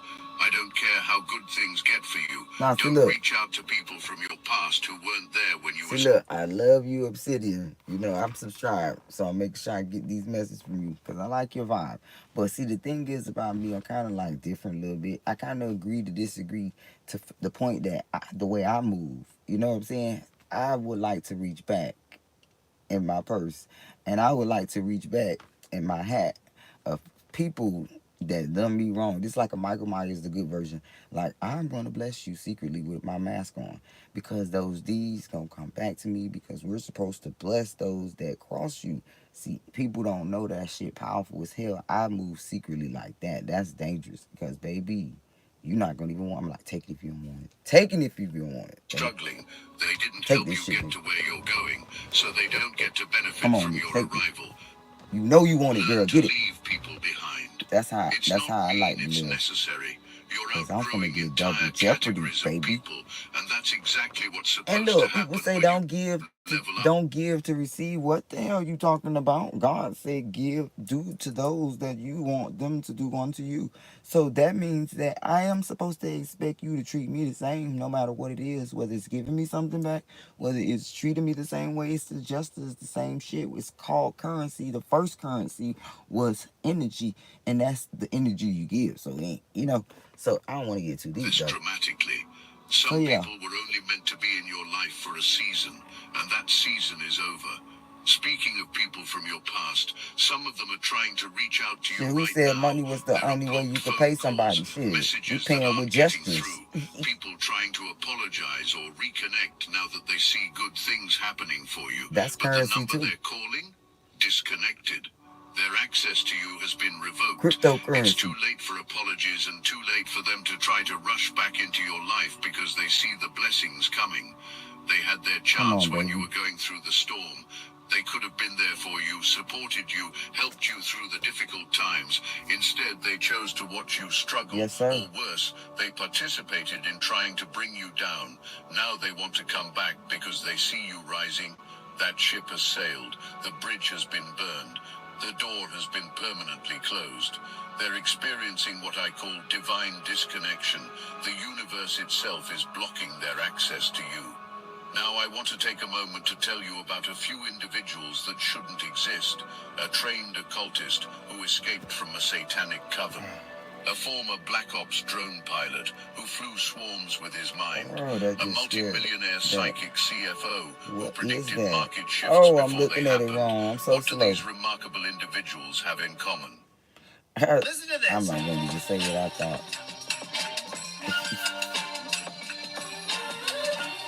Who predicted market shifts before they happened. What do these remarkable individuals have in common?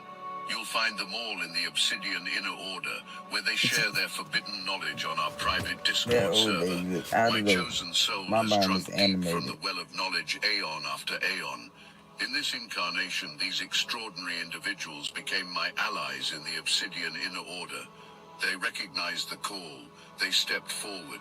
They connected with others who understand their unique gifts and burdens. What is stopping you from manifesting the same? Okay, so I'm gonna read this one right here. It's from Phyllis Clampsner, a veterinarian. So sometimes G look out for those who need him. So this is from a science tech and universe. Okay, so I was in line at a fast food restaurant and noticed the line wasn't moving at all. There was people working in the back, so I started paying attention to what was really going on. I saw the cashier talking to a young couple in front of me. The girl ordered her food, and the cashier smiled very quietly, said, "I'm deaf. Can you please talk slower?" The girl smiled back and said, "Oh, of course." And she slowed down the order. But the cashier still couldn't quite catch it. So he smiled again, got a pen and paper, and asked them to write it down. Without hesitation, the couple did it, but with no impatience at all, just kindness. I kept watching to see how others would react to him, wondering if anyone would get frustrated about waiting longer. To my surprise, every person was kind and patient. They all wrote down their orders, smiled at him, and didn't complain. I'm sharing this story for two reasons. First, because this young man who is deaf has a job. Even though he faces challenges, he works as much as he can with a smile. That's truly inspiring. I also have to give credit to the restaurant for giving him this opportunity. Second, in a world where we often see people being unkind to others, it was so refreshing to see so many small acts of kindness. People forget their own problems, even their hunger, and show compassion. This was a powerful reminder that life isn't just about us, it's about others too. I never forget that moment ever. Okay. Entities that brought them here weren't accidents. Neither is your discovery of this message. He's deaf. When souls of this caliber gather, the Archons take notice. They fear our collective power. They know what happens when the truly awakened find each other. Join our weekly calls. Hear their stories firsthand. Share your own journey with those who won't dismiss or doubt you. The knowledge exchanged in our private channels cannot be found anywhere else on this plane. Click the link in the description below now. The extraordinary souls await your arrival. The question isn't whether you belong among them.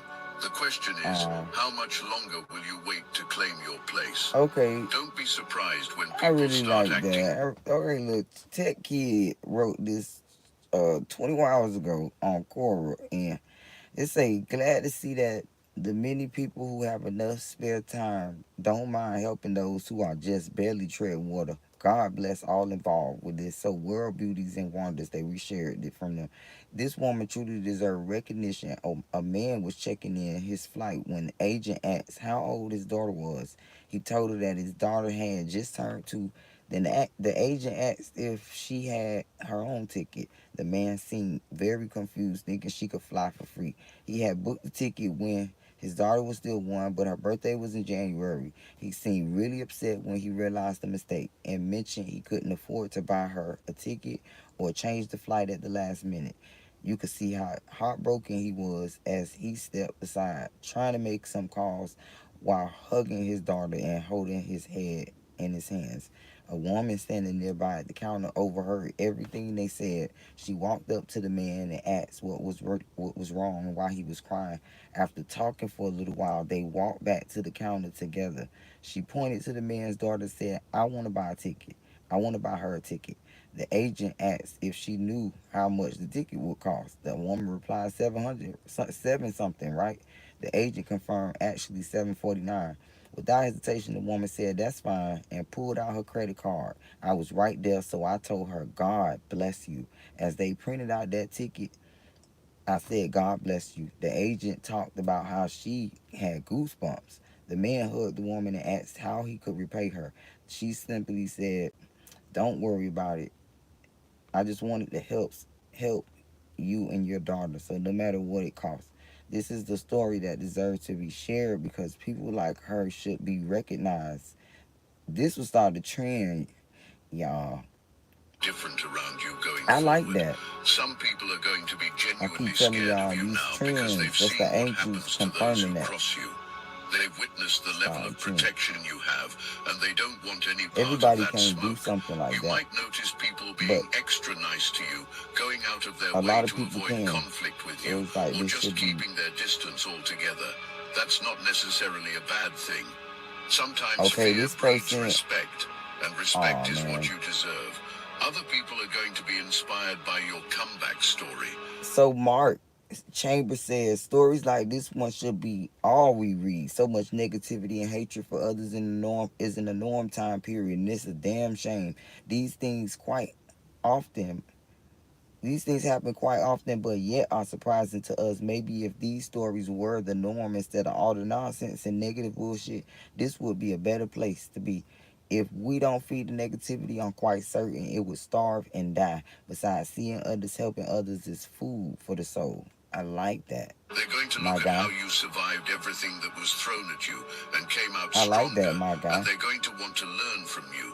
You're about to become living Inspiring. proof that you can overcome coordinated attacks, workplace sabotage, financial warfare, Aw. and personal betrayal. You're going to be evidence that divine protection is real and that some people really are untouchable when they're walking in their purpose. This is your comeback season, chosen one. Your enemies are falling like dominoes while you're rising like the star you were always meant to be.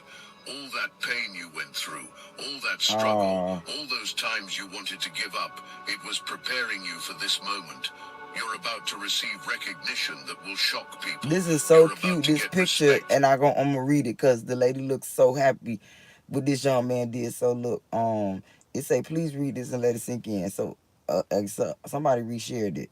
So it say update. While at Circle K paying for gas, my buddy Boogie noticed an elderly lady. Now this is a BLK guy and a Caucasian lady. So update. While at the Circle K paying for gas, my buddy Boogie noticed an elderly woman struck. I only said it because it was at the end. It said racism only has power when we allow it. So disclaimer. So I'm gonna go back.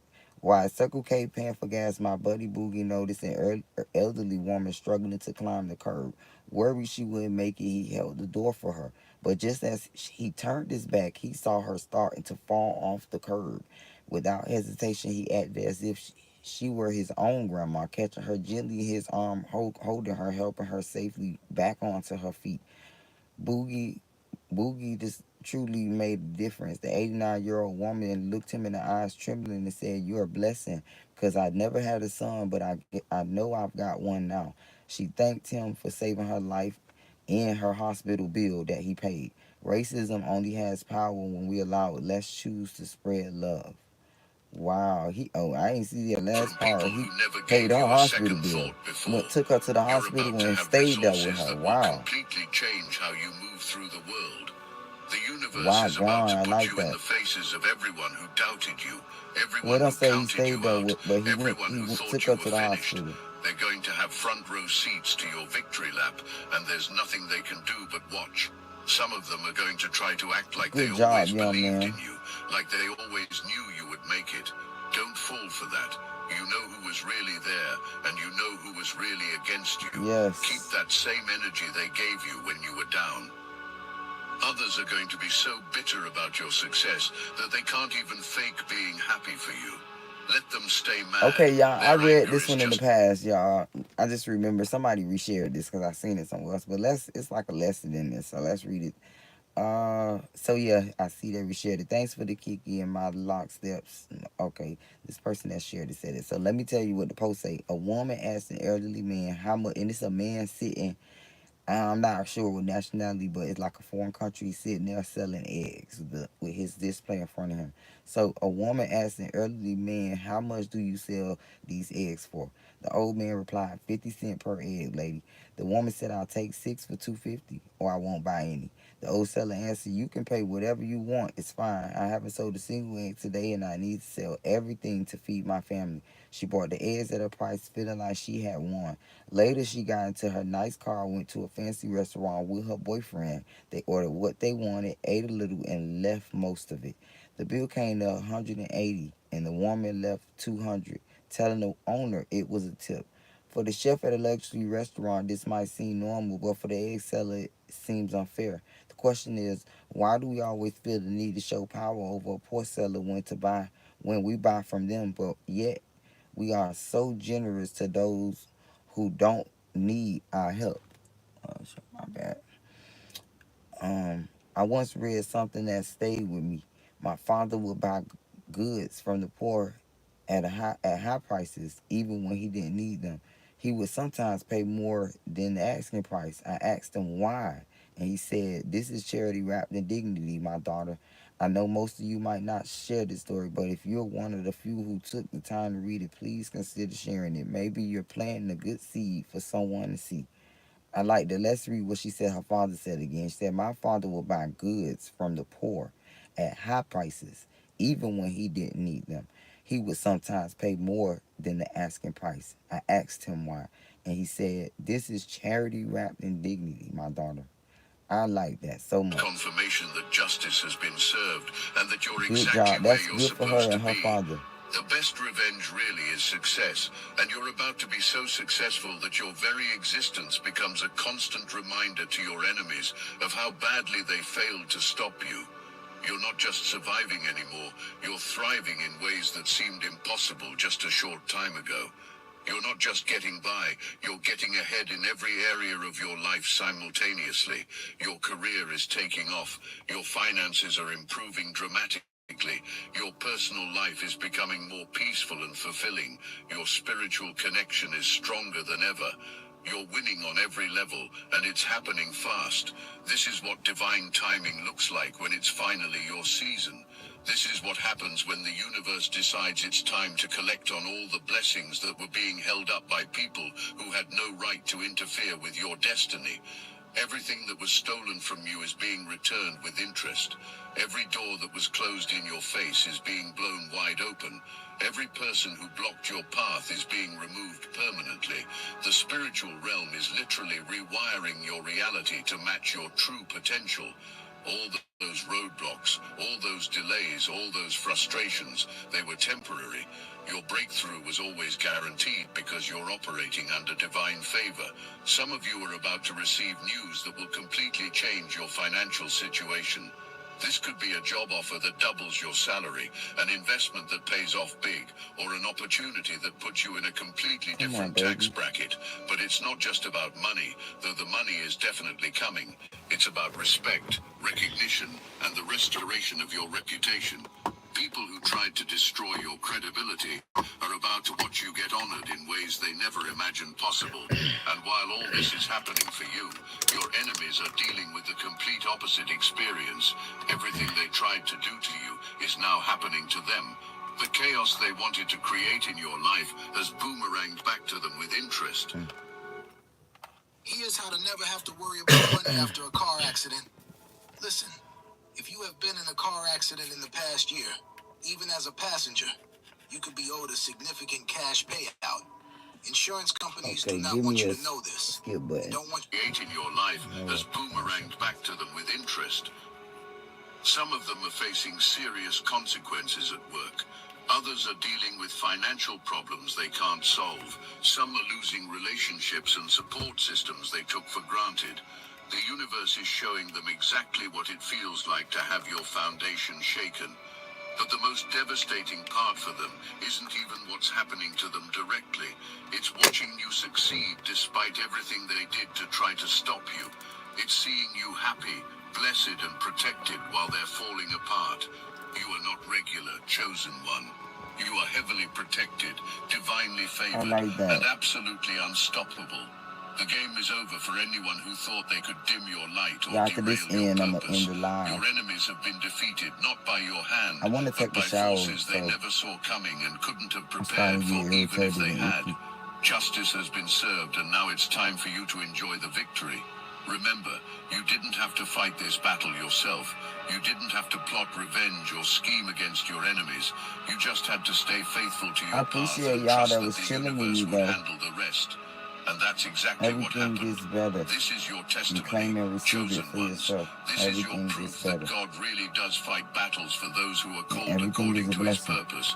This is your evidence that no weapon formed against you can prosper when you're walking in divine alignment. So celebrate your wins, enjoy your blessings, live your best life without guilt or fear. You've earned every good thing that's coming to you, and you deserve to experience joy after all the pain you've endured. Your story is far from over. In fact, this is just the beginning of what God has in store for you. Your enemies thought they were writing your ending, but they were actually just setting up your greatest comeback. The universe has spoken, and the message is clear. You are protected, you are blessed, and you are destined for greatness. Game over for anyone who thought otherwise. I just want to be the best that I could be, me. They don't want to see me be, I'm down on my knees. Please don't. Chosen one. Nobody expected the complete meltdown that was about to unfold when envious individuals decided to target you. Appreciate y'all going in the house packing up my bag. Believed they could manipulate your story and assumed your authentic nature was weakness they could exploit. The universe was about to teach them exactly why chosen ones are untouchable. While recruitment happened around you, others got brought in who completely failed in their research about your true nature. People who were supposed to protect you got flipped to fight against you instead. Some of these accomplices were genuinely naive, innocent people who got manipulated into joining a cause without understanding the bigger picture. An entire spy network got created, with seeds of doubt being planted in your social circles, while intelligence that supposedly would destroy you got gathered. Every personal detail you shared in confidence became ammunition in an arsenal. Systematic strategizing about how to destroy your reputation happened. Alright, my loves, let me end this one first. Thank y'all for chilling with me. Check